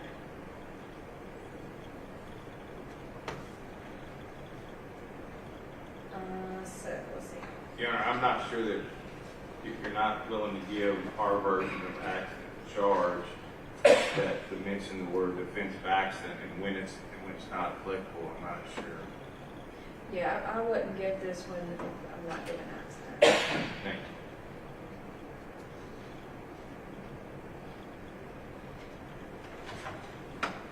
All right, defendant's number 23. Driver of a vehicle intending to turn to the left within an intersection or into an alley, private road, or driveway shall yield the right of way to any vehicle approaching from the opposite direction, which is within the intersection or so close there as to constitute an immediate hazard. That's based on 4671. Any objection? Judge, I would just ask the board to move off the alley, private road, driveway part. Maybe just put it within an intersection. Intending to turn left within an intersection shall yield the right of way. Everybody good with that? I'm fine, I agree with that to be sure.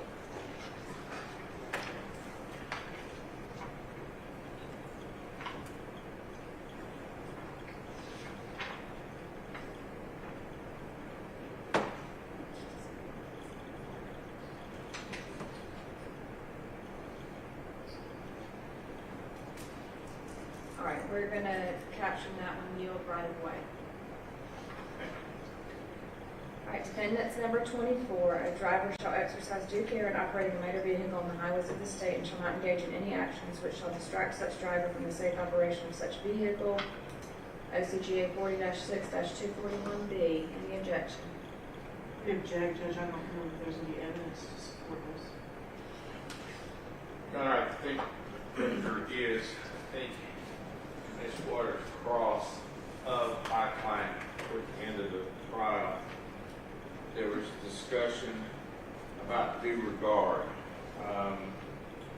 due to yield right away, but she asked me about due regard. I think it's clear that due regard is something that would be considered here, and I think it is in the evidence about the idea of distraction and whether or not you exercise due regard, and you can tell us how you want to, but I do think it's applicable there. I think there's evidence to support it.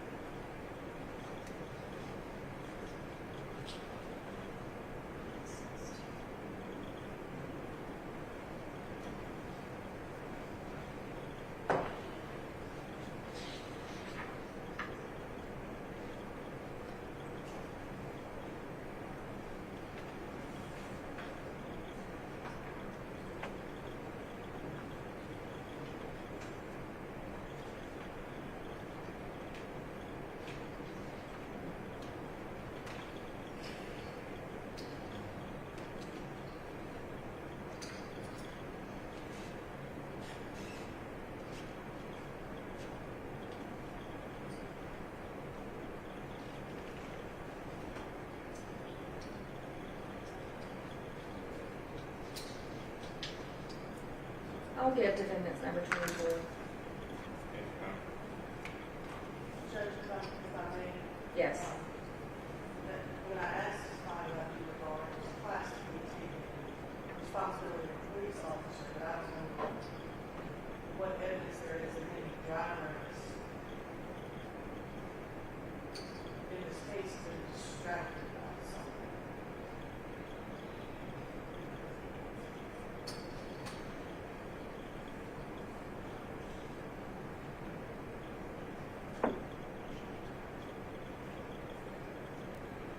essentially, the due regard that was brought up was, you know, when you're giving chase and having due regard for the other traffic on the roadways. I don't know that this charge has any relation to, and again, I don't believe there's been any evidence presented by any party that any of the drivers in this case were distracted by anything in particular.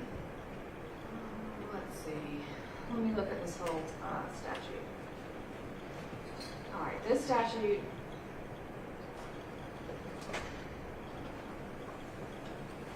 is dealing with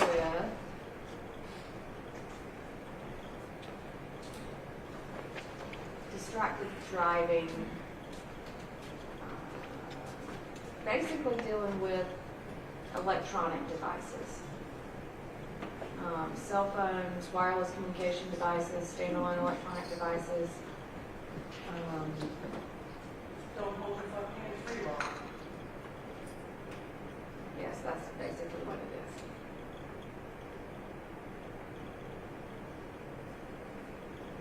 So we would just renew our objection.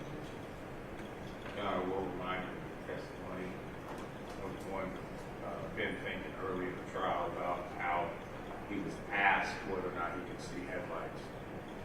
I think that raised the question of why couldn't the driver see the headlights? Was he in fact distracted? With all due respect, I think that's a breach. And I think that this charge is taken out of the law, out of code section that doesn't apply here. It's legally acceptable under the facts and evidence.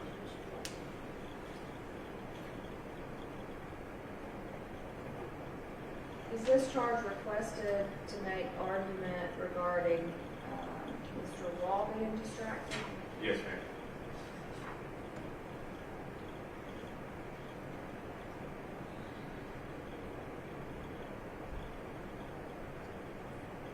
Is there any evidence? I don't recall any evidence or testimony that Mr. Wall was distracted.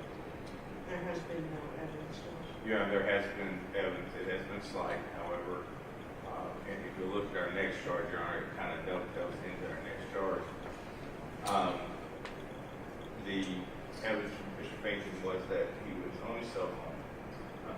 He was having an argument with his girlfriend at the time of texting, I believe, and that Mr. Wall asked Mr. Pinkin for his testimony whether or not he saw the headlights. I think, therefore, there's a suggestion that he was distracted, couldn't see the headlights. I think it dovetails right into our 25 that we believe that there's been evidence that at least one body, possibly we believe Mrs. Lindsey, would have been in the front seat area, possibly distracting him from the ability to see said headlights. So that's why we're asking 24 and 25 in this session. Judge, the testimony of Mr. Pinkin can also be interpreted to be confirmation. I don't see anything. Do you see anything?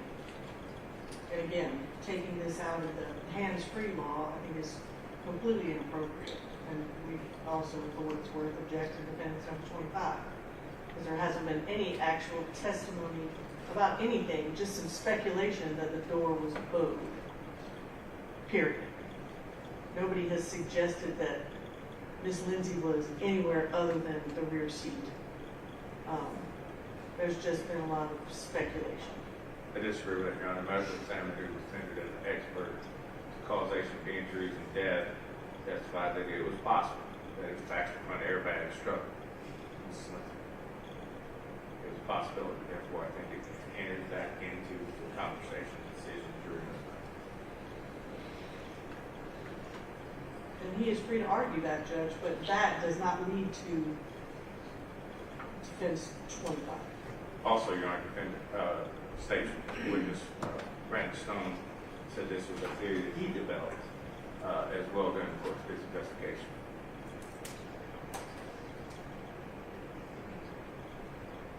All right, as far as defendants number 24, that distraction is dealing with specifically in that code section cell phones and electronic devices for that person. There's no evidence that Mr. Wall was distracted with any wireless telecommunication devices or standalone electronic electronic devices. So I'm not going to give 24. But there is slight evidence to give 25. And if 25 is it verbatim? I need to look that up. I want to say that is, It is 46. 40-6-242, A and B.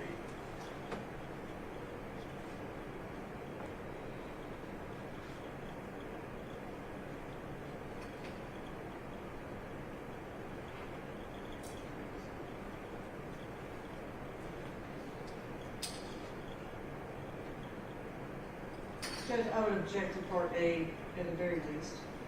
It says when there are in the front seat such a number of persons exceeding three, so as to obstruct the view of the driver. Your Honor, we can scratch the as exceeding 3 portion out. Have no problem. But that's part of the actual statute. You There's- just take out the parts that you don't like. Yeah, we can. There's comments in there, and we've taken out part before on other parts of code sections throughout the charge. There's an actual comment. It says loaded or when, so I think we can do it. No person shall drive a vehicle when it's loaded, as to obstruct the view of.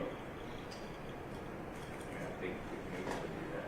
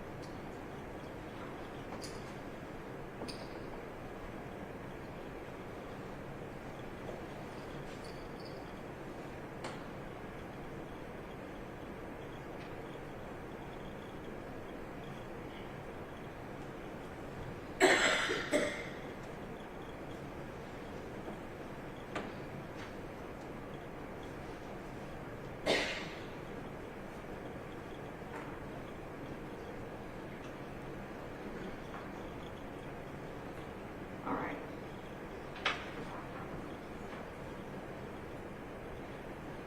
So section A, 46-242, when the person shall drive a vehicle when it is so loaded, or when there are in the front seat such a number of persons exceeding 3, as to obstruct the view of the driver to the front or sides of the vehicle, or as to interfere with the driver's control over the driving mechanism of the vehicle. All right, so that's in its entirety. No person shall drive a vehicle when it is so loaded as to obstruct the view of the driver to the front or sides of the vehicle, or as to interfere with the driver's control over the driving mechanism of the vehicle. Is that how the defense is asking for it to be read? Yes.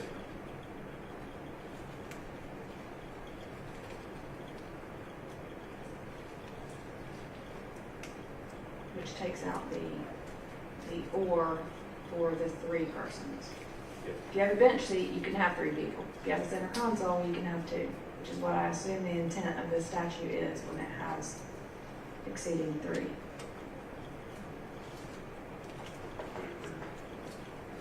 Okay, but the law is the law, right? I just assume that the legislature ever had more than 3 people in the front seat. Or having some kind of obstruction in front of the vehicle. Right. I would say that there hasn't been evidence for either. We can have theories, we can have insinuations, we can have arguments. That's not evidence. If there's been any evidence that somehow there was obstruction in the driver's view, I can hear it come in. Your Honor, there's testimony from Trooper Stone that in fact they believe that she could have been riding in the front seat or somewhere in the front seat passenger, the front seat compartment. therefore creating an obstruction, which I think qualifies under the ask to obstruct the view of. It doesn't have to be boxes from U-Haul, it can be anything that obstructs the view. You can couple that with Mr. Finken's testimony that they asked, could you see the lights? The question becomes, why couldn't you see the lights? Yeah, Here's asking the- No, it's okay, you gotta make your. asking an expert possibility if you're being hypothetical, that isn't necessarily evidence in the same way as to what happened, what they observed, what they were determined. I believe Trooper Stone said it's a possibility. Yes. The testimony is evidence. What we say is not.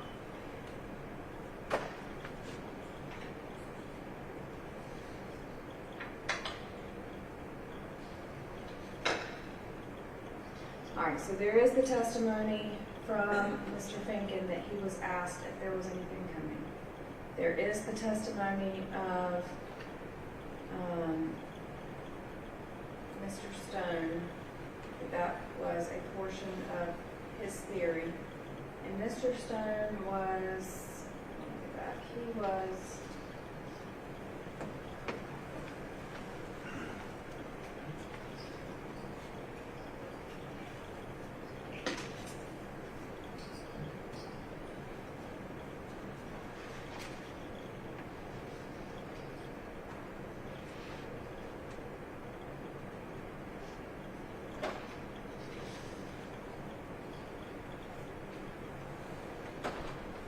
witness number 16. He was the accident reconstructionist. Yes, ma'am, for the step. Yes, ma'am, for the your step choice. You know, he was tendered as an expert. And accepted.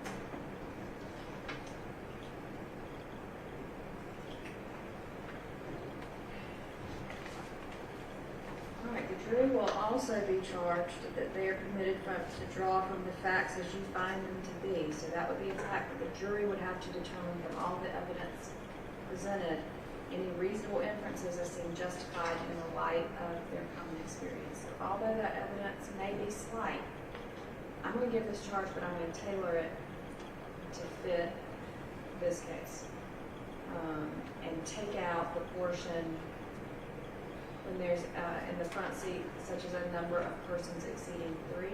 Yes.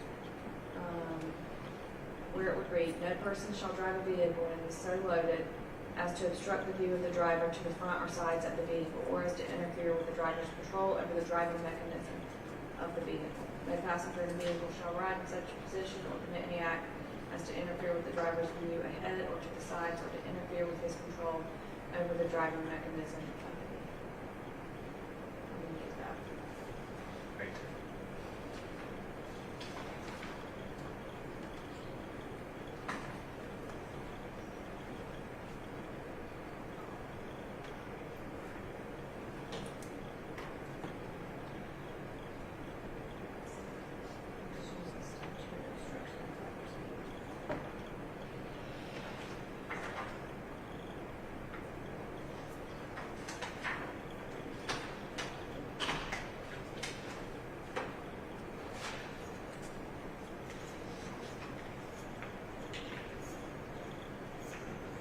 Defendant's number 26, subsequent. That will be withdrawn on your order basis. This was filed before your pre-trial order, so it will be withdrawn based on before you investigate.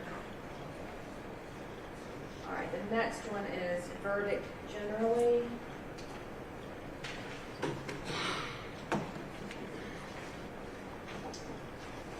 Page 19, 20,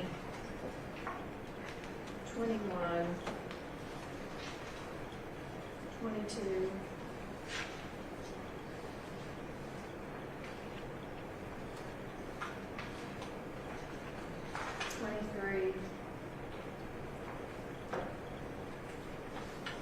Any question, any objection or changes, No, Your Honor. any errors in that? No, Your Honor. That's, while we're on the subject, I've looked at your verdict form. I have no objection to the verdict form as presented, which goes right along with it. And has the state had a chance to look at it? Verdict form, Your Honor? Yes. Yes, ma'am, we have, yeah. Okay, thank you. All right, let's see, sentencing, responsibility for, that's states 27, pattern 170-20. I give that one. No objection to that, Your Honor. And let's see, the rest of them, deliberations, which is 170-30, unanimous verdict, 170-40. The court having no interest in the case, 170-10. Sympathy, 170-11. Final instructions, alternate jurors. I combined some of those and moved them around a little bit, but those are all the final instructions to the jury. No issue with those, Your Honor. Yes, no objection, Your Honor. Let's see, the alternate jurors in this case are.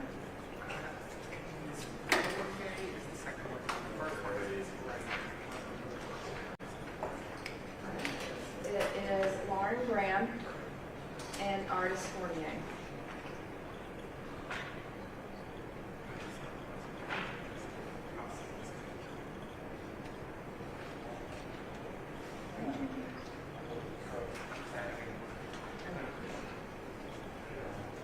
All right, so. When did I change that?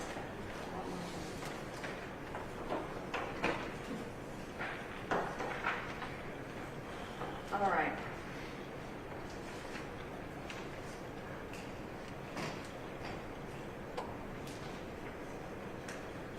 Have I covered all of the state's requested charges?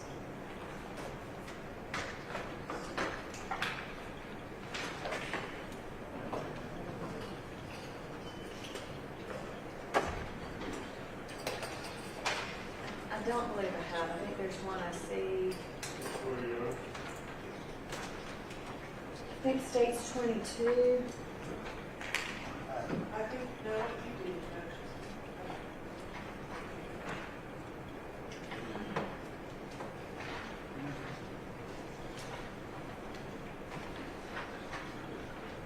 So, no, I apologize.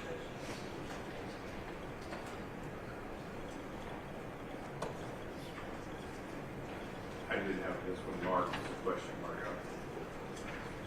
Your Honor, we'll withdraw. Okay. Thank you.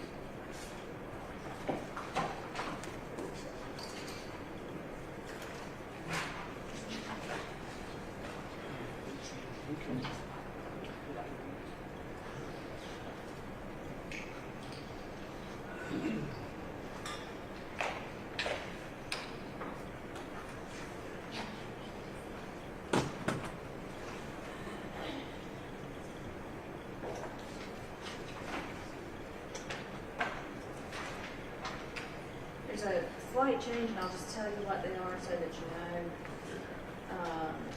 I don't think anybody's going to have an objection, but just because they're a little bit different than the actual pattern.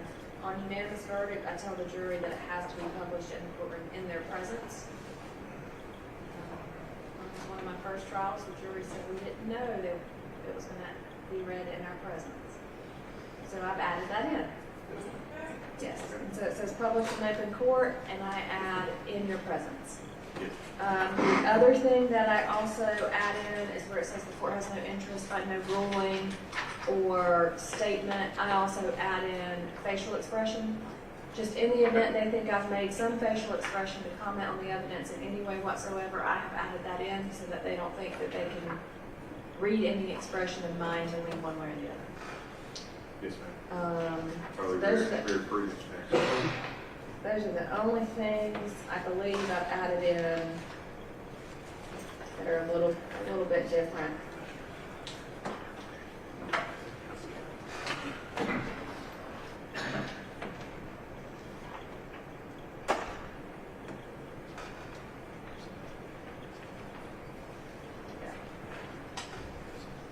All right, I think I have all of the states. Have I addressed all of the defendant's requests?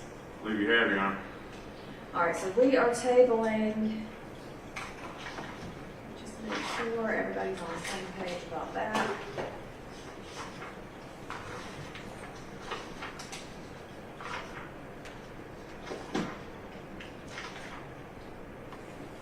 Intervening acts, which is on page 10.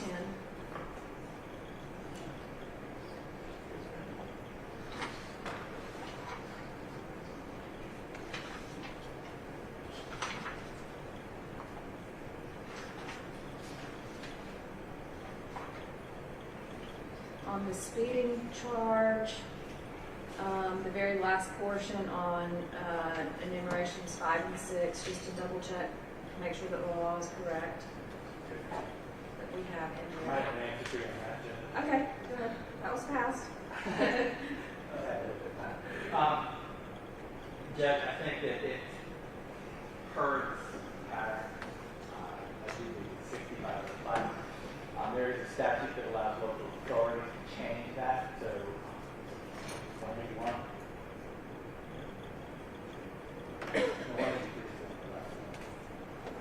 181, I think, provides maximums for the state, and the way it is defined, the 27, the maximum possibly could be up to 65. However, 183, that allows local authorities to reduce it, in this case, speeding is not close to 65. I don't disagree with that. But following the pattern, properly speaking, 65. I don't think the pattern is for a complete statement, that's fine, I would do that pattern. If you requested it, we're going to make it proper, to be 65, all that thing. Council's concerned. It's 55. All right. So there's the section 5. Let me get back to, let's see, that is state request. 22.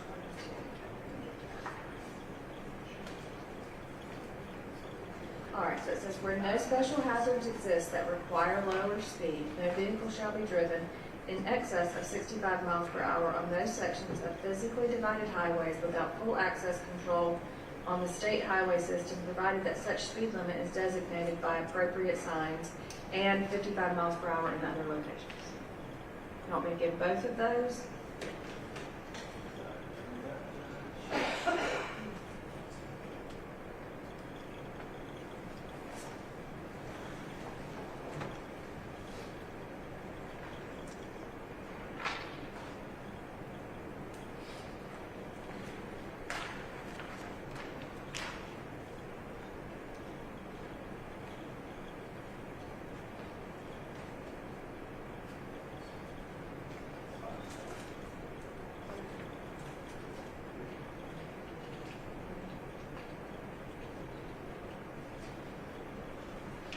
It does have the language that says, provided that such speed limit is designated by appropriate signs, and there's not 65 designated here. I agree. Also, I mean, I agree. clear state. We have the pattern. Hey.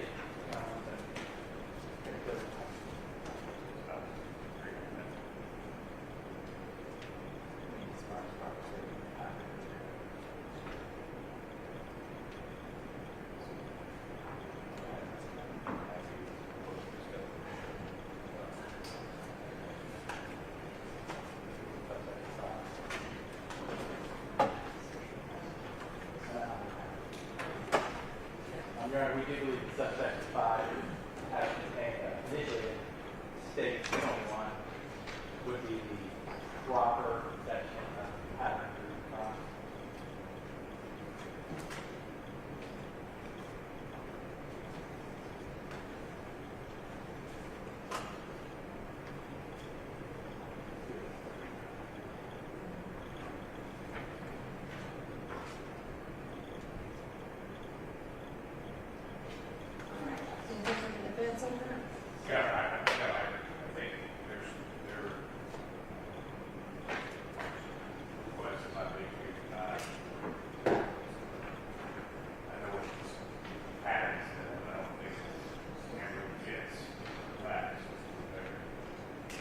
Do y'all agree that the speed limit on the applicable section is 55? We do, Your Honor. In the pattern itself, it also references at the bottom, see also the maximum speed limit authorized from the conditions set forth in OCGA 4-6-182-83-88. I do believe 183, as stated, allows local authorities to reduce the maximum possible speed limit. In this case, it would have been reduced to 55. Just because that stretch of highway, the maximum possible speed would actually be 65, doesn't necessarily mean that's the speed. Right. So the way it's drafted here says 65 on the sections of highway physically divided without full access, provided that such speed limit is designated by appropriate signs. And there's no evidence here that the 65 mile per hour speed limit is designated by appropriate signs. So If we just want to avoid the confusion altogether, we can just use number the 6. first part of the section about greater than reasonable and careful under the conditions, and then not bring up the second section. If it just seems like we're going down a rabbit hole, it's just going to confuse everybody. Having no intention of arguing that it wouldn't be So that's what it was. that may just solve the problem. Yeah, I have no intention of arguing that it wouldn't be 55. It was 55. Makes sense. So here are the two options I believe that fit from what y'all are telling me. I can read it, where no special hazards exist that require lower speed, no vehicle shall be driven in excess of 55 miles per hour in other locations. Or take that out completely.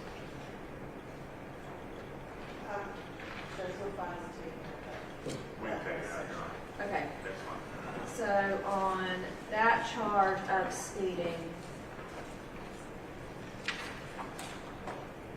which is the bottom of page 12, top of page 13, no person shall drive a vehicle at a speed greater than is reasonable and careful under the conditions and having regard for actual and potential hazards. Every person shall drive at a reasonable and careful speed when approaching and crossing an intersection, when approaching and traversing a hill crest, and when special hazards exist with respect to other traffic or by reason of weather or highway conditions. The end. Everybody good with that? I'm good with that. Yes. Okay. All right, so I'm going to mark out that we're holding on that one. That one is done.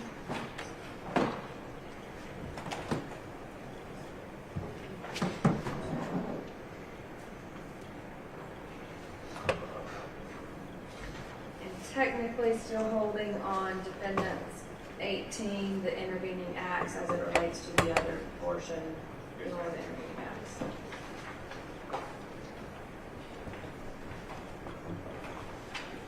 As of right now, I have said no to excuse an accident, but if y'all can find something different to show me that it's different in the morning, I'll revisit that, and I'll research it again myself this afternoon.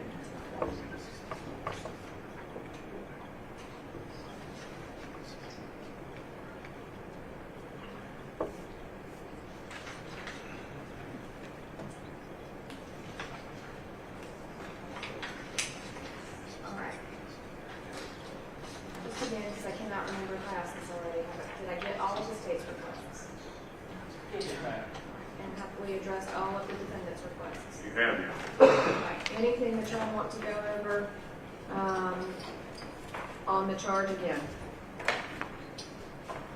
It's just a last call to make sure nobody wants to talk about anything. No, Your Honor, I think we've talked to the staff. All right. Then I'll get all those edits made. You'll be able to see them. If I get them done tonight, I can email them to you. Yes. And then we can print them for you. So in the morning, we'll have copies for you. You don't have to reprint them. And then just if you want to look at it tonight, if I get finished tonight. Thank you. And then, let's see.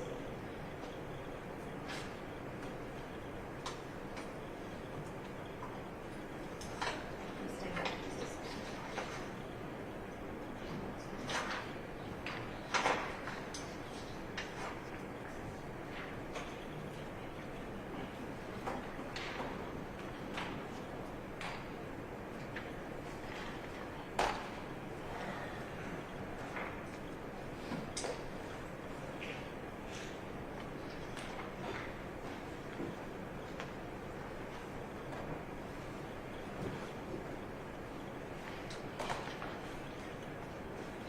sure I've done all the things I need to make sure I do.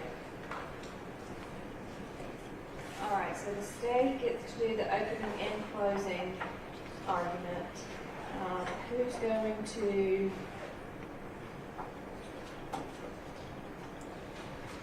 Who's going to argue for the state? Are you going to do both the opening and closing? All right, and does the state wish to open and close?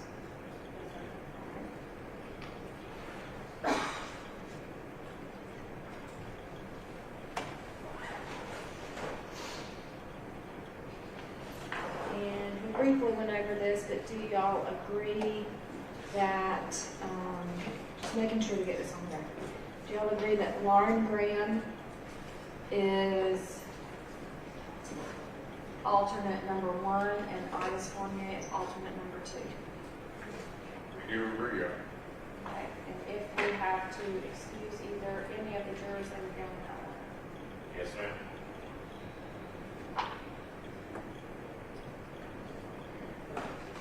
All right, and the time allowed for closings?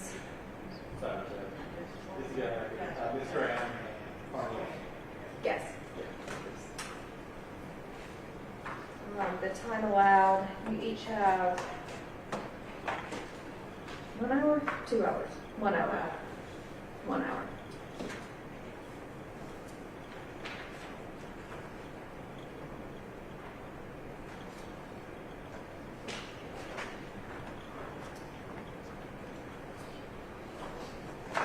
Your Honor, given the Yes, sir. large amount of evidence in this case, could we extend that for 1 hour and a half? I don't want to use that much time, but I don't want to be at an hour, 56 minutes, I feel like we need to rush. There's quite a bit of video evidence, photograph evidence, things we might want to use for Elmo for. I don't want to, it may take a while for those things to happen, to change. If we move that to an hour and a half, we do agree. I don't have any problem if y'all want I don't plan on using that it all. much time and you need it. I have no problem. With that, if y'all agree, I just don't want to look up at 58 minutes and feel like I gotta rush through the end of it. Or anybody, that matter, maybe more than but whatever I'd give one side, I'd give to both. So, do y'all agree, or, I really don't know if I have the discretion to do that or not, never been that, so. we can talk about it. Yeah, if I have the discretion to do that, I have no problem if y'all both agree, and you need that additional time. It has been a little bit longer of a trial, but those time limits are set, by statute, and, yeah, so, I mean, I can look it up pretty quickly.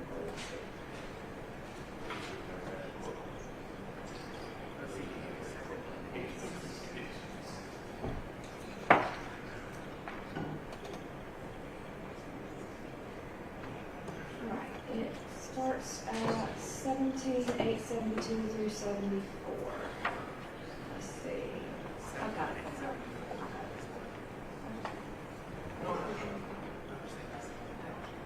Yeah.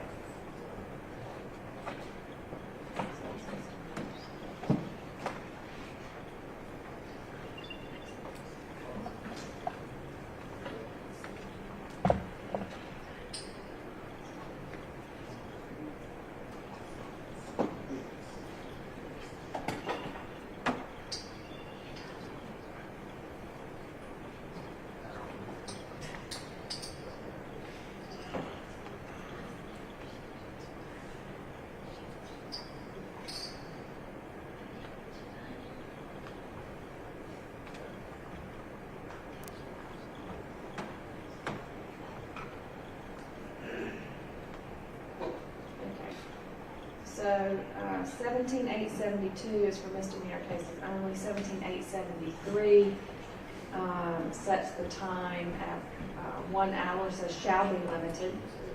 But 17,874 states the process for allowance of additional time for closing argument, which then puts that in my discretion, even though the word shall is used in the prior section. And so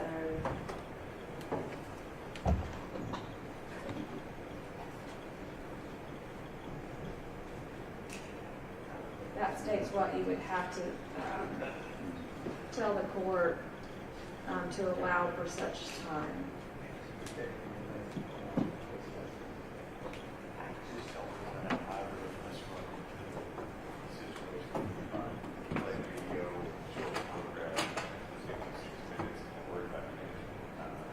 Here, I'll read it to you.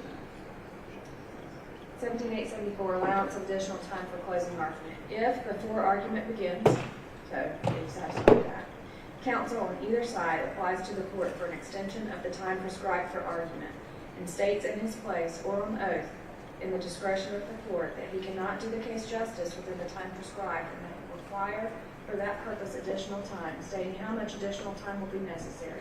The court shall grant such extension of time as may seem reasonable and proper, provided that the extension of time granted in misdemeanor cases or cases brought up from inferior judiciaries shall not exceed 30 minutes.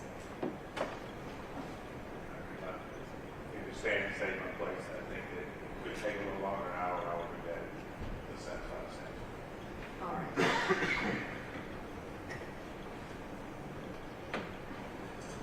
Due to the nature of the length of time of the videos, either party is going to play those and the evidence in the case based off of Mr. Pilgrim's request.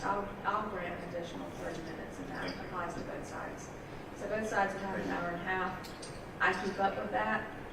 Please note, if you get within 5 minutes of an hour and a half, I just hold up a sign that says 5 minutes. I've only had to do that one time. And I've only had to cut someone off one time. But if you see the sign, that means you got 5 minutes left. And so I time them when you start. For the state, I time when you start, and then I keep up with that on a separate timer so that when you come back to do your closing, I have how much time is left and how much time you can spend. Do y'all want a 10-minute timer and a 5-minute timer? I think 5 minutes. Okay, I can give you a 5-minute timer. Again, I've never had to use it, but I'm always prepared to. So I'll do that. We'll come in the morning. Since we've got a little bit of time on the clock right now, that's why I'm going over all this, so we don't have to do this in the morning and delay the jury. Once you give your closings, I'll go straight into the charge, unless it has been lengthy and I can see if the jury might need to use the restroom. Sometimes I'll ask if they need a break before my charge, or that my charge will take about 45 minutes, and they, if they want to just go through, if they tell me they want to go through, I normally follow that. But if either one of you needs a break after closings, after you've both closed before I give the charge, just say, can we have a quick restroom break? And all you do is let me know. After the charge, I will send them all in to deliberations. Depending on the time, I will also ask them if they would like to go to lunch first before they start deliberations. If they want to eat lunch, that's fine. I'll just tell them to come back. Sometimes I buy them a pizza so that they can eat while they deliberate. But it just depends on where we are. I also give them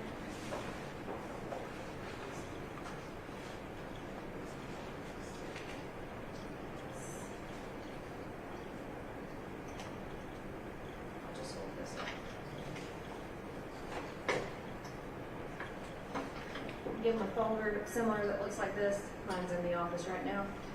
The folder has the verdict form. It has the indictment. I would assume y'all want to redact the indictment and take, well, by redact I mean take off certain pages like the sentence and the plea proceeding, any of that kind of stuff. If you want to take off the witnesses, not the witnesses, the persons on the grand jury, you can take those off. I've had people argue that they didn't want any of the jurors to see grand juror names that indicted the case. And have any sway on that whatsoever because they didn't know about that otherwise. And I've had attorneys before say that doesn't matter. We want it to go back. We agree. Gotta let it go back. So that's up to y'all. If there is any disagreement on the grand juror list going back, I tend to lean towards taking it out because it's just something they don't need to know to decide the case. So the indictment, the jury charge, and the verdict form all go in that folder. The folder on the outside identifies to them what's in there and specifically says, please do not write on the evidence, because I've had that happen before. They wrote on the evidence not realizing it was the evidence in the case that got saved. They've also written on the indictment previously, which is why now I send a copy back, but they are not going to know it's a copy of the indictment. It still says, please do not write on the indictment or any evidence. The only thing they can write on is the verdict form. So once they go out, we'll get that folder together, or I'll have that folder together, and then we'll get all the evidence together. So if y'all plan to use any of the evidence in your closings, we're going to try to have it organized so that during your closings, if you need any evidence, I think the state had a notebook where it was in order, but if there's anything else, we'll have all of the paper documents in numerical order. So not necessarily the order they came in during trial, but the actual number order. And that will help us at the conclusion of the charge to get all of that together and send it back to the jury room. And I advise them again that they cannot start their deliberations until all of that comes in.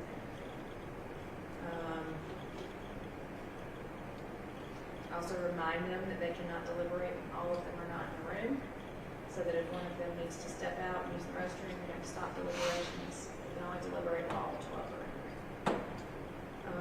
I'm not sure if all that is in the closing portion of the charge, but I do tell them all that. Anything that I'm missing? Any questions y'all have about housekeeping or the process in the morning, or anything you want to talk to me about? Okay. So, can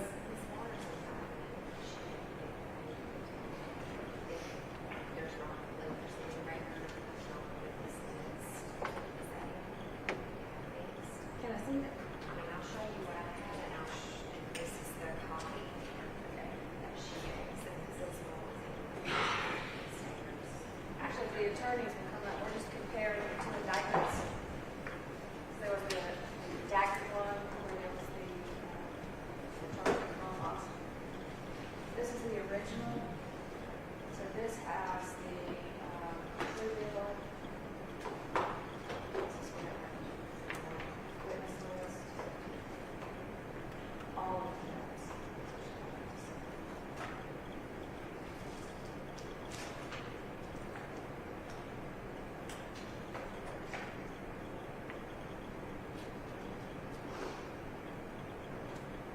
Witness list.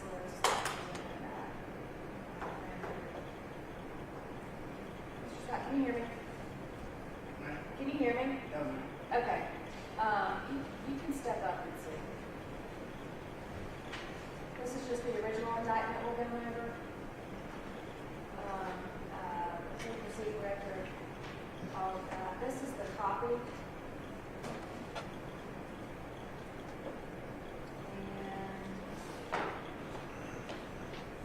this is the one that is redacted. We want to talk about outside of the trial. This is what Mr. Scott, like not guilty of issues. This is a list of the grand jurors. I'll take that off. So if you want to we can take that page out. These are the counts. And then the remaining pages on the copy. Okay. So the copy that Mr. Scott signed, we'll take out the grand jurors page, copy that, and that's what the jury will do. Everybody agree with that? Okay. Take that out.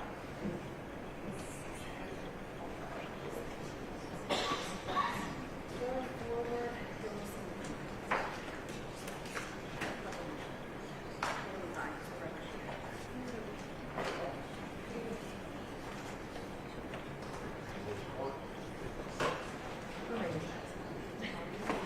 just to make sure, and the clerk brought this to my attention, I think the record is fine as far as what was not in the first copy that we're talking about on the indictment. Do y'all want her to move all of those, make a copy so that we have 2 actual full indictments? The grand jury, the plea proceeding record, all of that stuff, so it's 2 full packets, not to go to the jury, just for the record in the case. Because we have the older indictment, then we have the redacted one. Right, the redacted one is really Just for the trial, right. So the record's fine. Okay. We can go back to the old one, and the charges not possible. For purposes of the clerk's office? You gotta have that little paperwork, more about it. And it'll be there, whoever wants to get one day.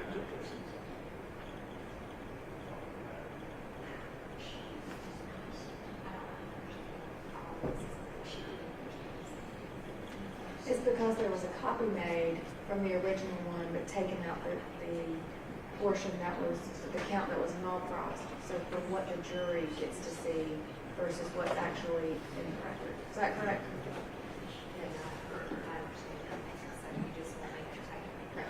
Just for the jury, take the, I think the jury, I'm just saying. after that, I'll have you fix it. Sentences, the conditions. I'll have you fix it after that. Yeah. All right. I understand. I do. I'll have you fix it. We'll get that completed. Yeah, I'll do that. Okay. Anything from anybody else? All right. Then we will be in recess until 9 a.m. and y'all have a good night. I will get the charge to you as early as I can.